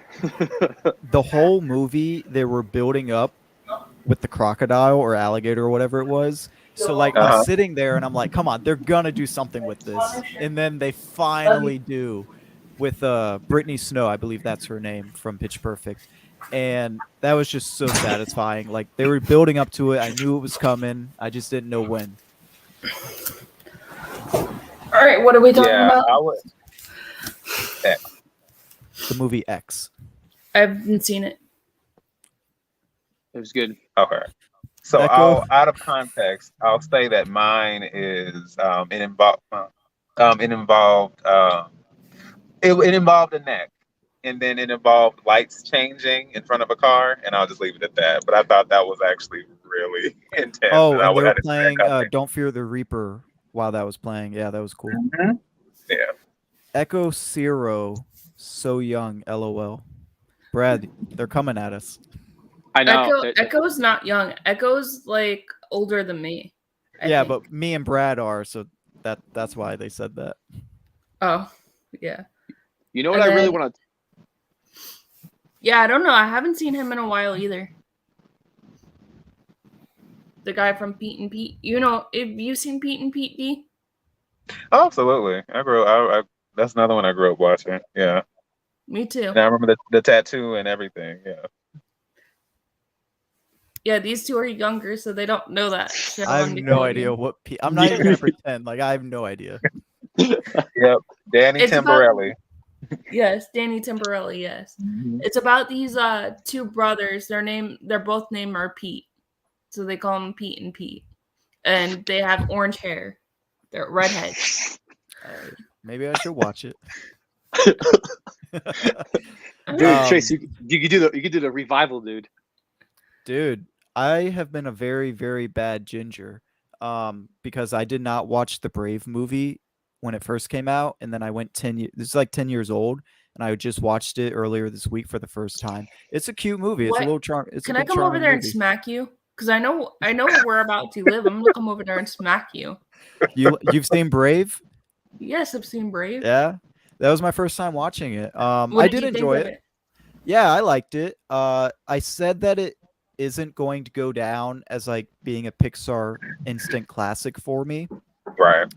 But I definitely enjoyed it a lot more than Lightyear. Like if you put both movies in front of me and said watch it right now, I'm going to pick Brave. The best part of the whole movie though was the mom, but when she was a bear.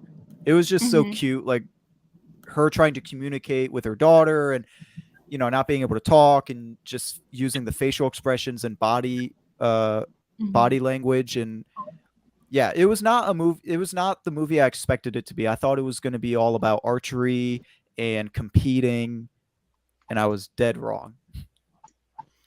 Yeah, they took an off ramp with the story. I didn't see that coming either. But I was okay with it. Right. But Brave's also about finding who you are. You know what I'm saying? Like who a lot of Pixar movies are though. Or who you are about as a person from, finding bravery within you. That's what it's about. But there's also a fan theory, in the shop, when she's in the shop, There's a fan theory that that's Boo. The witch? Yes, is Boo Yeah, from Monsters Inc. I've heard that theory. It's What's pretty the intense. connection? Yeah. So in the shop, there's like a little like carving of what it looks like to be like Sully and like a little girl, which would be Boo. And so there's like this like whole thing that like because the whole like bears coming in because she wouldn't have remembered what Sully looked like that like that's why the bear's like in the movie. So there's Gotcha. like if you look it up, it's called the Pixar theory. There's like a whole book written on it, and Yes. it's like how all movies are connected. It's actually pretty interesting. I could It's- use a good it's- smack. Yeah, it's And you know so, the one thing. what? Go ahead. Oh no, you should finish your point. I was gonna go on to like a different point, but Oh yeah, here.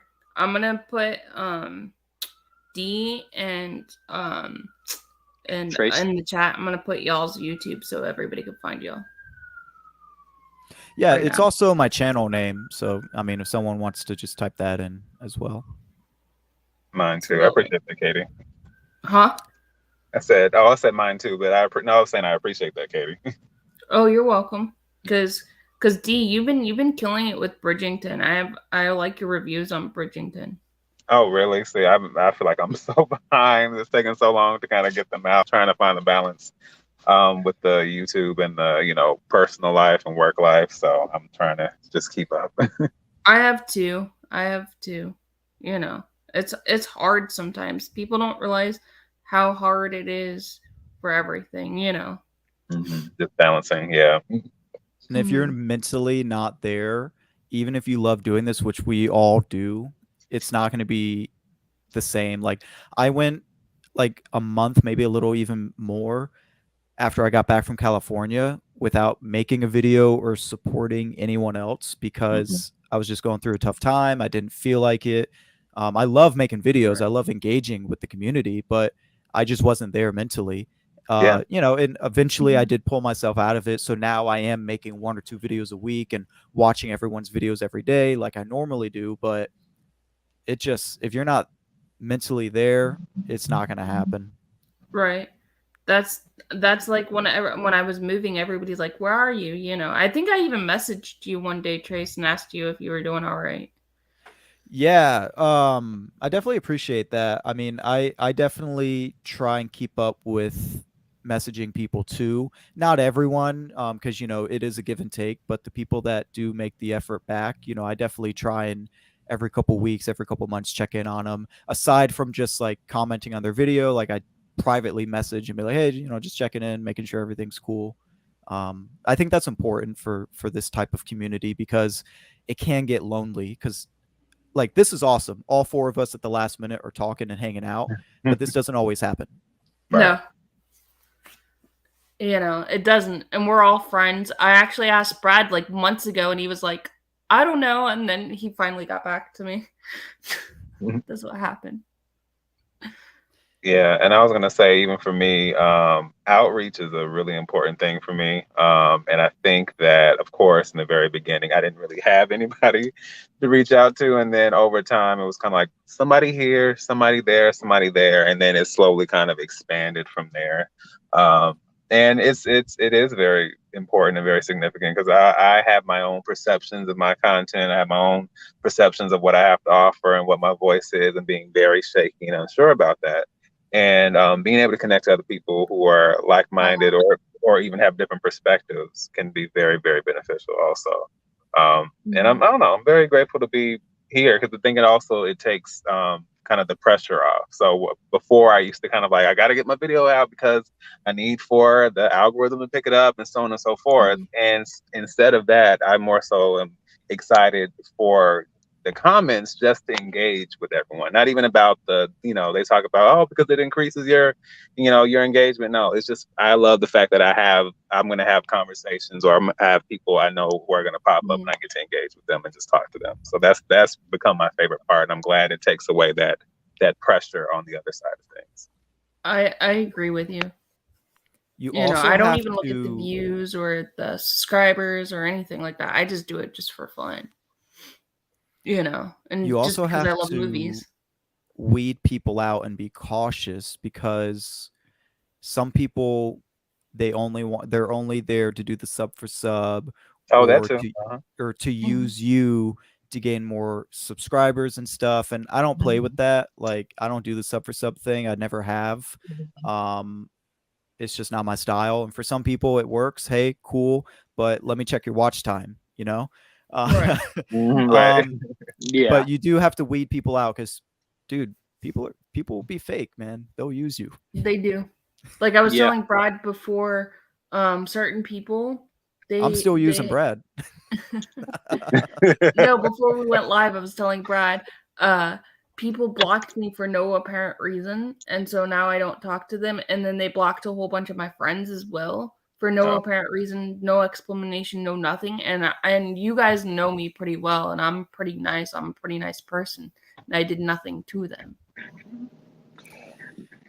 That's just how it is sometimes on YouTube. And it's not just with the movie creators. I'm sure, video game people and I can't even, like, music people, whatever, people that talk about food, like whatever community you're in, it's going to be the same. People are just going to be like that.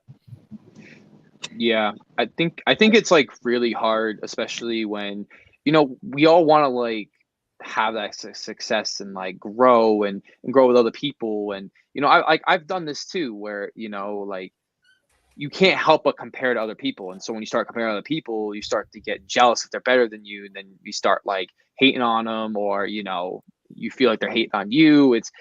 It's kind of like that snowball effect that keeps happening. And like I Oh, yeah. mentioned it, like I mentioned like earlier in the stream of like like when I was on like the Cinema Squad, and like it just didn't work out, but it was completely okay, and I still support them, and they're still like good friends and stuff. So that's what happens. And I learned a lot too, because I was just like you, D, where I was like all about the algorithm. Like, I got to get it out first, because we don't have that traction, we don't have that audience. And Right. so, and Hobbs is right, it's all about the community and the love, and that's one thing like I have to work on much better, and reaching out to people and doing that, because like sometimes it's hard, sometimes you just want to isolate from everybody, like, so, but it's hard. Yeah, I was gonna say also I understand what Pierce was saying about the kind of being mindful of people, because I am mindful of that other side of things. And there's actually a channel, I won't say who, but there was a channel I literally saw. I couldn't tell. It was like numerous channels, and I think the way the algorithm works, it'll like recommend channels that people have commented on. That's something I've noticed. And so I realized that I must have looked at these. I'm thinking these are totally unrelated videos. And I see that a particular channel had made the same comments, copy and pasted over and over again. So it was like, oh my gosh, I love your content, subscribe. Oh my gosh, I love your content, subscribe. And so I'm looking at that, I'm just like, so, but you're literally just copying and pasting the same message over and over. So I'm like, where is the connection, and where's the genuine aspect of this? And I think for me, sometimes I get a little self-conscious because my comments can be longer, but it's because when I watch videos, there can be more than one thing that I enjoy, and I want to kind of speak to more than one thing. But if nothing else, I know that when I say what I have to say, I'm very genuine, and I want people to know that I care and I really appreciate what they have to give, because everyone has something to offer. But seeing things like that, that's when it kind of ruins it, because it's just like there are people here who really want and need that kind of connection, and here you are just throwing it out just so people watch your channel. So yeah, I agree with you.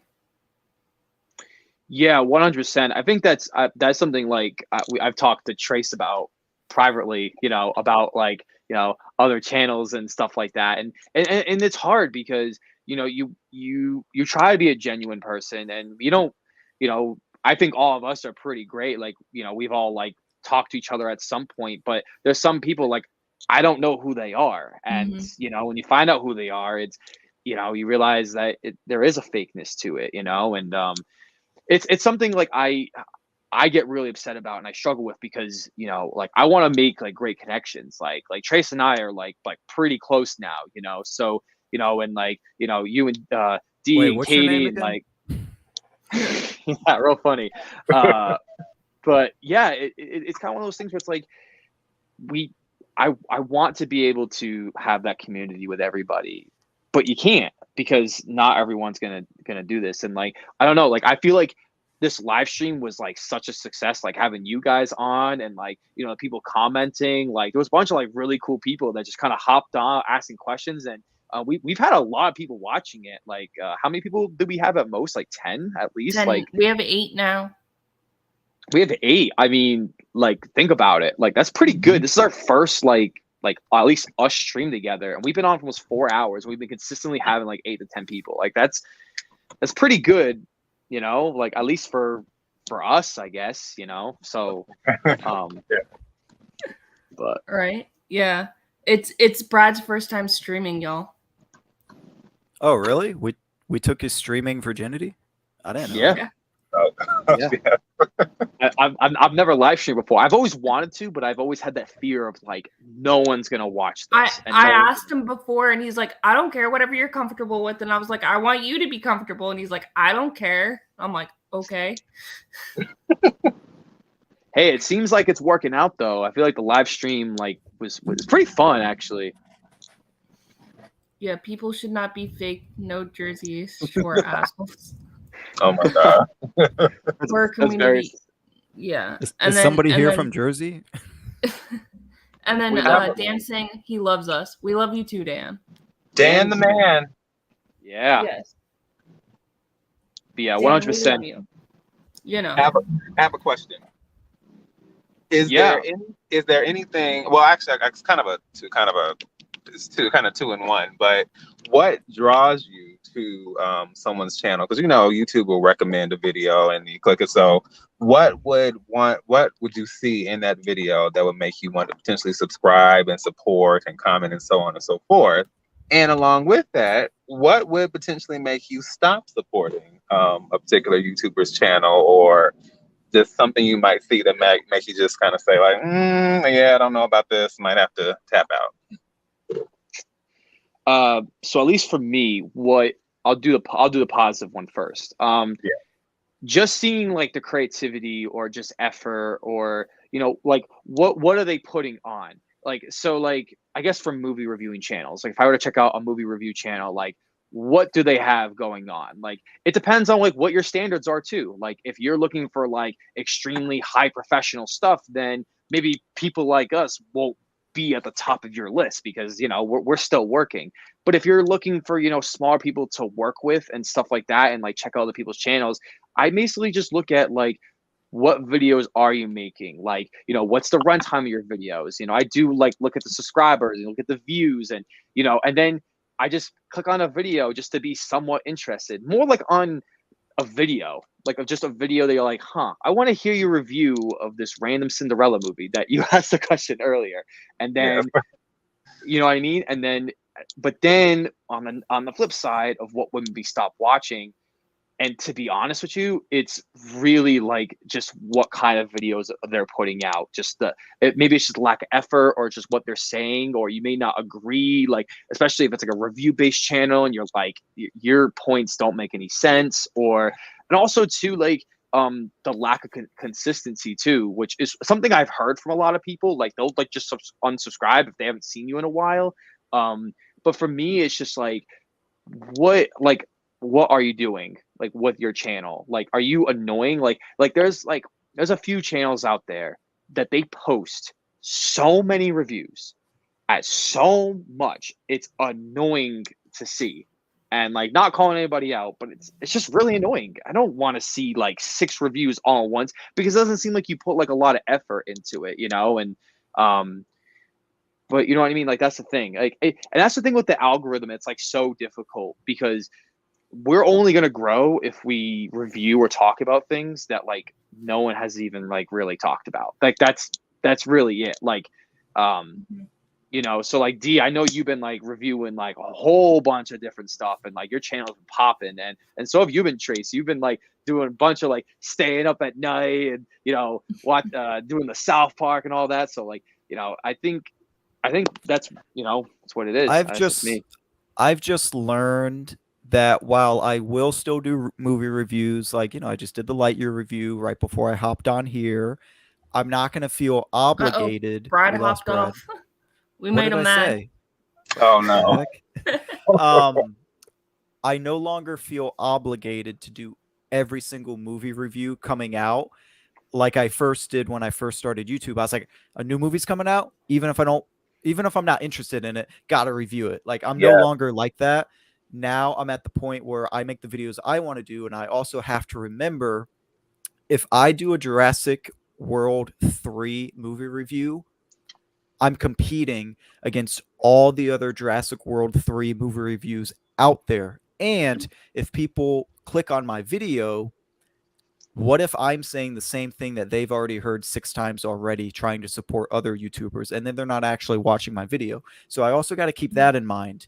So when Jurassic World came out last weekend, or maybe the weekend before, I did not do a movie review of it. Instead, I did Jurassic World 4, a pitch, because that was different. I'm still talking about Jurassic World, but I'm not saying the same thing that everyone else is saying about the movie.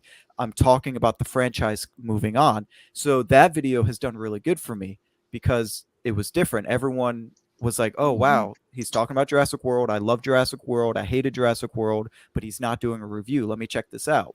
And my watch time on that video is awesome. So I just got to keep remembering to do different things so that I'm not competing with everyone else. If everyone makes the same video, then it's like, okay, what makes me different? Right. So I think we got a couple of comments here from our about our viewers. They were kind of like Echo and Hobbs and Social Change Code. We're just kind of talking about how we're all listening together, blocking fake people, all this stuff. Hobbs talked about the horror community is a very trustworthy community. We all have each other's back 100. That's just pretty cool. Hobbs said that I should come on the midnight hour. So yeah, I'll definitely come on the midnight hour. Just hit me up, dude. Like I'm definitely down to do that. Any of you guys can come on the midnight hour. Any of you guys can. And then the monkey said, Brad, what are you looking forward to watching next? And what is your most excited purchase you have not received yet? I think if you're talking about movies, I think my next movie that I'm like trying to get is I think the Batman on 4K. I think there's like a deal for right now, so I'm really excited to get that. But if I'm looking for like a purchase I'm trying to get, is actually the X-Files. It's actually really rare to get on Blu-ray, like the whole set, and I've never watched the show, so that's actually one I'm really looking to get like on eBay or something because you literally can't find it, even though the Blu-ray set could come out years ago. And I'm looking forward to watching, finishing Obi-Wan Kenobi, The Boys definitely, and I got Children of Men by Alfonso Cuarón. I've never watched it, so I'm really excited to watch that. But yeah, Hobbs said he feels like his reviews are garbage, even though he tries. He gets support from don't friends say and that. family. Nah, yeah, Hobbs, man. your videos are good. I don't know what you're talking about. I'm not gonna lie. I've never seen Hobbs horror videos. Never seen them, but still, don't.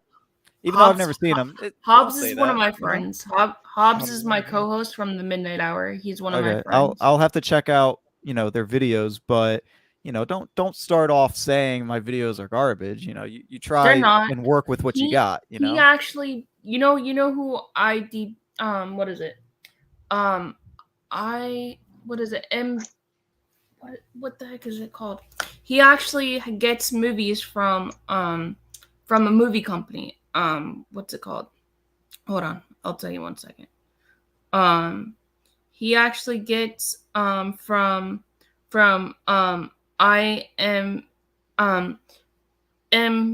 MVD. He actually gets movies from them, and he gets them for free because he reviews for them. Oh, that's cool. And he says that his channel sucks, and it doesn't. His is horror mostly reviews and 80s reviews, like 80s archives, like Dirty Dancing and stuff. And they're making a sequel to that. Huh? They're making a sequel to that. And he does really good videos, and he has like he's about at 1,000 subscribers. He's just not monetized because he doesn't have the watch hours. Hey, Hilda. See, now we're building him up because he says he should have used a different term. But Hobbs, I love you, and you do a good job. All right, well, let's throw a question over to D Movie Man. I threw it in the comments, but we're all throwing hearts at each other in there, which is also awesome. D Movie Man, did you guys talk about The Boys yet before I jumped on? No, we didn't. No. talk D about Movie the- Man, what do you think about The Boys? Have you seen it? You said, what do I think of The Boys? Yeah, the Amazon show. I thought the first episode of the show was great, Like, but that from is the season only 1? episode of the show that I have seen. Yes, of episode 1, because I am so behind on everything that is current, unfortunately. I've only watched the first 2 seasons of Boys. Oh man, dude, season 3 is awesome, but we can't Yeah, really and I talk about it love because the you guys haven't perspective. seen it. You love what? No, I'm saying, I love the vibe of it and the style of it. I love like kind of the satire aspect of it and how hardcore and in your face it is. I just have to finish the rest of it. Put your channel down there so that that way they can follow you. I have a question for everybody. Plot What's your- twist, it's not movie related. What's your What question? yeah. So what are some hobbies that you guys have other than watching movies and making movie reviews? For starters, I enjoy playing golf. I enjoy doing racquetball. Going to the gym, doing cardio, stuff like that. I'm big on that. And I am part of an adult drinking kickball league. Of course you are. I knew that. I knew that because I've seen your shirts and I've seen people wear those shirts, so I knew that. Oh, it's so much fun. I had a game last night. We lost, but it was awesome. I do diamond art paintings. I did not know that. Mm-hmm. I do Okay. diamond. See, You I know didn't know what what those was going to come after that adult trait, so I'm glad that it was adult drinking. And that's kickball. awesome. Where are the drinks, Katie? Friday. I don't have any beer at my house at the moment, so I have water. Oh, I got some juice in the fridge next to me. I could get one open and drink it for all of us. That's what was in my coffee cup. It's just water. Oh no, juice for me is beer. That's my protein. If I I'm don't ever have any running, I if guess I'm I running could low go- on energy, I instead guess I could of go run to the spinach, I gas drink station beer. real quick and go get some. It's like a 2-minute walk. But I don't have any beer at the moment. D Movie Man, what kind of hobbies do you have outside of YouTube? A lot of my hobbies, which I don't know if reading counts because I've been doing that since I was 2, but outside of that, I'm a big reader. But Yeah, I'm also a photographer. So I do a lot of photography, more so part-time. I used to do it more full-time in the past. I did not know that, D. Yeah, done a lot of photography, and I've worked with people, got paid for shoots, done done baby showers. I've even weddings and things like that. Also done some I completely forgot, but yeah, I've also been a videographer, and so I've shot videos and I've created promo videos. I've filmed weddings and events and different things like that. I did not know that. D, you do a lot. I did not know that. Yeah, I kind of keep it close to the chest, but yeah, but it's there. What do you do, Brad? So I'm a big sports guy because I'm from Massachusetts, Boston area. So, we love our sports. So I do a flag football league on Sundays. Like in southern, I actually drive all the way to Rhode Island because that's where my brother and my cousin were playing the league. So I drive pretty far down there to play in the league on Sundays, and it's pretty fun, pretty good. And I love sports. Just watched the Boston Celtics lose last night and the championship, and it was awful, and I was very upset. But yeah, I'm really big into sports and following all the stats and all that. I really enjoy. Right now, I've been everything has got to be like somewhat movie related unless it's not sports. So I've actually been really into like playing video games, especially like if they're related to movies. So I actually just bought the Simpsons Hit and Run video game for GameCube because I have it, but then I had to get like a GameCube like digital like output that you could buy online, and it was like custom made and stuff, and apparently it was pretty good. So I plugged it in to hook up to my like, you know, TV, and like I've been loving playing because I've been on a Simpsons kick as of late. So anything that's like related to movies, because I'm That's obsessed. awesome. Yeah, so the game's fun. So it's like GTA, but Oh Simpsons. yeah, and since I moved to New York, I've been doing hiking a lot too because I went to Whiteface Mountain. If y'all haven't seen the pictures, For some and reason, then I thought you went to Hobbs. Pennsylvania. No, New York. I thought you went to Pennsylvania for some reason. No, I went to a small town in New York called Plattsburgh, New York. Plattsburgh. Yes, Are you out? it's Are all you the out way. in the middle of nowhere like Brad? No. Brad's town apparently has never heard of an Airbnb. Wow. I know what it is, but like most people don't. No.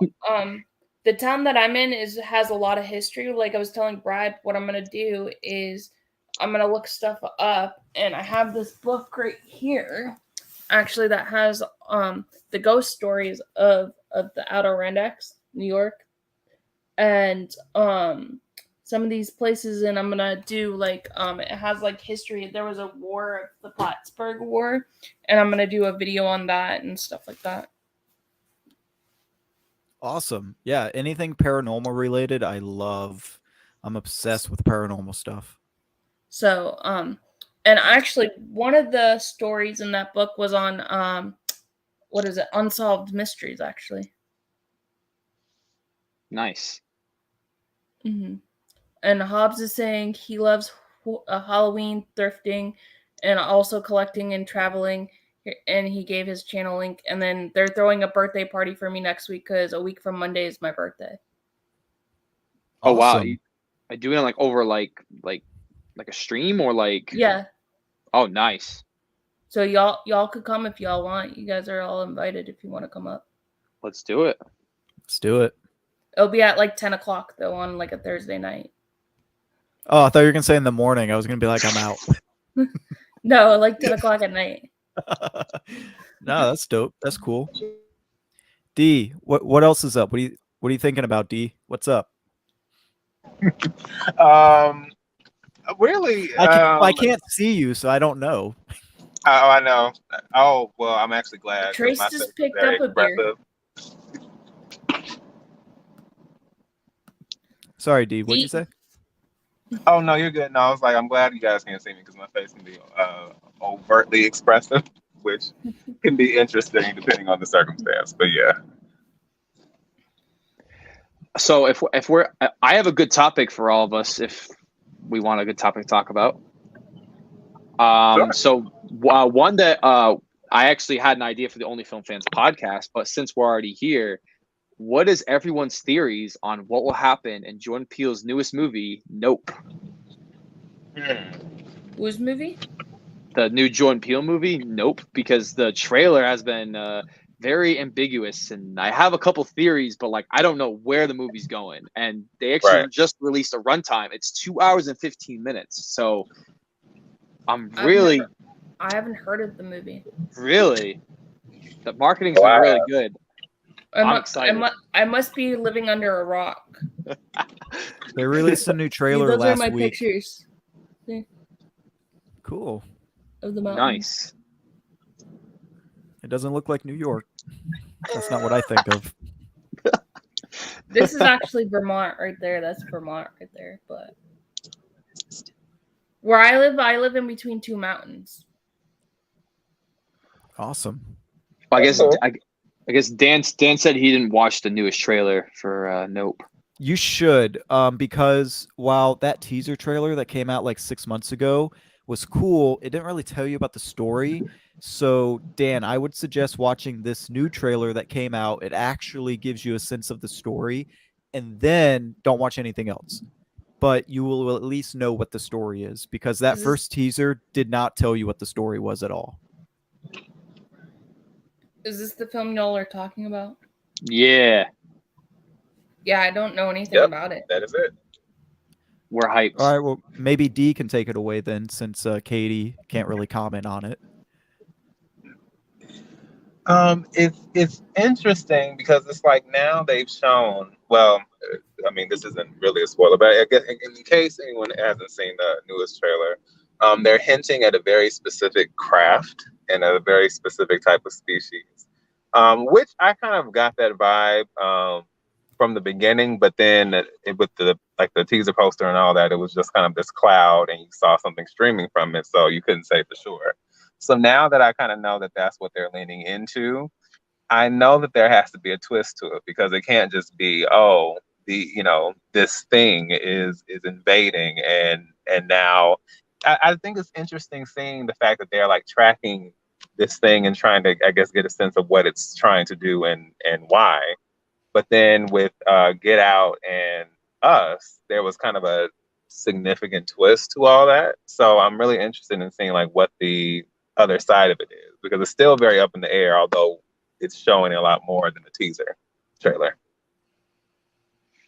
Yeah, 100%. I feel like the marketing for this movie has been really, really good. Like, they have been keeping a lot of audiences interested, and they're not really like showing a lot, which is awesome. And I feel like even like the newest trailer, like they showed a little bit more, like you were saying, but still didn't show a lot, because I'm not a big person on trailers, but I feel like the trailers have been like really like interesting, especially with like the posters too. Like, they don't really reveal like what will even happen with this movie. Like, I kind of want just to throw this question in the air, just because I didn't know what anyone had any theories what's going to happen, but I really have no idea, like, in all honesty. Like,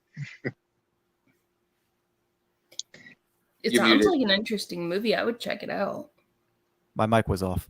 The trailer suggests that they're going to try and like not only capture what's happening, but maybe even try and profit off it, So I think that most people would do that. Most people would try and record it and then put it up online to see if you can make some money off it or whatever.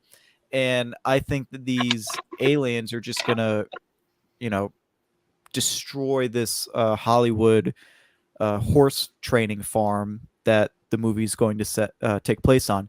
And the whole time I was watching Lightyear, Keke Palmer, she does the voice alongside Chris Evans, and I knew that going in, and I was getting more excited for her performance in Nope, because I'm hearing her give a really good performance in Lightyear, but then in Nope, I feel like we're going to see her give a good one, because I feel like I haven't seen a lot of her lately. She had the Nickelodeon show, years ago, but then I haven't really seen her in a lot more after that. Mm-hmm. And she's just firing with charisma, it feels like, in these trailers for Nope.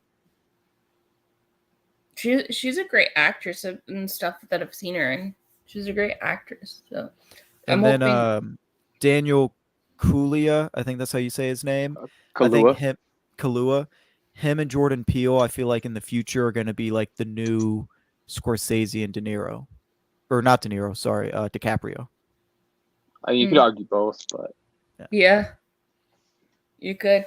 So what is y'all's favorite Martin Scorsese film? Do you guys have a favorite one?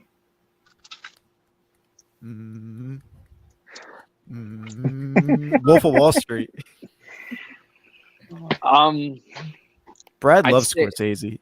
Oh yeah, 100%. I'd go with probably Taxi Driver. I feel like it's a really basic answer, but if I were to pick one that I think I should watch more often, is actually The King of Comedy. I think it's genuinely fantastic movie, and it's only rated PG, which is kind of crazy. Probably be PG-13 now, but great movie. De Niro. Everyone says that's what the Joker movie sort of like copied. You'll see a lot of those moments, but The King of Comedy is really that good. Yeah. My favorite is Goodfellas. That's a good one. That'd probably be my second favorite. It's my favorite movie of all time. Oh wow! I also did not know that. Okay. It is. I just did a video on it a couple weeks ago. I know. I watched it. I must have missed you say that. You're all time. That's like an almost 3-hour movie. That's commitment. Like to watch your favorite movie of all time at 3 hours. Hey, some people's favorite movie is Endgame, and that's like 3 hours. So Yeah. But I don't understand why it would be their favorite movie though. Because that What, movie, Endgame, yeah. Because it's awesome. I mean, like, it is an awesome movie, but I wouldn't say it's my favorite movie out of the Marvel series movies. Well, before we go off on that tangent, D Movie Man, what's your favorite Scorsese movie?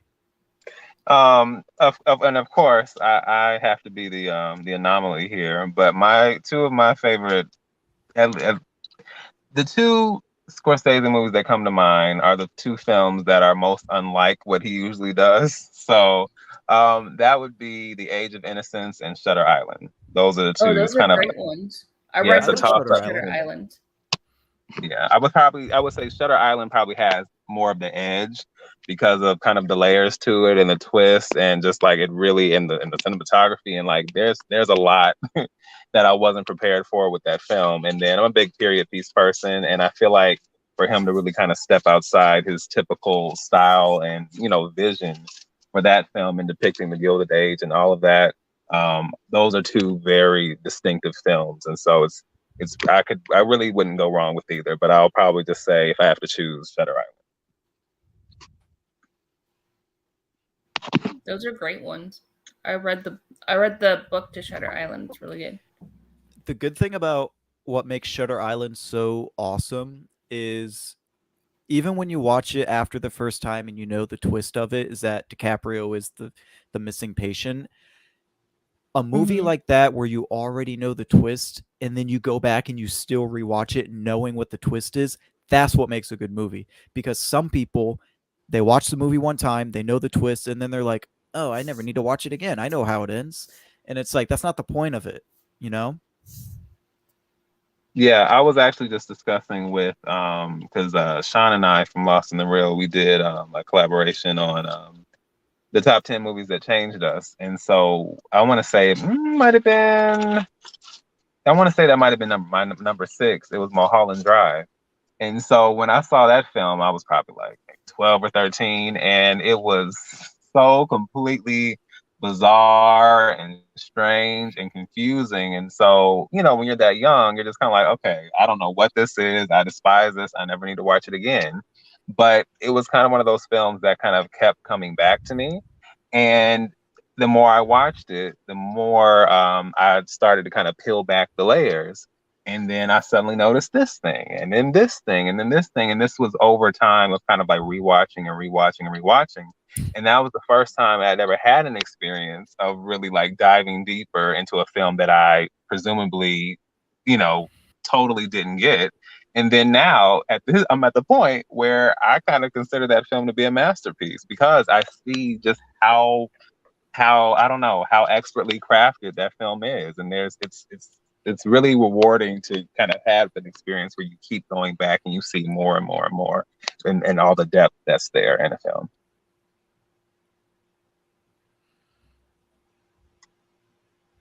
Nice. Yeah, I agree with you. It's a good movie. I like that movie as well. I haven't seen it in a while. All right, I got another topic for everyone. So, you're watching a movie. I've already asked Brad this when me and him linked up. You're watching a movie. What is your go-to movie snack, movie candy, movie drink, whatever it may be? When you're watching a movie, you got to have it. Not everyone at once. Question. That's a good question. Okay, I'll go first while you guys think. I've been cutting back on it more and more because candy bad, but peanut M&Ms, peanut M&Ms, and if I do have a drink, it is going to be a Coke with like the zero sugar Coke or like Coke the zero Zero? sugar. Yeah, the Coke Zero or the Pepsi Zero. I'll drink that and some peanut M&Ms. Mine is Reese's Pieces and a Diet Coke. For me, I am a popcorn fanatic. I have a major problem now because Maddie and I go to movies a lot. Now we only get popcorn once a week at the movies because we're trying to like save money and because we'll get it every single goddamn time because we are just fiends for it. We are, I'll admit it. So yeah, I always get popcorn, peanut M&Ms, absolute go-to, my favorite, and you gotta go with the Coke or Pepsi or whatever. Brad loves popcorn so much. For his birthday last year, I sent him a T-shirt that says "Popcorn King." Yeah, I love that shirt. Okay, so I have two. So at the theater, same as Brad, I am actually. I forgot. That's part of my my opening line. Fellow cinephile, popcorn addict, and emerging film critic. So yes, the popcorn is definitely a go-to. I don't do it as much as I used to. Squigglies and the Sour Bright gummy worms, that used to be my main candy. I don't eat that Those the are way I good used too. to. I And don't know what a then squiggly is. yeah, it's like this. If you've seen the Sour Bright gummy worms that have like the two colors Oh, on them, okay. yeah, just the sour gummy worms. Um, and then there's a mixture. They have the machines where you can kind of make your own drink. So I will usually make I combine the high C cherry limeade with the strawberry, and then that's kind of my go-to at the theater. Nice. I used to work in a movie theater, so I don't eat popcorn as much because we get it for free. Oh, I was gonna say, if there's something we don't know about popcorn, don't tell us, because I still No, enjoy but it. I can tell you what they pop it with. I don't even want to know, because then I'll never eat popcorn there Yeah. again. Just I don't want to know. No, it's just coconut oil. They just use coconut oil. Yeah, Oh, I thought you were gonna say like boogers or something. All right, coconut Right. oil. All right, that's boogers. fine. No, it's just coconut oil, and then that orange stuff is just what they call as popcorn Six- salt. Yeah. You Brad- can like what up? Oh no, I was saying, do you have a refillable bucket? Because I have one, and I take it to the theater, and they basically give me a discounted price for it. What theater you go to? AMC. Is it like a classic AMC? Well, that's where I get it from, but then you can take it to any of the other Oh ones. yeah. Wait. Whoa, wait. So if you get this AMC classic bucket, you can bring it to any AMC? He's right. Yeah. So, Bro. when I was doing my theater reviews more frequently, I went to the AMC in Port St. Lucie. That's how me and Katie connected with that video. And I went there and I was like, you know what? If I'm going to do these movie theater reviews, I should get the popcorn bucket because I got to go to different AMCs and I'll save money with popcorn. So I went to the PSL one and I said, I want to sign up for the popcorn thing. And they said, oh, no, we don't do that here. But if you bring the bucket, then we can honor it. And I was like, what do you mean? I can't just buy one?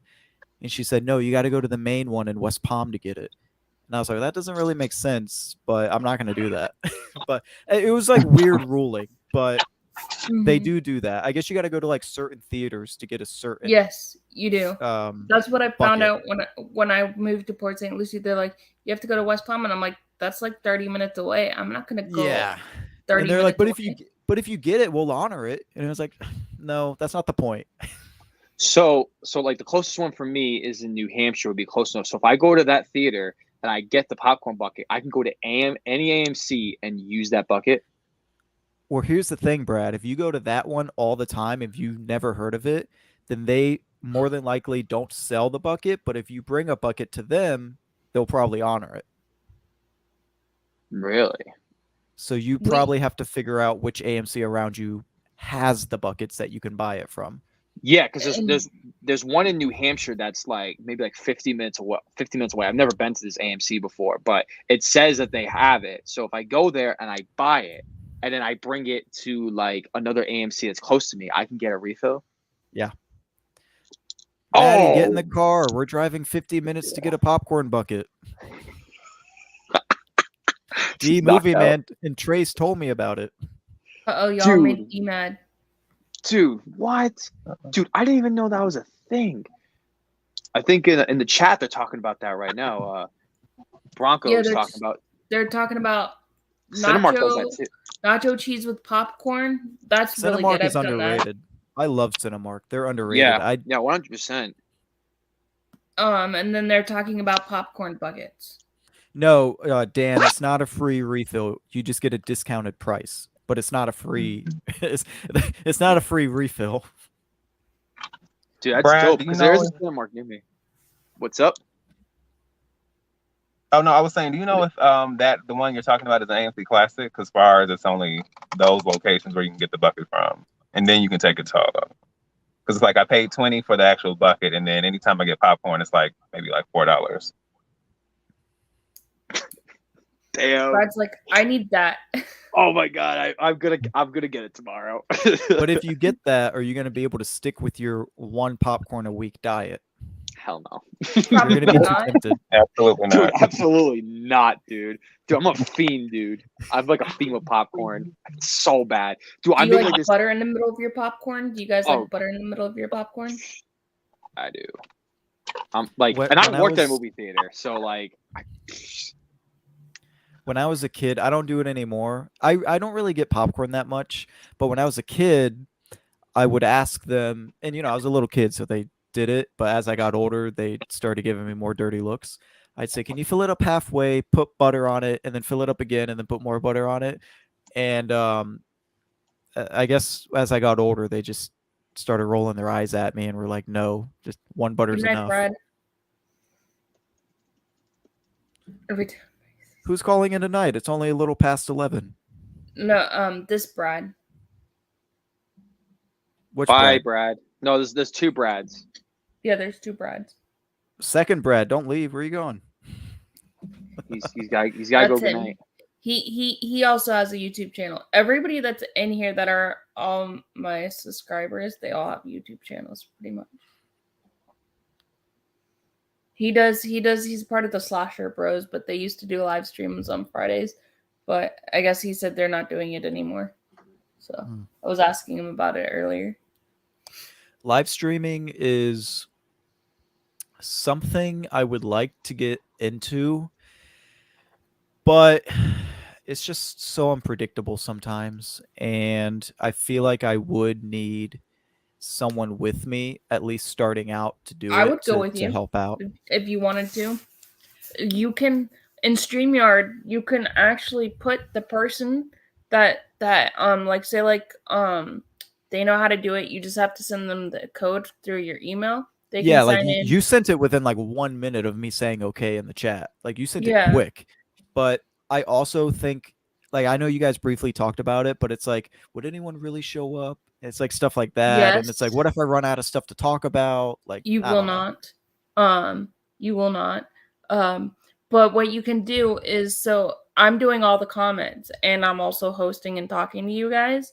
But you can put somebody down and like they don't even have to go up on the screen with you, and you can put somebody down and they can pull up the comments for you.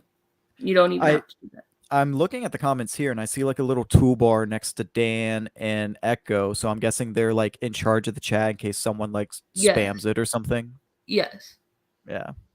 But yeah, I mean, like, I want to do live streams. Like, I feel like I'm really good on my feet. I'm good at like improving and stuff like that. But it's like, man, like it's like throwing a party and no one shows up. It's like, I would show up. Same here. I gotta think about it more. We'll see. But if you need help, I pay for the version of StreamYard, so I can actually do stuff like this. You can pop stuff on the screen, like I can change the avatar if I want to. I can do. I've heard a lot of good things about StreamYard. On the Only Film Fans podcast, me, Brad, and Jared were discussing switching over to StreamYard because background. we were doing Zoom before and it wasn't working out. The payment was getting too high. So we did switch over to Skype. Mm-hmm. I'm not really digging it, like with the way that the recording takes place, but it gets the job done. But StreamYard was one that we mentioned on switching over to. You can do StreamYard, or there's other one called what's it called? Streamlabs. You could do that too. I've heard of that as well. Yeah. And then you can also make video clips on here and stuff like that. And you can make your own like design and everything like that on here as well. Oh, you know what I'm wondering? And if Dan is still in here, there's 5 people in the chat. If Dan is still in there, Dan's still please. here. Okay, please type in the chat, Dan. I mean, someone slap me if I'm wrong, but I could have sworn that the Cinema Squad in the beginning of June was going to start making videos, and maybe I missed it, but I don't remember them doing a new shooting the shit. Dan, what happened to that? What's going on? Maybe I'm wrong. Maybe they said July, but I'm pretty sure they said June. Shooting the shit season 2 was coming. I mean, technically we are still in June, but haven't heard any announcements unless I missed it. Yeah, Dan would be the only one that's in the chat that would know, because I don't see Jonathan or I don't see Sean in the chat. So it's Okay, I see it. The 24th, tentative. What is that? I'm from Florida. What does that mean? Oh my god. I'm from Florida too. So a week from tonight. All right. I think I gotta miss it. I'm pretty sure I'm doing something on the 24th. Of course you are. Asking about it. Oh, wait. Trace, were you born in Florida? Yeah. I was born in Stewart, so I've been here all my life. Yeah. Me too. I was born in West Palm. Oh, really? Okay. Mm-hmm. So how'd you get up to Port St. Lucie? So I met my fiance online. I met him on Plenty of Fish. I don't know if you guys are familiar with that. Yeah, I've heard of it. So it's a dating site. So I met him on there, and I was living in Palm Beach Gardens at the time. And my dad and I basically had to get out of our house because the landlord was taking it back. And so basically what was going to happen if I didn't, I'd be sleeping on my grandpa's couch. So his mom and him asked me if I would move up there with them. That's how I got to Port St. Lucie, because I would lived in Palm Beach Gardens my whole life. Okay. So what did you think of Port St. Lucie?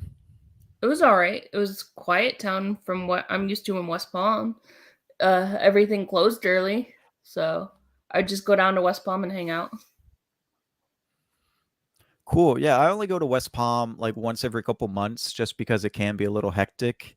So yeah, West Palm's all right. D Movie Man, where are you from? I don't know. I don't think I know that. Yeah, I am originally from Gary, Indiana, and Chicago. So you're in Chicago right now? Mm-hmm. Yes, sir. How long you been there? Ooh. Now I've been here basically since I was young. So I've been, now as far as school, I've been down south, but at the core, yeah, it's always been Chicago. Awesome. How do you like it there? You think you're gonna be there for like, let's just say another 10 years? Probably not. I love my city, but at some point you kind of have to move on and just kind of, as far as life, just embracing new environments and new people and changes. So I'm kind of looking Totally outward, agree. seeing that. Yeah. And so trying to kind of thinking maybe about like Seattle, possibly Texas. Just, I'm not quite sure yet, but definitely looking. I feel like Seattle, a lot of people are going to Texas. Yeah, a lot of people are going there. Just be careful with Seattle because my brother used to live there, my older brother, before he passed. And there it's so rainy there that it's so rainy and gloomy there. So he's like, just be careful. That's like Portland too. My sister lives in Portland, Oregon, and the weather there can be kind of rainy a lot also, but she loves it out there. Yeah, and I have a lot of family in Texas also, so that's why that's also a good option. Hey, could be a new chapter of your life you don't even know about. Mm-hmm. Exactly. And if it doesn't work out, go back to Chicago. You lived in Boston your whole life, or Massachusetts your whole life?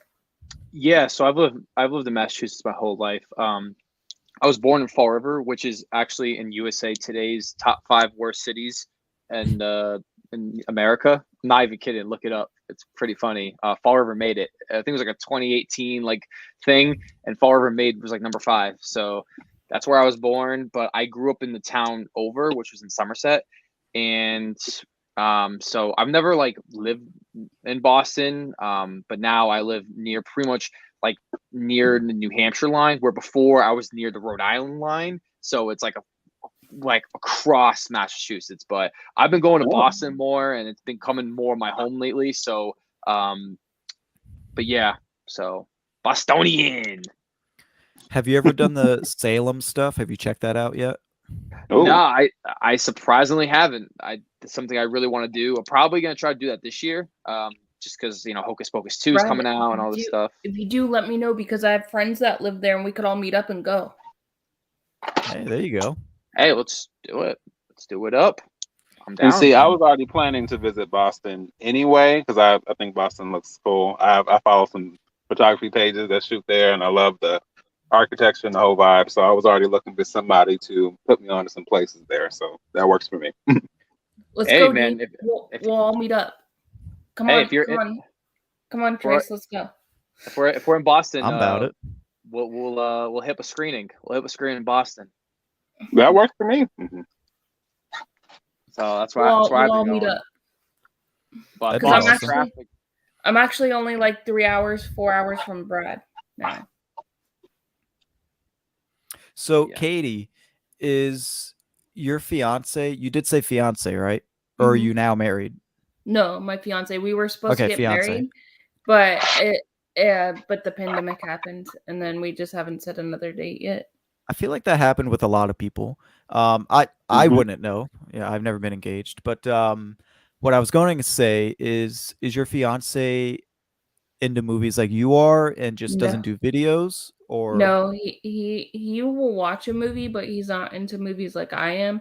He Okay. likes a lot of shows. He's more of a computer person. He's a complete opposite of me. So I'm a very extrovert. He's very introvert. Okay. I feel like in like every relationship though, there's always like there's never two extroverts, and if there is, I feel like they never last long. I feel like the extrovert introvert thing, they like balance each other out. Yeah. But maybe I I'm think wrong. so. That's just my experience. Hey, so I want to cut this conversation, but Trace, we were talking about Ezra Miller earlier. Oh, did you watch my video? Yeah. So a minute Fuck ago, that guy. a minute ago, there been an announcement that Ezra Miller will not be a part of any future DC projects after the Flash, regardless if there are more allegations or not. There has currently been no decision made on how to deal with his involvement in the new Flash movie. I'm sticking with what I said in my video. If Ezra Miller is the main star of that movie, I'm not watching it. I don't care if it has 100% critic rating on Rotten Tomato. I won't be able to enjoy the movie. You know, once you start bringing kids involved in the picture, that's where, I mean, like, I obviously draw the line when you're abusing women, yes, but when you bring kids involved, that's just a whole nother level. I cannot watch that movie if he is in the lead, because I feel like I would just be supporting his actions. So they gotta put their big boy pants on, and they either gotta cancel the movie and restart or replace his scenes. He can't even promote that movie, because as soon as you get him in an interview chair, they're not going to talk about the Flash movie at all. So, but I am happy that they did finally make some statement that he's no longer going to be involved with them, but I'm still curious about the Flash movie that's coming in 2023. I need to hear a statement about that. Dan Katie, just asked you a question, Trace. Oh, well, you getting engaged to me right now? Yeah, buddy. Are you buying the ring or me? I think that's the real question. You buying the ring or am I? Or are we going splitsies? Questions that need answers. No, I didn't even know about this, and Brad had told me earlier about the Ezra thing, and I was like, I didn't even know anything about it. Katie, the video I made is kind of long, but it's important. Watch the Ezra Miller video that I made, because I give a timeline of everything leading up to it. So I don't just talk about the one thing that he did with the child. I talk about the stuff he did 2 years leading up to it.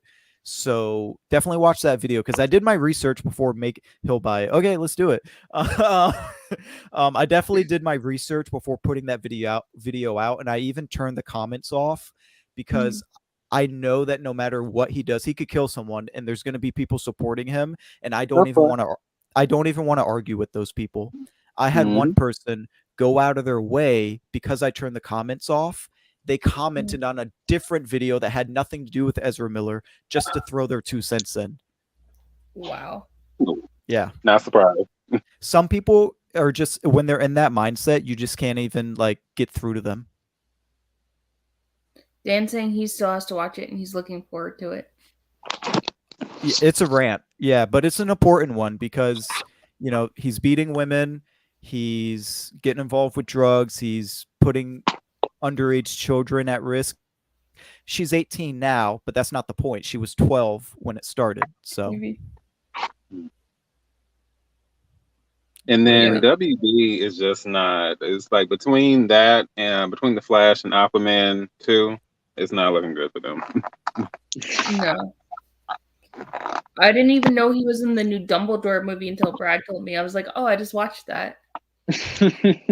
Yeah, and he was easily the worst part of it. They silently took him out of the marketing more and more.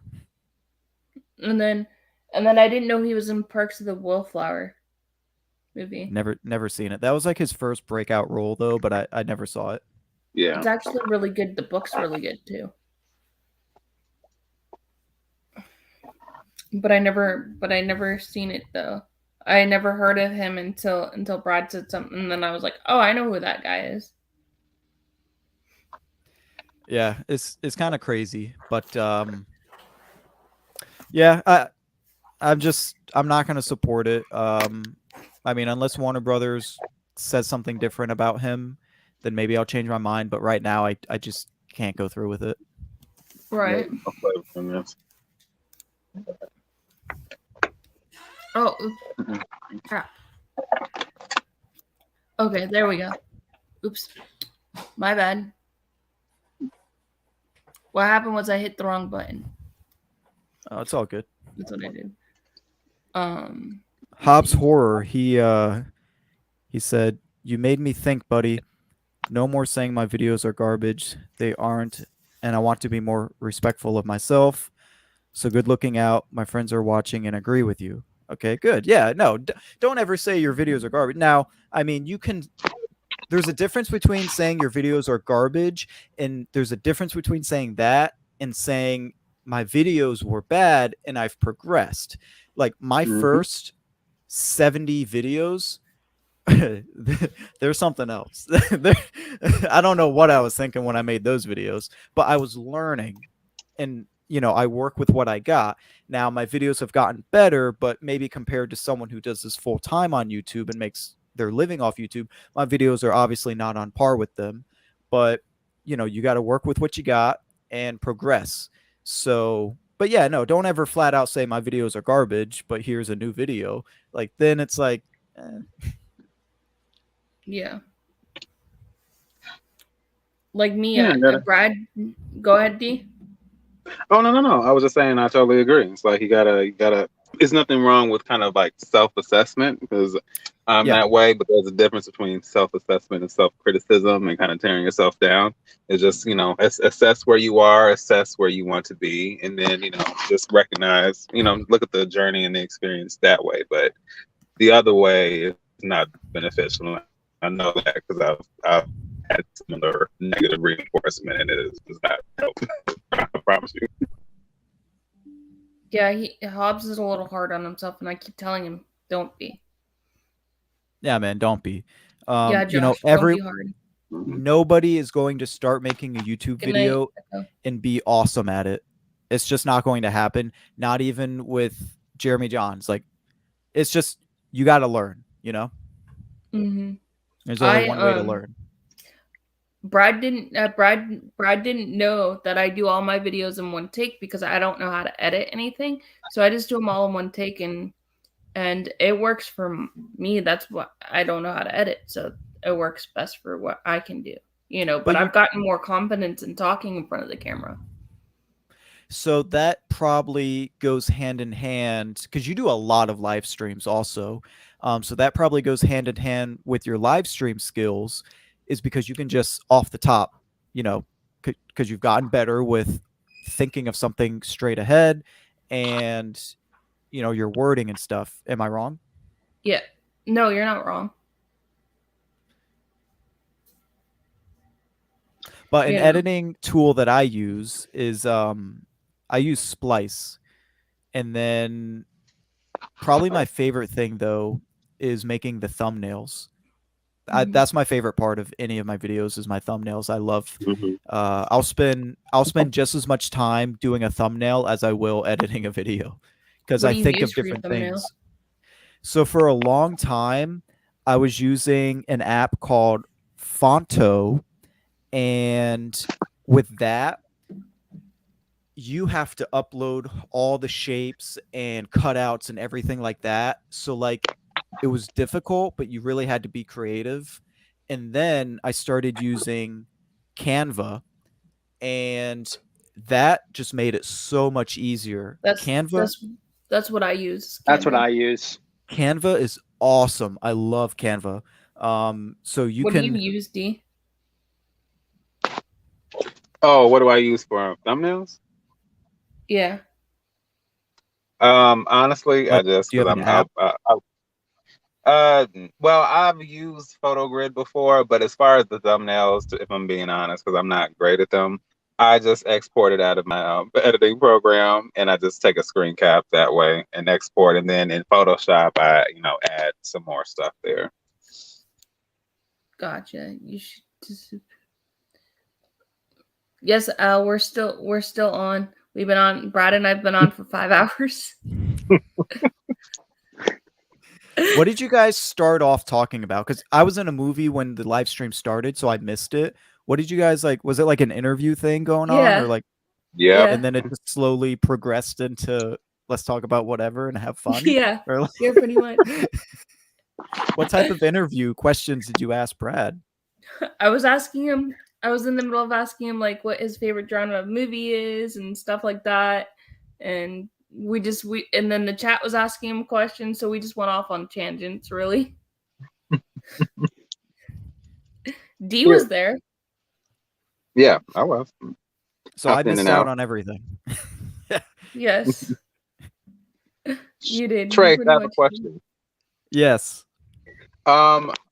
I would like for you to detail for the people what your movie virginity list is, how you came up with that, and some things we can look forward to potentially in the future. So, the movie virginity list thing was one of the first video topics that I thought of. And I did it because I was like, everyone talks about older movies, but you gotta, like, if you're gonna talk about a movie that's 15 years old, you gotta draw them in somehow. So I was like, if I call it a virginity list for movies, like, no one else is doing that. Like, I would click on that video if I saw that title. Like, so that's where I thought of that. And I'm starting to I'm going to start being a little more consistent with it. My last video was like 6 months ago of it, and I recently did my Brave movie virginity one because of Lightyear coming out.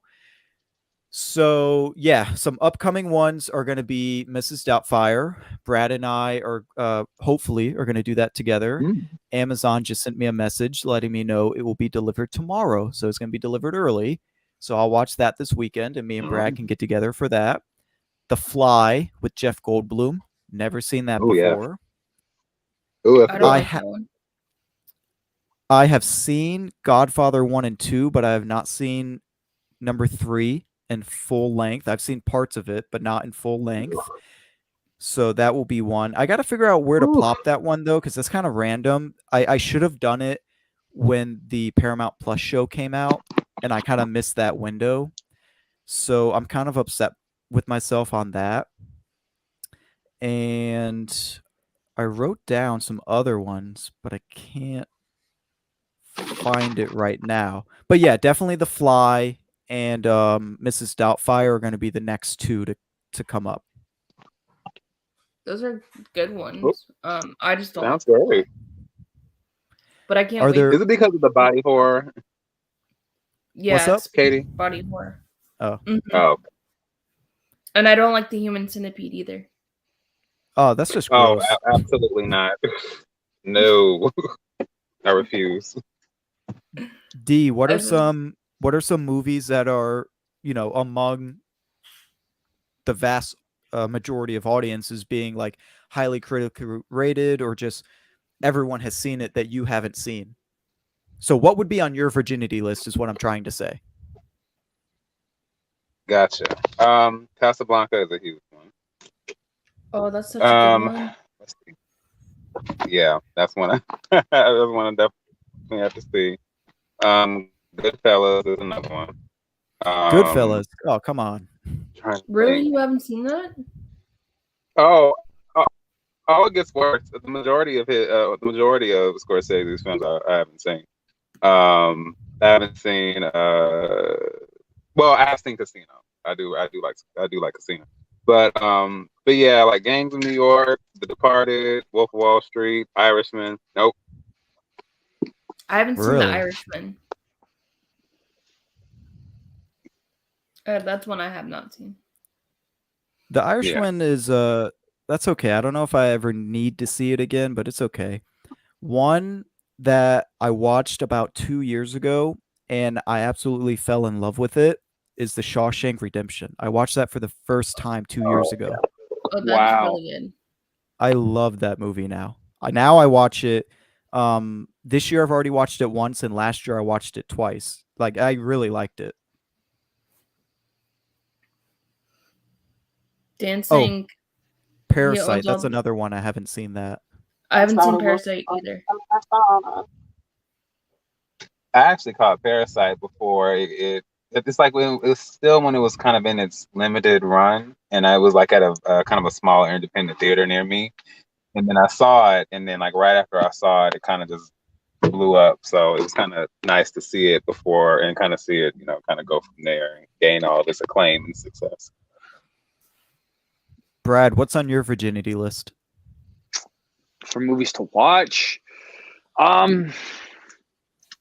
there's probably like a whole bunch. Let me just pull up my letterbox real quick because I do I guess like Braveheart, I guess is like a I've big never one. seen that either. Let's see. That's a really good Mel Gibson movie, and I'm not a Mel Gibson fan. Let's see. We talked about David Lynch earlier, so like Blue Velvet's like a big one. Lost in Translation, I feel like that's like really popular. The Before trilogy, everyone talks about that. Okay. Let's see. Pretty Woman, never seen it. I guess Such a Footloose, classic. I've never Oh. seen that either. Footloose is good. Yeah. Let's see.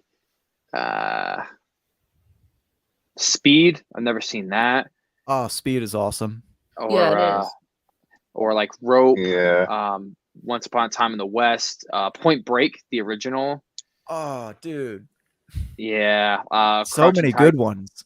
Crouching Tiger, Hidden Dragon. Fantasia. Yeah. Oh.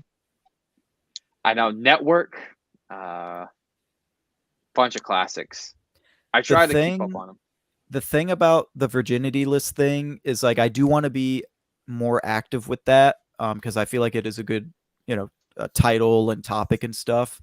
And the Mrs. Doubtfire one, that one's going to be like random. I'm just going to throw it up randomly. But I do feel like I need to be careful with how I place the videos. Like I need to be more specific on if the director has a new movie coming out or the actor of that movie has a new movie coming out. Like I need to be careful pairing it with that so that like Jeff Goldblum, he was in Jurassic World 3. That would have been a great time to do The Fly because people are talking about Jeff Goldblum and I could have like paired it with that. So I do need to take that into consideration as well. Unfortunately, with Robin Williams, he's no longer with us, so I don't really have anything to pair him with for Mrs. Doubtfire.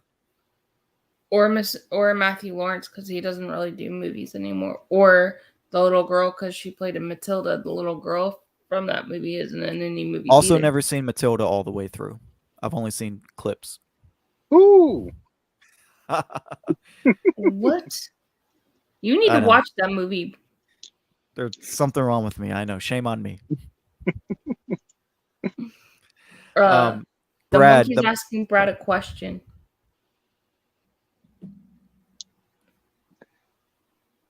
What's that? What's your favorite Favorite Tom Tom Hanks Hanks movie? Tom Hanks. Oh, I put in the chat. I was like trying to like keep up with it. I would probably say Toy Story, like one of the Toy Story movies, and if it was live action, probably like Forrest Gump. I think Tom Hanks is just such a legend at this point. I mean, it's like really hard to like kind of like figure out which one. I could also say someone like Saving Private Ryan. I feel like those are like easy answers, but he's just so good in them. It's kind of hard. Yeah. So,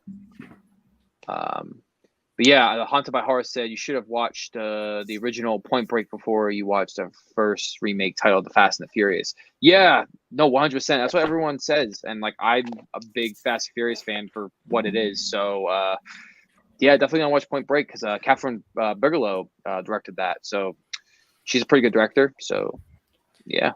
Yeah, she is. Yeah, she did Zero Dark 30. She did that new movie at Detroit that came out a couple years ago. She's done I'm a whole not bunch even of a movies. Jeremy Renner fan, and I like Zero Dark 30. Oh wow! You don't like Nice. Jeremy Renner? Did you watch Hawkeye? Yeah, I actually Hawkeye's my least favorite character in the MCU, and I actually liked Hawkeye. You know a Jeremy Renner movie that's also on my virginity list is Wind River. I haven't That seen mo- that one either. That movie's really good. That's what I hear, and it has Scarlet Witch in it too, right? Yeah. Yep. Elizabeth Olsen. Yeah. Yeah, I haven't seen that one either. yeah, I really enjoyed Wind River. Yeah. That's that by was. the guy that created Yellowstone, correct? I have no idea. You don't I know. don't know. The movie man, do you know? Offhand? I believe that is Okay, accurate. maybe Let me not. verify. Yeah, that's what I was like. I'll probably have to look too. Have you guys seen Yellowstone? Yes. No, people talk about it, but Oh my god, it's so good. The Is it? season 4 was kind of not on par with the first 3 seasons, but it wasn't terrible. It was still pretty good. But the first 2 seasons, I would say, are just like bangers, bro. Like every episode is awesome, and there's so much character work in that show. Yes, I've Oh, seen Roadhouse with Patrick Swayze. Dude, it's on my watch list. Roadhouse is my jam. Yeah. Oh my god, Roadhouse is awesome. I thought I've you'd heard. be bigger. I've heard things about it, but I've never actually watched it. Have you guys seen that movie with him where he's being a drag queen or whatever with Leslie Snipes? Have you guys seen that one? Oh, Tu Wong Fu. Yeah. No, I haven't seen it. Seen bits You have and to watch pieces. I haven't watched it all the way through. Patrick Swayze is a drag queen in that movie. Is that what you're saying? Yep. Yes. And Leslie Snipes. I did not know that. Nope. That sounds interesting. Yeah. Oh, Trace. Taylor Sheridan is the director, writer, producer, and creator of Yellowstone. So that is his project entirely in every respect. I've seen Arrival, but I have not seen Hansel and Gretel. Hansel and Gretel is okay. Here's the thing about Hansel and Gretel. So for me, I would say drink 6 or 7 beers and watch the movie and have a good time. But for a normal person, I would say get a big greasy pizza and just pig out, and you'll have a good time. Yeah, I haven't seen that one, but it's on Tubi though. Yeah, like don't take it seriously at all, and you'll have a great time. Yeah, Rival's great. Did you guys ever watch Gretel and Hansel that came out like a few years ago? No. It was like really strange. It was like pretty dark. I didn't like it all that much, but I mean, it was pretty weird. But yeah, I was interested in seeing it, but then I think it ended up being a timing issue that I didn't get to see it. But then I heard kind of like mixed things. Some people said they kind of liked it, and other people said it was kind of flat and kind of dry and kind of boring, which I can appreciate. It just depends on the tone. So. yeah, it like looks good and like it looks like it's supposed to be a good movie, but there's nothing that really like happens. I feel like it's so stretched out, and the movie's already Right. short. It was already. I don't know. My buddy Devin really liked it, but it was directed by Oz Perkins. So I don't know. I have not seen Mr. Church with Eddie Murphy. I've not seen that. No, I feel like I've heard of didn't it. see it. Look- That came out. I haven't seen it. I've heard of it. That came out right before Coming to America 2 was greenlit, and I feel like that was Eddie Murphy's role that he wanted to kind of test the waters because he'd been away for a while, and he got really good positive reactions with Mr. Church. So I feel like that helped him be like, okay, you know, I can come do Coming to America, and you know, people still have interest in me. But I did not see Mr. Church. I saw Dolomite Is My Name. That was pretty good. That was another one that yeah. helped. That was another one that helped greenlight Coming to America 2, and that I've has never the seen same that one either. director. I haven't seen that one either. Yeah, I think it was just like his first R-rated like role in like years, like since like the 2000s, maybe even the 90s. So You know who I want to see make a comeback, and I don't want to say that they tried to do it already because it was a poor attempt at a try, is Mike Myers. He had that Netflix TV show. I don't even know if I can't even really pronounce it, but it was about like it was about like the multiverse or something, and it just like did not work.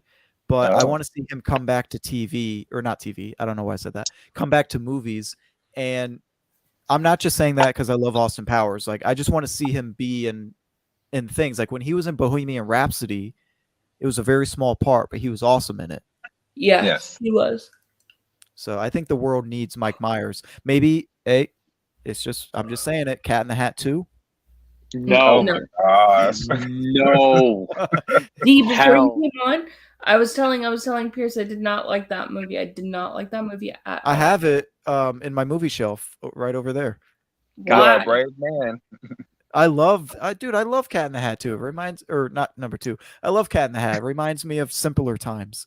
I'd rather watch The Grinch with Jim Carrey than that. Well- Haunted by Horror says we need a Wayne's World 3. Yes. I love I'm Wayne's surprised they World. haven't done it yet. Excellent. Party on. I mean, they did There's a no Bill Bill and Ted Cosby 3, show so- rival. Why would there be a Bill Cosby show revival? Who mentioned that in the chat? I missed that. Why would The that even monkey. be a thing? The monkey. The monkey. Oh, come on, the monkey. You were doing so good. Trace, did you see The Love Guru? Because I feel like that was Mike Myers' last stand, and then We talked We were about talking that about earlier. that earlier, dude. Yeah, The Love Guru. It's not his best work, but I haven't seen it in a while. But yeah, you know, it's all right. It's funny. You know, for like a late night, like something like this, where like it's like midnight, late night movie, cool. You know, if you throw 6 Mike Myers movies in front of me, and The Love Guru is one of them, it's not going to be the first choice that I pick. But that movie was pirated so much and got so much hate from the audience and critics. That's what shied and Mike Myers away from making movies again after that for so long, because he had gone his whole life with everyone loving everything he did, and then he made something that everyone hated, and he was kind of like, you know, he kind of took a step back. And I wish he didn't. I wish that, I don't know what he was going through. Maybe it was something else, but I wish he could have just like taken it on the chin and been like, okay, this one didn't work. My next one I'm going to make is awesome. But hey, Right. everyone has a different creative process. Just look at I Adam love Sandler. hockey. Wasn't Justin Timberlake in that movie too? Yeah, I think so. Yeah, I think. Yeah, is. yeah, he was the hockey guy. Yeah. Mm-hmm. He played the Canadian hockey dude. Yeah. We don't have to talk about The Love Guru. Brad didn't like it. I don't like it either. I don't think a lot of people liked it. I didn't say that I liked it. I just said it was okay for like a late night movie. If I got to pick a Mike Myers movie, I'm picking Austin Powers 2 all day. Oh yeah, they did do a Uber Eats commercial with Wayne and Garth and Cardi B. They did, yeah. And they also did a General Electric Austin Powers skit for the Super Bowl that was awesome. I It didn't was see it. it was Dr. Evil. It wasn't Austin Powers, but it was was- awesome. I was working for the Super Bowl, so I didn't see it. The monkey says, "Sorry to disappoint at the end, Brad. I hear most men suffer from that. Only here do I." I don't. What is he talking about, What are you suffering from, bro? dude? Uh-oh. Is he talking to?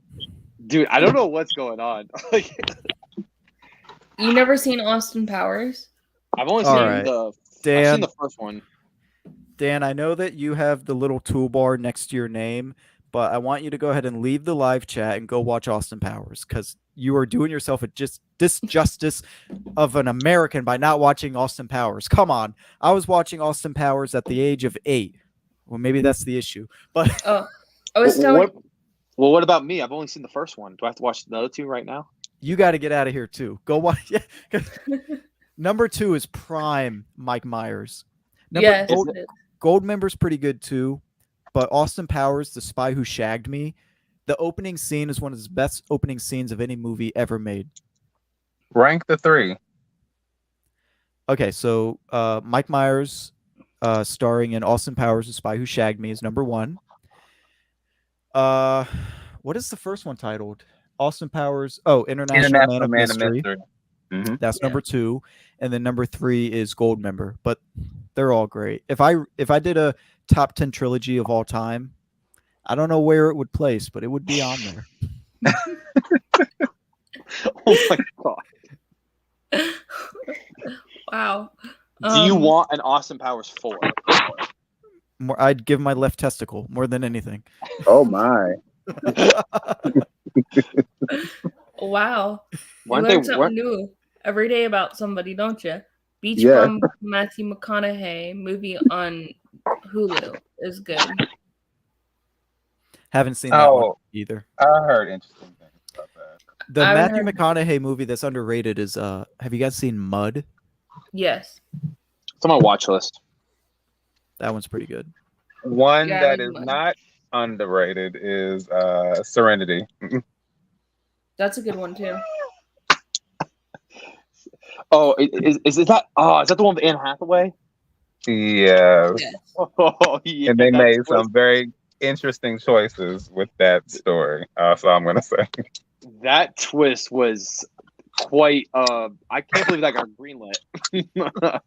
All right, What, I did not see it what do coming. you guys think of the Joker stand-alone movie?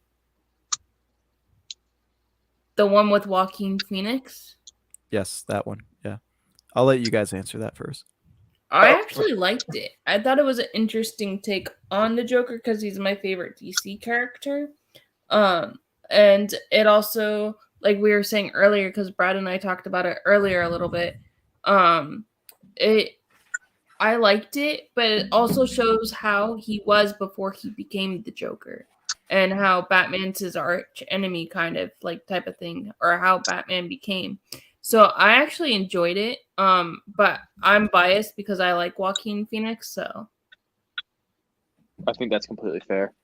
Yeah, I really like the Joker movie as well. I do think like the craze for it was like kind of insane. But I do still think it's like a pretty good movie.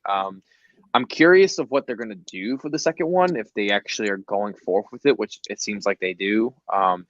We actually had a question earlier. I don't remember who it was from, but they were talking about like how they handled the mental health aspect of it, and like I kind of like they. Was it the monkey? Okay. Yeah, I think but so. I think he, she, I don't know who gender of the monkey is, but the monkey was talking about the mental health aspect, and I kind of just said like, I don't know how far you could really go with that, considering it's a comic book movie, trying to get expectations of people, knowing he has to become the Joker at some point. So, but I don't know.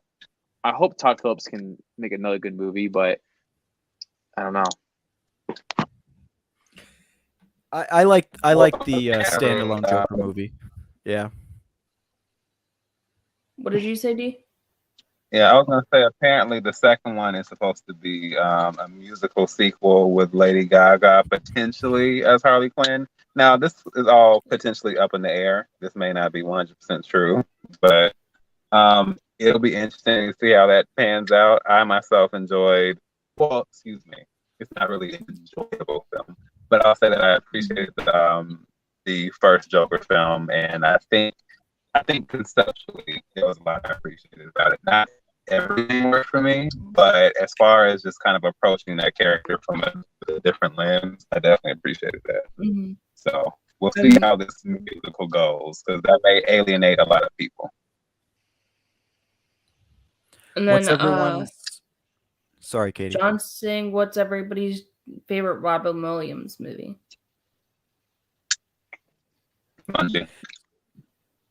Mine is Patch Adams. I really like that one. Mine is gonna be a curveball for you guys, but I have good reasoning. RV. Oh, that one's so funny. I like that one. Now, here's my reasoning.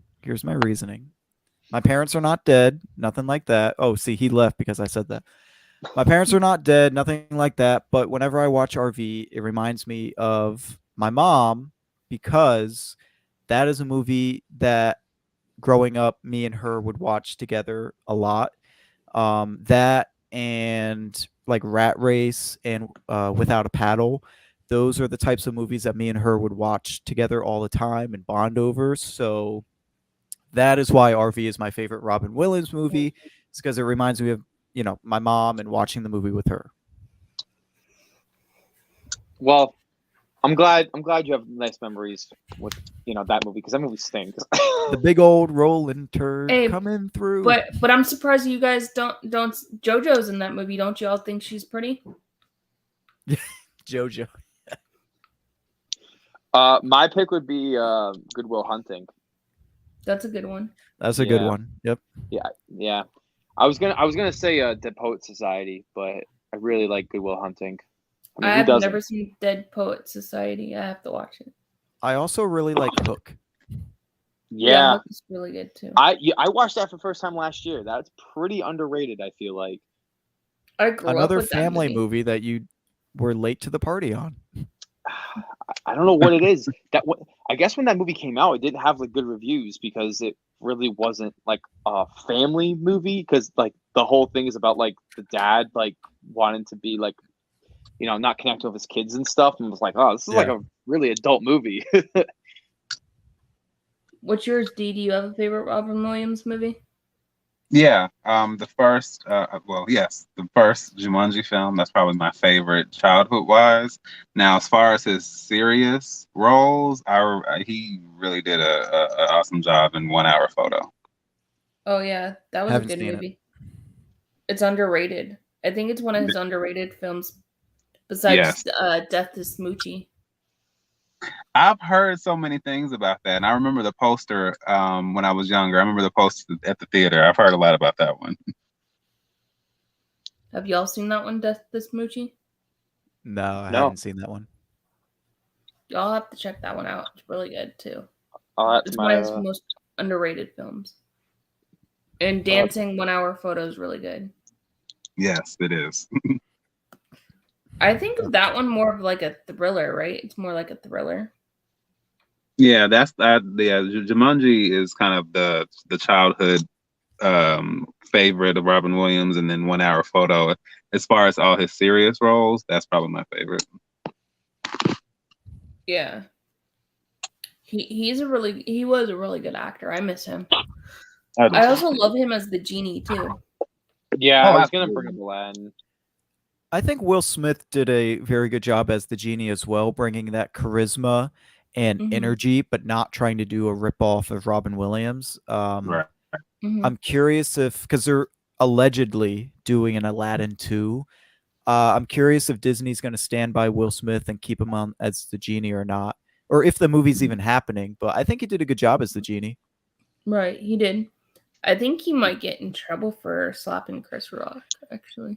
I feel like he, in the moment, got in a lot of trouble, and a lot of movie projects got put on hold and stuff. But lately, like, no one's been talking about it. Everyone's mainly been talking about like Ezra Miller. So I think that might be in Will Smith's advantage, where he's like, okay, everyone forgot. And it's Morbid time, so It's Morbin time. Yeah, I jumped in right when you were talking about that. I haven't seen that movie yet, but I seen it at I haven't You're not, seen it yet, but I you're not seen missing the out. poster for it at Walmart. Oh, I I would had some choice suggest words for that. renting it on Redbox to save I yourself don't some have money. Redbox up here. I was telling Brad there's no Redbox up here. Oh, I don't know what to tell you then. Because it's such a small town. It's such a small town that I don't have a Redbox. Like I'm used to the one in Port St. Lucie at the Walgreens at Port St. Lucie in Prima Vista. They have a Redbox right out there. I used to go to the Redbox all the time. That one. Oh my goodness. John Morg's Horrors and Stuff. He just asked a question that I really right now don't know the answer to. If you end up falling out, hold on. If you end up falling in, wait. If you end up in a fallout shelter, what 5 movies are you taking with you? yikes. So Dang. that's gonna make me think, because like you would think that you would just automatically take your favorite movies, but sometimes like you got to think like you're gonna seriously rewatch that favorite movie. If it's a drama, you're gonna sit there and rewatch it. Like how long were we in that shelter? That's a tough question. Right. So Okay, I got a couple picks, but I don't know All who right. wants to go first. You said you already got a couple picks. Let's hear it. All right, so basically how I'm gonna do this is a mix of like favorite and like movies I need to watch 100 times over. So, first one has got to be The Matrix, just because it's The Matrix. You'll never get sick of it. The next one I'm gonna do is Donnie Darko, because I'll watch it every single time and not understand what's going on. The next one I would probably do is Nightmare on Elm Street, just because the world's falling apart and I'm in a fallout shelter, so might as well just watch Freddy Krueger, right? The next one is I'd pick Toy Story 3. I think just because you need some sadness, you need some emotion, like it's gonna get it out of you because you're gonna just you feel like the world's falling apart, and sometimes sadness can bring it all back. And then the last one I would pick would have to be The Lighthouse, because The Really? Lighthouse, yeah, because I haven't seen that one. I'm a big fan of The Lighthouse, and I think it's just so like chaotic and crazy and like weird, and I don't know, I just feel like it just takes me out of like the real world. So I've seen it a couple times, and it always feels fresh every single time I watch it. So I know it sounds like these were easy, but they just kind of came off the top of my head. I would pick Beauty and the Beast, because that's my favorite old time Disney movie. The cartoon one, not the live action one, the cartoon one. I would have to pick Castaway, because I really like that one with Tom Hanks. I would have to pick Transformers, the first one. The I first would one's have, actually good. Yeah. and then I would have to pick Teenage Mutant Ninja Turtles, the like 90s version movie, not the remake, because that movie's stupid. And then I would have to pick probably I would have to pick The Shining. Ooh. Oh, maybe I should All put right. that one in mind too. D movie man. Ooh. All right. I need. Yeah, I have to throw in Borat. Very I, nice. I need something intensely. I need something very intensely offensive in your face and inappropriate, but also raunchy and funny and over the top. I need at least one of those, and Borat is definitely one of those. I am a huge musical person. So it's a toss up between Chicago and Funny Girl. I'd probably go with Chicago. I need a foreign film, so I would probably go with The Devil's Backbone. Let's see. I need one movie that's just ridiculously long for no reason to pass the time. So that would be Cleopatra with Elizabeth Taylor. From the I think that's from the 60s. And then Casino Royale with Daniel Craig, because that's just a film that I can just jump into and escape, and it's still one of the best of the entire series. All right, I did not expect you to say Casino Royale, but no judgment. I just didn't expect it. 5 that I would take is Tag. I love that movie. Tag is so funny. That movie We're is off, fun. we're off to a good start, Brad. Step Brothers. I would take Step Brothers. I would also take The Shining. My 4th one is going to be. I had it right here. Where'd it go? Forrest Gump is going to be the 4th one, and then for the 5th one, I guess I'll take. I don't know, either Back to the Future or Benchwarmers. I don't know, one of those. Oh my God, Benchwarmers. Dude, I watch Benchwarmers 3 or 4 times a year. I'll throw it on in the background, and Mhm. I'll without even visually looking at the screen, I'll just laugh just by hearing the scene that's going on. Dan, the monkey said he would take Sephora, Panic Room, Twilight, New Moon, The Passengers, The Yellow Handkerchief. Zathura, that's the kind of not really sequel to Jumanji. Yeah. That one, I Yeah. believe, takes place That in one has space. Joshua Hutcherson in it. Mhm. Dan doesn't like my choices. Dan, what are your choices? Yeah, what are yours, man? You're judging me. I think he put him in the chat. Now watch. Now because I said that, Dan's gonna pick No, he didn't. the top 5 movies of all time, like the most prestigious movies. Dan, you got to remember, you're in a storage Eternals. shelter. You don't know how long you're gonna be in there. You got to watch these movies on repeat. Eternals sucked. I didn't like Eternals. That was the worst Marvel movie they've ever made. I'd rather watch Thor #2 than watch Eternals. Ooh. And the Incredible Hulk, and Heck whatever yeah. that.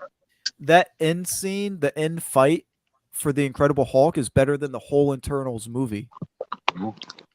Which Incredible Hulk are you guys talking about? The Edward Norton one? Yeah. That other one was awful also, so I mean that's hard, but yes.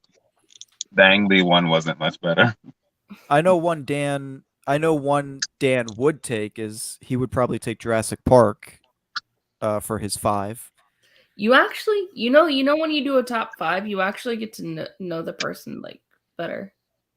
Picking their top 5s and stuff, you get to know the person a little better. Yeah, I should probably do more of those type of ranking videos, but I also feel like people would just like skip through to see what photo I put up and not really listen to what I have to say. I would listen. I listened to your videos fully. I listened to all your videos fully. I know you would, but we're circling back to the concept of people being fake. He's saying, yeah, Jurassic Park Jurassic is Park one, is one. but I don't know mine. Yeah, Internal sucked. I didn't like that movie, and I was like, "What the heck's going on?" I was watching it. I was party watching it with my friend, and I was like, "What the heck's going on?" I was like, "I don't understand this movie. Didn't make sense." There's too many characters, I thought. They didn't know how to balance them correctly. 100%. Agree. It's Like- kind of like the Fantastic Five, the original Fantastic Five movies. I didn't like those either. What is that, Finn? Oh, you mean the Fantastic Four movie Yeah. from 2005? Yeah. Those I'd rather original watch ones. that. Yeah, I'd rather watch that than the Eternals. I don't know why I called it. I'm getting tired. I don't know why I called it the Fantastic Five when it's the Fantastic Four. That's okay. And if they say things about me, you're seeing every single one is different genre in my list. Yeah, we made D mad. He left. Yeah, he's left a couple times. Brad left too. No, I Yeah. think it's I think it's because he's on his phone. Yeah. There he goes. There he is. Who is that a picture of? I've been trying to figure out who that is a picture That's of. him. Is that you, D? Yeah, Yeah, that's that's me. him chilling. That doesn't even look like you. That's either a Well, it good thing or a is. bad thing. No, it's a good thing, D. It's a good thing. I would not say anything bad about you guys. You know All right, that. No. all right. I'm gonna venture off of the movie topic again, and I want the 5 people that are in the chat to also be involved in this. So we're gonna get. He thought it was the monkey. Thought it was James Dean. We're gonna get to know each other a little bit more. I'm really interested in D Movie Man's answer, but Oh boy. what are some of D, your marry me. favorite? Sorry, Brad and Trace. D, Dan to Whoa. marry him. Hey, no, Dan's my man. He already proposed to me, kind of. What are you I doing, guess Dan? he's You can't just. divorcing you and going He's and just going like- with D. Yeah, Dan's just like ditching me off. It's been like 20 minutes, dude. What did I He's say? playing the field. What's going on here? He is, yeah. I'm gonna make you sign a prenup, dude. Okay, what are some of your guys' favorite musical artists or groups to listen to? Oh wow. So I grew up with the Backstreet Boys, so that's like my childhood. So them, I listen to them. I listen to the Beastie Boys. I really like the Nirvana. I like a bunch of different things, so it's like hard for me to like pick music because it's like one of my favorite genres. Well, you did pick a couple just now. I got a good sense, and you definitely get some cool points for saying Beastie Boys. Because along with that, oh, wrong way. Along with that poster that I have right there, I'll turn my camera. I also have 2 of their albums framed that I have right here as well. Oh, nice. Beastie Boys, all-time favorite. I love the Beastie Boys. Well, the reason why I like the Beastie Boys is because it was my older brother's favorite band. He passed away a year after my mom passed away, and him and I would listen to the Beastie Boys all the time together. So they're one of my favorite bands. They remind me of him. We'll come back to the Pride Month question after the music one for the monkey. Brad, music. So I'm really big into hip hop. Just I've always had that. Kendrick Lamar is really my favorite. I mean, I just absolutely love his music. I'm a huge fan. I really love. I've been loving Billy Joel lately. Elton John. I've been on a kick with them. I really like Wu-Tang Clan. I really like a lot of like older like hip hop as well. I'm a big fan of Denzel Curry, JPEG Mafia. I feel like those guys are really underrated in hip hop right now, and they've made tons of great albums. But yeah, Kendrick is like kind of my dude. I'm seeing him in Boston a couple days before my wedding, so Oh, that's hyped. awesome. Yeah, I'm hype. So I'm really excited. The monkey said for some of his favorite musical artists, he said Four Town. Isn't that the band from freaking Turning Red? Yeah. Yes. Yeah. I think he's just messing around. Yeah, maybe. he's having Or some fun. she, because I don't know if it's a he or a she. D Movie Man, I feel like you're gonna have like artists that I would never think of on your playlist. Probably. I would say off the bat, Paul Hardcastle.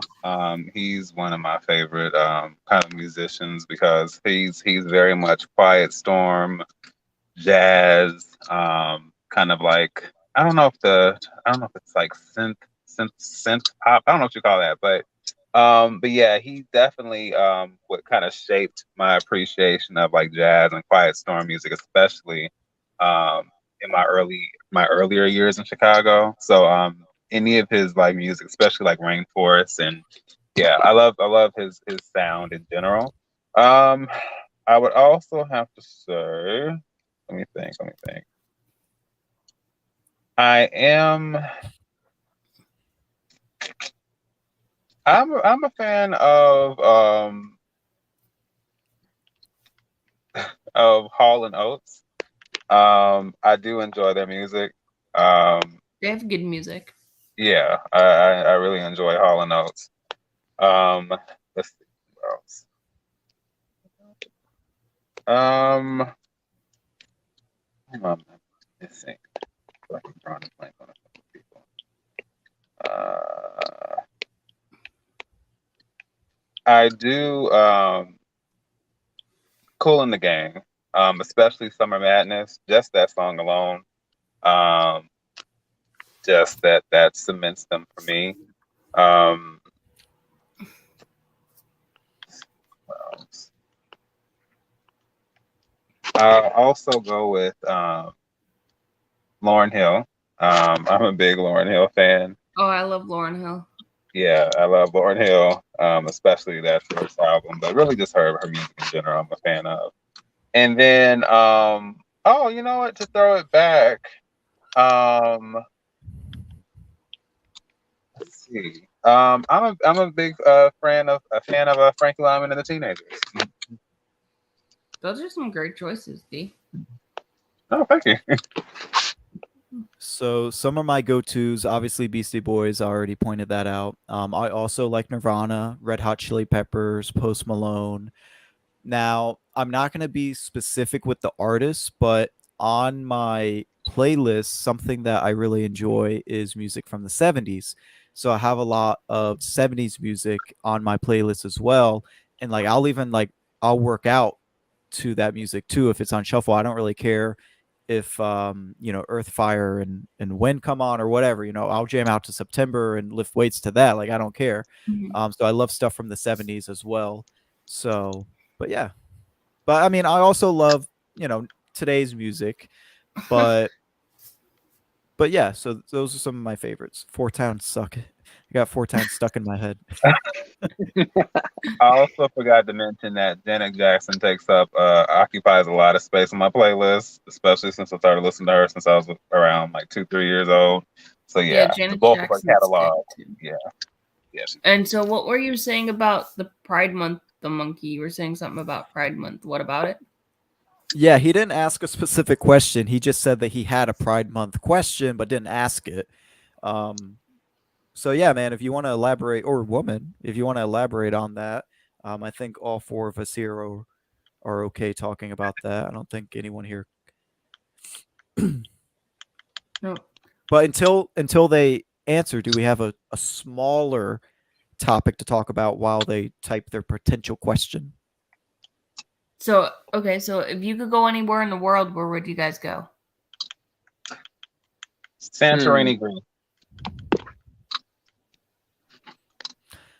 Well, I'm trying to get. I don't know if you've seen the chat, Katie, but I'm battling Brad for Dan's attention. So wherever Dan's at, I'm gonna go where Dan's at. Bach, Beethoven, Kenny G, Hans Zimmer, I would love to go to Italy. Like a specific part of Italy, or just like wherever? Just the whole country. I would love to go backpacking through there. Just Okay. look at the whole country. Japan. I thought Hey, you did. Michael. I want to go to Tokyo Disneyland. That would be dope. I've been to the Universal Studios in Tokyo. It's really nice. Was it good? Was it good? Was it different from the American version? Not super different, but you can see kind of some of the little changes here and there. And then when they do their their parades, like the lights and the tech and all of that is very, very unique and definitely indicative of the culture, which was really fun. All right, so Dan, where are you gonna take Trace? No, I have to pay for Dan, apparently. Dan wants to go to Universal and Disney, and he says I have to pay. Oh, he wants to go to London now. Okay, so the ticket price just jumped up. Oh my. He said, "Yes, I am." I'm gonna be honest. For the Harry Potter stuff, Italy, and for food, a Universal and all around Disney World. I You don't said think you would Brad pay. answered. No. Apparently, I am. Yeah. Oh yeah, no, I did say I would pay, but Yeah, you did. I didn't think he'd be serious. Like it's just like one of those things that you say, "Oh, I'll pay." It's like I'm surprised he didn't say, "Let's go to Epcot around the world." There you go. Because you could Brad, go around the world at Epcot. I could. Yeah, that's kind of a loophole. I could tell him I'm going to take him around the world. Yeah. Brad, where would you go if you could go anywhere? My answer is to anywhere in the world. I would pick Dan's wedding. I love to support. Well, Dan's got to pick because he said he was going to be engaged to me, and then he went to Brad, and I think he even went to D Movie Man. So he's got to pick. I know, right? Dan, who are you going with? Dan has some issues.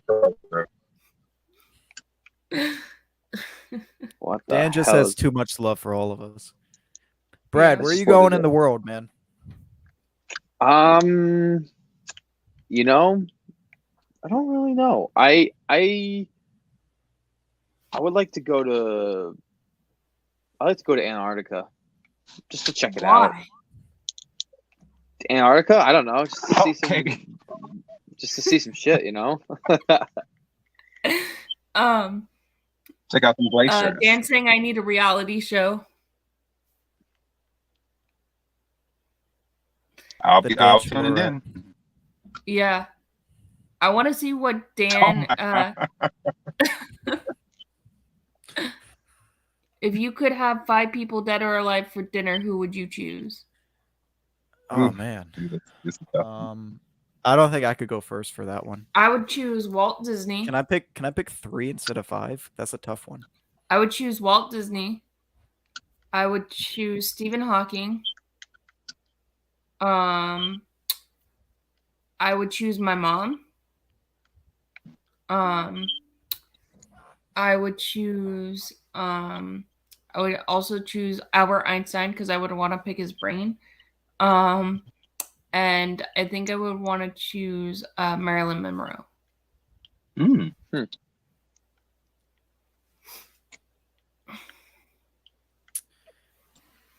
I guess I'll go. I got 2. I got to think of my third one though, but I don't know. Don't hold me to these answers. Definitely Teddy Roosevelt. I pick him. Will Ferrell. You said dead or alive.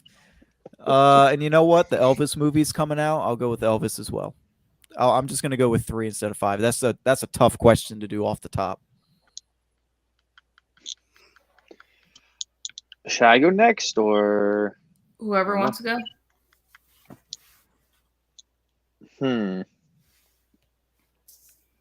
Wait, is this guy asking if we would be cannibals for 5 people or if we would have 5 people over for dinner? I don't boy. know. Because the monkey just said, "I don't eat people." So, Yeah. like, is this guy asking if we're gonna He have goes- people over for dinner, or if we're gonna eat people? Because those are 2 different questions.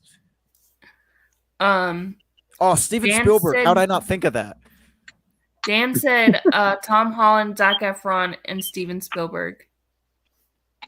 Hey, I would have Zac Efron too. He's cute. How did I not think of the GOAT of all directors? you mean Stanley Kubrick? I mean, Steven Spielberg. D Movie Man, who would you have? I would have. I'm gonna stick because if I were to go personal, then a lot of it would be family who's no longer here. But I'll go with just people who are not related to me, and I'll go with Toni Morrison, Dorothy Dandridge, Diana Riggs, Chadwick Boseman, and just to shake things up, Huey P. Newton. And dancing, maybe Chris Evans. Of course. Well, Chris Evans is cute, so why not? Right? Dan needs to talk about why the reason his only incentive in watching House of Gucci. Oh, and watching who? House of Gucci. He asked me something very specific. He's like, I will only go and see this if this thing takes place. And I was like, Dan, I don't think it's worth seeing it for that. So, but I'll see if you still say what that is. Oh my God, Chadwick Boseman might be on mine too. Oh yeah. Yeah, Oh. he was a great actor. All right, I thought of my fifth. We talked about him before. Robin Williams. How about that? If I could choose the Spice Girls and marry Sporty Spice. Dan, you want an Adam Driver sex scene? Dude, come on, you can do better. Adam Driver. No problem, Hilda. That Adam was Driver. that was all. I don't even like Adam Driver. He's not even That's all. cute. That's what I'm Wow. saying. That's what I said. Dan, you could do better, bro. Adam Driver, come on, reach for the stars. I mean, bro. like, he's a good actor, but he's not even cute. I'd rather take Jared Leto over Adam Driver. It's Morbin time. How many times are we gonna say that on the live Never stream going tonight? away. Now every Yeah. time I see one of your videos, I'm just gonna go, it's Morbin time. It's always. Brad's There we the go. one that started it. It wasn't I even me. know. I know. I'm gonna do it on both of your videos. That's the best part because I started. All it. right, I got a challenge for all of you. Dare or dare? You better pick dare. So, all right, you guys are gonna have to do this off camera and tell us how it works out. Next time you guys are getting a little, freaky, all of a sudden just yell out, "It's Morbin time!" and just see what happens. Wonderful. Just see if it kills the mood, or if hey, maybe you'll like take it up a notch. I don't know. You're gonna have to find it. We're gonna have to find out. I don't know. It's morbid time. All right, I'll give you guys a little bit of insight. So let me know if I'm crossing a line. I'm probably gonna cross a line. So Probably. I was with my ex, and maybe not Katie and D Movie Man, because you guys did state that you're older, but SpongeBob, big influence on me growing up. Love SpongeBob. The first couple seasons are awesome.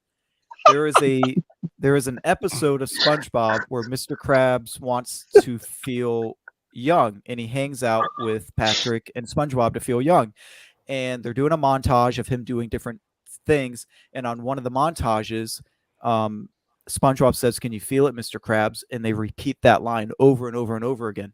So this one time I was with my ex, and I started laughing because I thought of that scene, and I wasn't going to say it, and then naturally she was like, "Okay, well, now you got to tell me because you keep laughing." So then I said it. I was like, "Can you feel it, Mr. Krabs?" And that totally killed the rest of the night.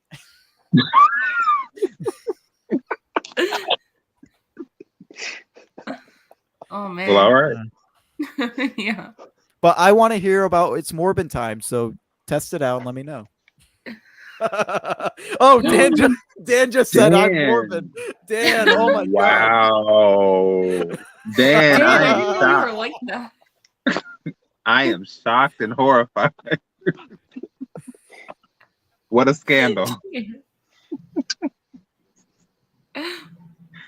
Oh my gosh. Oh my goodness. What conversation did I just start? I don't know. Exactly. I don't know what you just started. I'm sorry, guys. I'm sorry. It's okay. Hey, it's all right. We're all adults here. I'm ashamed of myself. Only a little bit. He goes, I'm obviously joking. Yeah, but it was funny. Wink. That was the hardest I've laughed all night. I was laughing so hard I had tears coming down. That's funny. Dan, I can't believe you said that. I'm We gotta learning go. a lot about Dan. I'm learning a lot. I'm learning a lot about Dan too. I don't think he ever answered my chat question though. I asked him if he had pizza or wings. He ignored me. Oh, I know. Wow. Lovers quarrel. I thought you were supposed to like your other half. No, I'm kidding. I'm just trying to get to know him. Are we gonna make it to 6 you hours? guys have, We got. He said you guys have no idea, and he's laughing. well, And he said he did answer. Who was your first celebrity crush? Mine was Melissa Milano. The monkey said, "Never be afraid. Never be afraid for being yourself." What is going on? Who's he? Like, who's he? Is he talking to me? He's To talking Brad. to Brad. To me? Yeah. Brad hasn't said anything in like 10 minutes. I just been laughing. I've been laughing. I'm having a good time. maybe he's taking the silence to mean that Brad isn't truly being himself. Maybe, because I was very talkative. I don't know. Well, Brad's pretty quiet. I can kind of tell Brad, like, if he's not on camera, he's pretty quiet. I get that vibe from him. Yeah, like when I get tired, I start to be quiet. I know that. Well, let's at least make it to 6 hours just so we can say that we did it. Yeah. So my celebrity crush was Leonardo DiCaprio, but now he's not so cute anymore. But it was Leonardo DiCaprio. He got older. Leonardo DiCaprio. I guess I'll go. I honestly, I don't know. I'm trying to think and I can't think. But I will tell you my current celebrity crush. So, you know, Lily James. She is something else. She's cute. Yeah. He said he didn't have pizza What? or wings tonight. And he says he's inappropriate on the Cinema Squad chat. Huh? So are all of them. Yeah. They can be. All right, D, Brad, either of you got a celebrity crush? I'm gonna go with Emma Stone. Really? From like Superbad or Easy A or Zombieland? Super bad. Definitely Superbad. Wow. Okay. Yeah. I watched that about 2 days ago. Of course you did. Hey, that's a good movie though. No, It but is. like, It's just the fact that I watched it 2 days ago. Oh. of course he did. D, who's your celebrity crush? Who do you like? Well, at the time, oh yeah, that's right. I watched a lot of Fresh Prince. So, Nia Long, which ended up being Will's fiance, Lisa. Yes, I was a huge fan of hers. She's cute. Mm-hmm. $5 to anyone who guesses mine. That's what the monkey's saying. Oh. God, the monkey. I don't even know if the monkey's a guy or a girl. I don't know. Well, he did say he liked earlier. He did say, wait, what did he say? He said earlier he eats, but girls, only female parts. That's what he said earlier. Oh, all right. So, okay. I don't know how old the monkey is. Like, it could be a different generation type thing. I'll just throw one out. I got to think of someone from the 90s, maybe. That's going to be my best guess. I'm going Sharon- straight Madonna. Oh, Sharon that's a good Stone? one. I'm going with. I feel like it's like someone from a TV show. I'm going to go with DJ Tanner for the monkey, not for me. Kristen Stewart is the monkey's is dancing as the monkey for the monkey. I also don't know how old the monkey is, so you know, I picked someone from the 90s, guessing that the monkey's older. So Kristen Stewart's ugly. Say Kristen Stewart's ugly? Yeah. I mean, she's Wow. better looking than me, but she's not my cup of tea. You're good looking. Yeah, but Kristen Stewart is better looking than me, but she's just not my cup of tea. Well, monkey, she dude, you apparently gotta- she was the cup of tea for the director of Snow White and the Huntsman, and we all know how that went. Apparently, yeah. All right, the monkey, dude. You're keeping us holding our breath. What's the answer? Yeah, we don't know.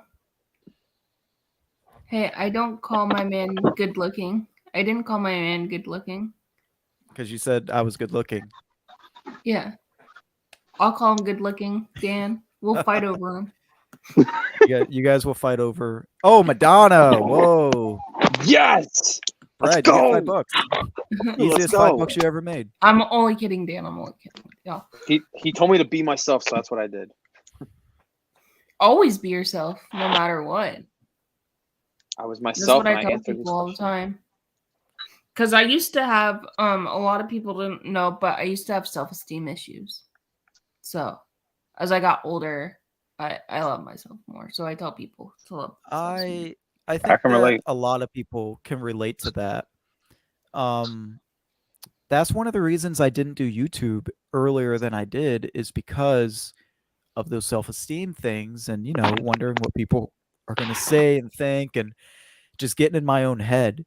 So Mhm. I kick myself now because I Mhm. love making YouTube videos. I love talking about movies and Dan, interacting and doing this. Dan, So but you're a beautiful person, Dan, and you're good looking, so you should not have those issues. but Yeah, I but I just understand I that. wish I did videos earlier, Mhm. but it just wasn't the right time, I guess. And Right. it just wasn't the right time. But I kick myself because I love doing it so much and engaging with people. Mm-hmm. Dancing, he's Nah, saying, man. I like You're even when I get worried about my videos are bad. Your videos are not bad, Dan. Stop This it. is the same conversation we had with Echo, Yep. right? Yeah. Yeah. Mm-hmm. Come on, man. You're my 4DX guy. Come on. Period. Seriously, like you have brought Like a whole new audience to 40X single-handedly. before I got all my teeth fixed, I spent $5,000. But before I got all my teeth fixed, I was down in Florida and I went on a date with this guy, and he was like, "I won't date you because your teeth are missing and stuff like that." And I was like, I got up and left. I was like, "You can pay for the dinner." I got up and left. Damn. That's terrible. Like I This was like, "How shallow are you?" And then he tried to text me the next day and say, "Will you go out with me?" I'm like, "No." Wow. hmm And he didn't even know me, and he was just like that. And I was like, "Nope." I walked out. I walked out and went and saw the movie by myself. I don't know if Power to you. I don't know if Brad's going to be able to join in on this because he's been with Maddie forever. But I could throw in some bad dating stuff as well. Obviously, I'm not going to say any names. I mean, we don't have a lot of people watching anyway, but I'm not going to do that to her and say her name publicly or anything. But I had this one chick cyber stalk me. Oh, whoa. Yeah. I'm glad. I bet you $1 million if she knew where I lived, like if I had Mhm. invited her over, previously, then she would have Mhm. actually stalked me. But she freaking cyber stalked me, and that was terrible. Yeah, that was bad. That was a bad Oh. time. Dude, Dan's The what? movie asking man. how long you and Maddie been together, Brad. We've been together since 2019, so April. I actually when I asked her out, I came from the 22 movie Marvel screening, and I came to her college, and I waited till midnight because then Avengers eventually came out that day. So every time like, oh, Avengers Endgame came out 4 years ago, I know like that was our anniversary. So, but yeah, Mark and I have and then been together. It'll be 5 years in September that we've been together. Wow, 5 years. That's awesome. 5 years? 6? Yeah. That's 5 how or you know. 6? That's how you know you've been in a relationship for a while when you can't remember. 2016. He's saying 2016. So what is that? That's 6 years. 6 years. Yeah, I almost made it to 5. Well, yeah, we've been together for a long time. We've had ups and downs and stuff like that. Being That's together natural. for so Everyone long. does. What? No, he's shouting "nuh-uh." He hears you guys. He can hear you guys. He's saying I'm wrong. And then he's laughing. You hear him? Yeah, I hear him laughing. Yeah, he's laughing. Oh, That's funny. so what, Trace? When I moved here, I didn't know that they didn't have central heating here. I mean, central air here. You know how in Florida we have central air, so It's they a have central necessity. heating. And I'm like, "Where's the AC?" And they're like, "You need a portable AC or a window unit." And everybody was like looking at me like I was dumb or something. It's a necessity here in Florida. I don't know what I would do without AC. See, Brad, like, do you hold got on. AC? So this Yeah. thing right here, this white thing that's on the floor right there, that's the heater. Dang. That's the heater. That's crazy. There he is. I don't know if D movie was gonna come back or not. I considered flying the coop, but I didn't. Trace. Dan wants to know if I'm seeing anyone right now. No, I went on. So I went out on a bunch of dates with this one chick. She was 32, and we went on dates off and on for like 2 months. We weren't like exclusive or anything. We just hung out, had some fun, and we both had our own lives. And she wanted to do a cross country trip, so she's doing that right now. I still, we still talk, but she's doing her thing, living her life, so that's cool. I got a date lined up on Monday with this chick that's pretty cool, but no, I'm not seeing anyone like exclusively or anything like that. So just kind of playing the field, That's how it goes sometimes until you find the right person. That's how it goes. Favorite Yeah. genre of movie and music? My favorite genre of movies are comedies and romance, like dramedies, I guess you can say. And then favorite music, I like pop music, I like rock, I like a little bit of everything. So I can't really say on genre of music. Yeah, I'm just gonna go with pop for music generally, and comedy for movies, because those are just really easy to throw in the background or digest or anything like that. Dan looking at himself if he has competition. Yeah. D movie man, do you got any bad dating experience or anything like that? Well, Any horror stories? see, no, because my dating experience is intentionally limited. So I know that's a very boring answer, but no. Well, no, that's okay. You know, you have to put those boundaries up, especially if you've been hurt too many times or you're just not ready or whatever. Yeah. That's you know, you're still young, you know. Dancing, I love comedies, horrors, and comic book movies. Same here, D. Dancing, the same thing. Yeah. Glad somebody can relate. You know, it sometimes takes people a while. But like my friends, they all have kids and stuff, and they're like, "When are you gonna have kids?" You're like 35. I said, "I don't care if I'm 45 and I have kids or I'm 50. Who cares?" There we go. Yeah, I don't know about the kid thing. I mean, maybe if I meet the right woman, but right now it's not a plan I have. I'm the type of guy where I went and saw a movie tonight, like randomly. Like if I had a kid, I'd have to get a babysitter and plan it out. And I like going snowboarding and doing trips, and like Yes. I can't do that if I have a kid. Like I don't even have a pet. I mean, there's a Right. family pet, but like my own personal pet. Like I don't want to be tied down right now, especially in my 20s. So ask me in 10 years, maybe I'll change my answer. But right now, I'm okay being the fun uncle. Right. That's how I Same feel. here. I'm the fun aunt because right now I don't get to see my nephews that much. But it's so funny though. My 5-year-old nephew will call me and he'll go, "Is this snowing? Because I want to talk to you if it's snowing." I'm like, "No, it's not snowing." He goes, "I don't want to talk to you." Oh my gosh. Does he know that it's summertime or what? Yeah, he knows. He goes, But I just don't. I just want to see the snow. I don't want to talk to you. And I'm like, okay, you're Yikes. 5 years old. You're know. 5 years old. Kid. That's what I tell him. Well, he's special needs anyway. I was telling Brad Oh. he's special needs anyway.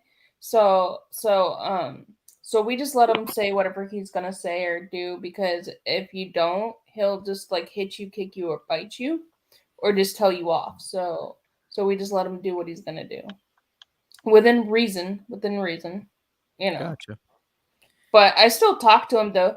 It was so funny. He calls me the other day and he goes, "What are you doing?" And I said, "I'm eating lunch." And he goes, "Oh, it's lunchtime? It's 2:00. That's not lunchtime." So funny. And then he's like, I said, "Oh, so what's your brother doing?" Because him and his brother are 2 years apart, maybe 3.5. And he's like, "He's sleeping. You can't talk to him right now. He's sleeping with daddy." And I was like, "Oh, okay." So funny. That's funny. And then my goddaughter, she's 5 as well. They're only like a couple months apart, but it's my cousin's kids. And so I called my cousin one day, and my 5-year-old goddaughter saying, my baby doll needs heart surgery. It needs blood. And I'm like, "Where are you learning this from? You're 5. And she's like, "I learned it from YouTube." And I said, "You need to stop watching YouTube."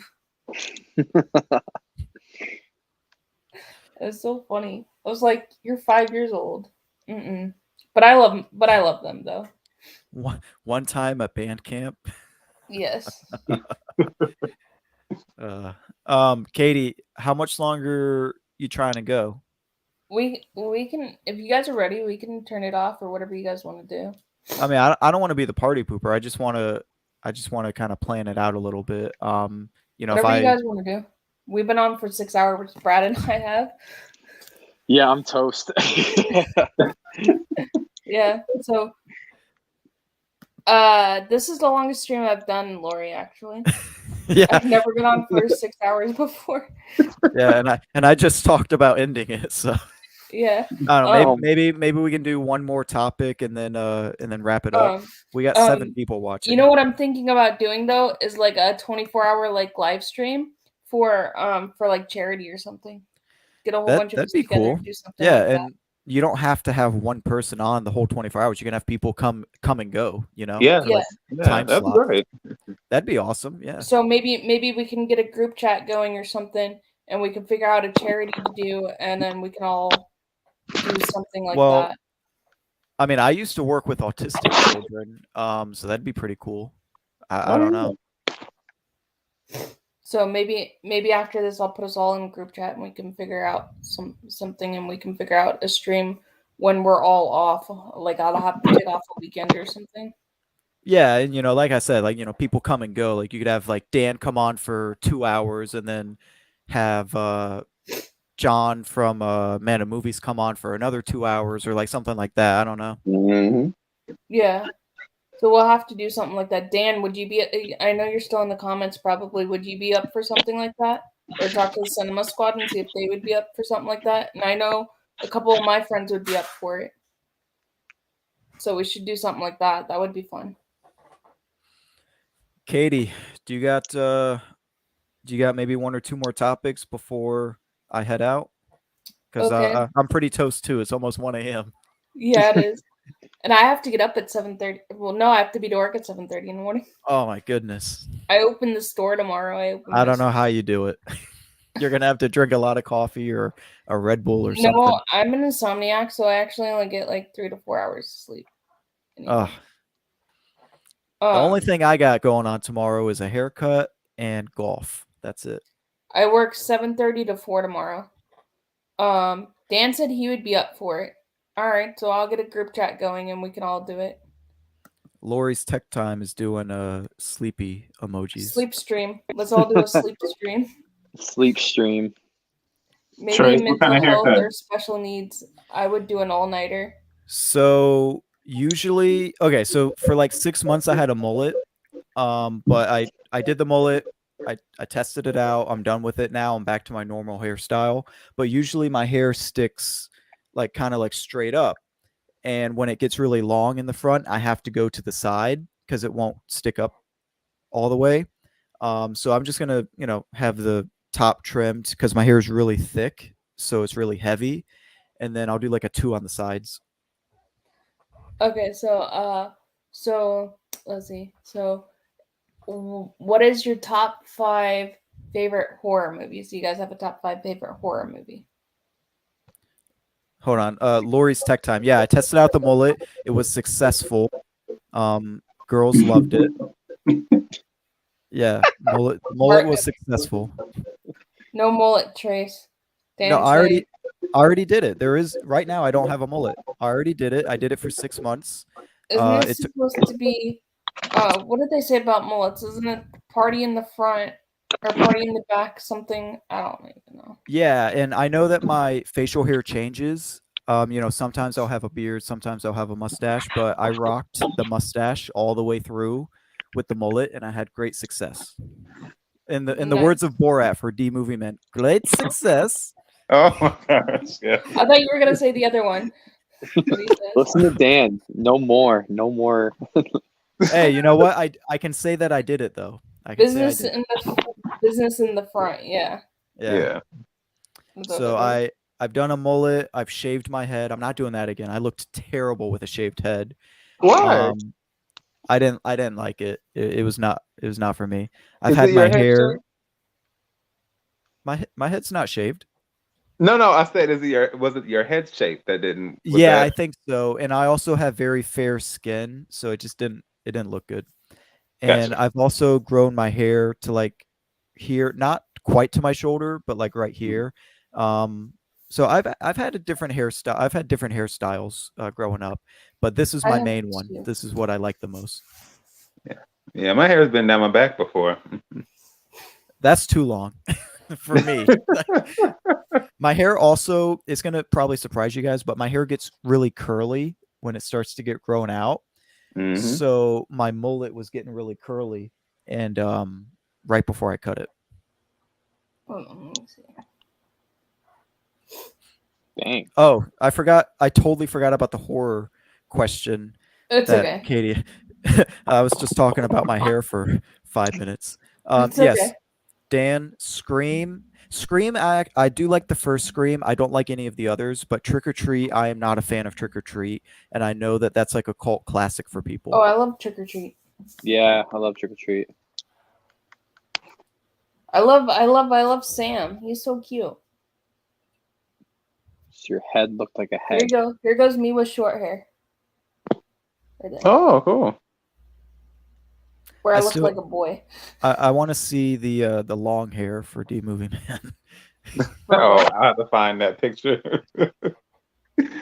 Dad, not I don't know why I said dad. Freaking Brad. Yeah, Dad. I'm getting tired too. You can tell I'm mixing up my words. Brad, did you have any experimental hairstyles? So for the longest time, I always had like the very military haircut for like such a long time. You could probably like stalk my Facebook and find it. And after the girlfriend I first had, I was like, you know what? I need to like look better. So now I grew out my hair and yeah. So yeah. All right. Well, now I'm gonna stalk your Facebook because I did not know that. Yep. So are we ever gonna get a blonde Brad? This, Ooh. you know what's crazy? I actually thought about going blonde, but I didn't know what anyone would think. I don't know if that's what people want. You should go for it. Yeah. If you think it would look good, I mean, what do you think, Trace? Dude, I think you should do it. You look like Ryan Gosling. Dude, Dude, Hey, Anthony, look who popped up Fever here. Dreamland Theater, my boy. What's up, Anthony? We've been Oh, wow, Brad and hey. I've been going for 6 hours. Daddy-o. Yeah, that was a Back to the Future moment by accident. Yeah. Yeah. Hey, Anthony, would you be up for doing a 24-hour stream? Like it would be different people each time, but for like charity or something. Let me know in the comments. Let me see. I'm trying to see. You could also try being a ginger Brad if blonde is too much for you. Hey, there we go. Honestly, the top of my hair isn't really red. It's more blonde, but obviously my facial hair is red. But when I was Dan's on Brad's Facebook, so I guess he's. I'm There on goes Brad's me with Facebook. a Reddish different hair. like color Yeah. hair. Yeah, you're gonna have to do some searching, but yeah. My hair definitely lightened up as I got older, and that's a good thing because it was like super red. Hold I on. was trying to see if I could find. I'll show you guys like my prime moment as a kid. Bam. Only on this live stream are you guys going to see this. Hopefully you can. Can you guys? Maybe it's too bright. You have to hold it up more towards the camera. Oh. Attaboy, Trace. So cute. Yeah, I was a little cowboy. I think I was like 3 or 4. I Here don't you know. go. That's me. That's my senior picture. Blonde. Okay. Oh wow. I was skinny too. Now I'm a fat ass. That's just mean. Here's It's true. I went skydiving last week. Here's me I saw that. skydiving. Yeah, for Did you people have that got fun? me on. No, I hate it. Yeah, no, it was awesome. Yeah, I loved it. I've done it twice now. I can't wait to go Only a if third I time. do any more than 2 or 3 hours, I start getting worried. 6 hours, y'all are amazing. Well, granted, me and D Movie Man have not done the 6-hour stretch. That badge of honor goes to Katie and Brad. Absolutely. Dude, I'm fucking toast, dude. Hey, Yeah, Katie's Brad the and I- host. Whenever she wraps it up, bro. All right, so you guys ready? But Anthony, if you want to do a live stream for like charity or something, I'm gonna do like a 24-hour stream. Maybe do it on different people's channels or something. But if you want to do it with us, you're more than welcome to. That would be cool for everybody. Do something, Yeah. Because I don't know. I have to look into it because I don't know how long you could stream for and get in trouble with YouTube. Yeah, you'll have to look into that. I don't know. Hey, the monkey, dude, you got a pretty basic username, but I just tried to look up to see if you had a YouTube channel that I could check out. Because you've been killing it with the questions. If you could if you do have a channel, if you could throw that channel link in the chat, I definitely would love to check that out. Hold on. I can 'Cause, you tell know- you right now. I typed in the monkey on YouTube and like a billion things popped up. So it's like I got to be more specific. It don't. The monkey channel only has 3 subscribers. Like, is it like he makes videos or no? No, it just has a playlist. No videos. Just a Okay, playlist. so he's okay. All right, I just wanted to Oh, double and I check. thought that was Baby Yoda, but it's not. It looks like Tom and Jerry or something on his icon. And I'm gonna check out John Morg's horrors and stuff. All right, well, Katie. All right, I we're don't know getting if you're off gonna here. keep going. We're getting off here. All All right. right, guys. Thank you for coming. Brad and I thank you for staying on for 6 hours, 6 hours and 18 minutes with us. It's been a ride. Random. Finding Nemo is my favorite Pixar movie. Nice. All I'm right, glad I it can't is. argue with that. Finding Nemo's awesome.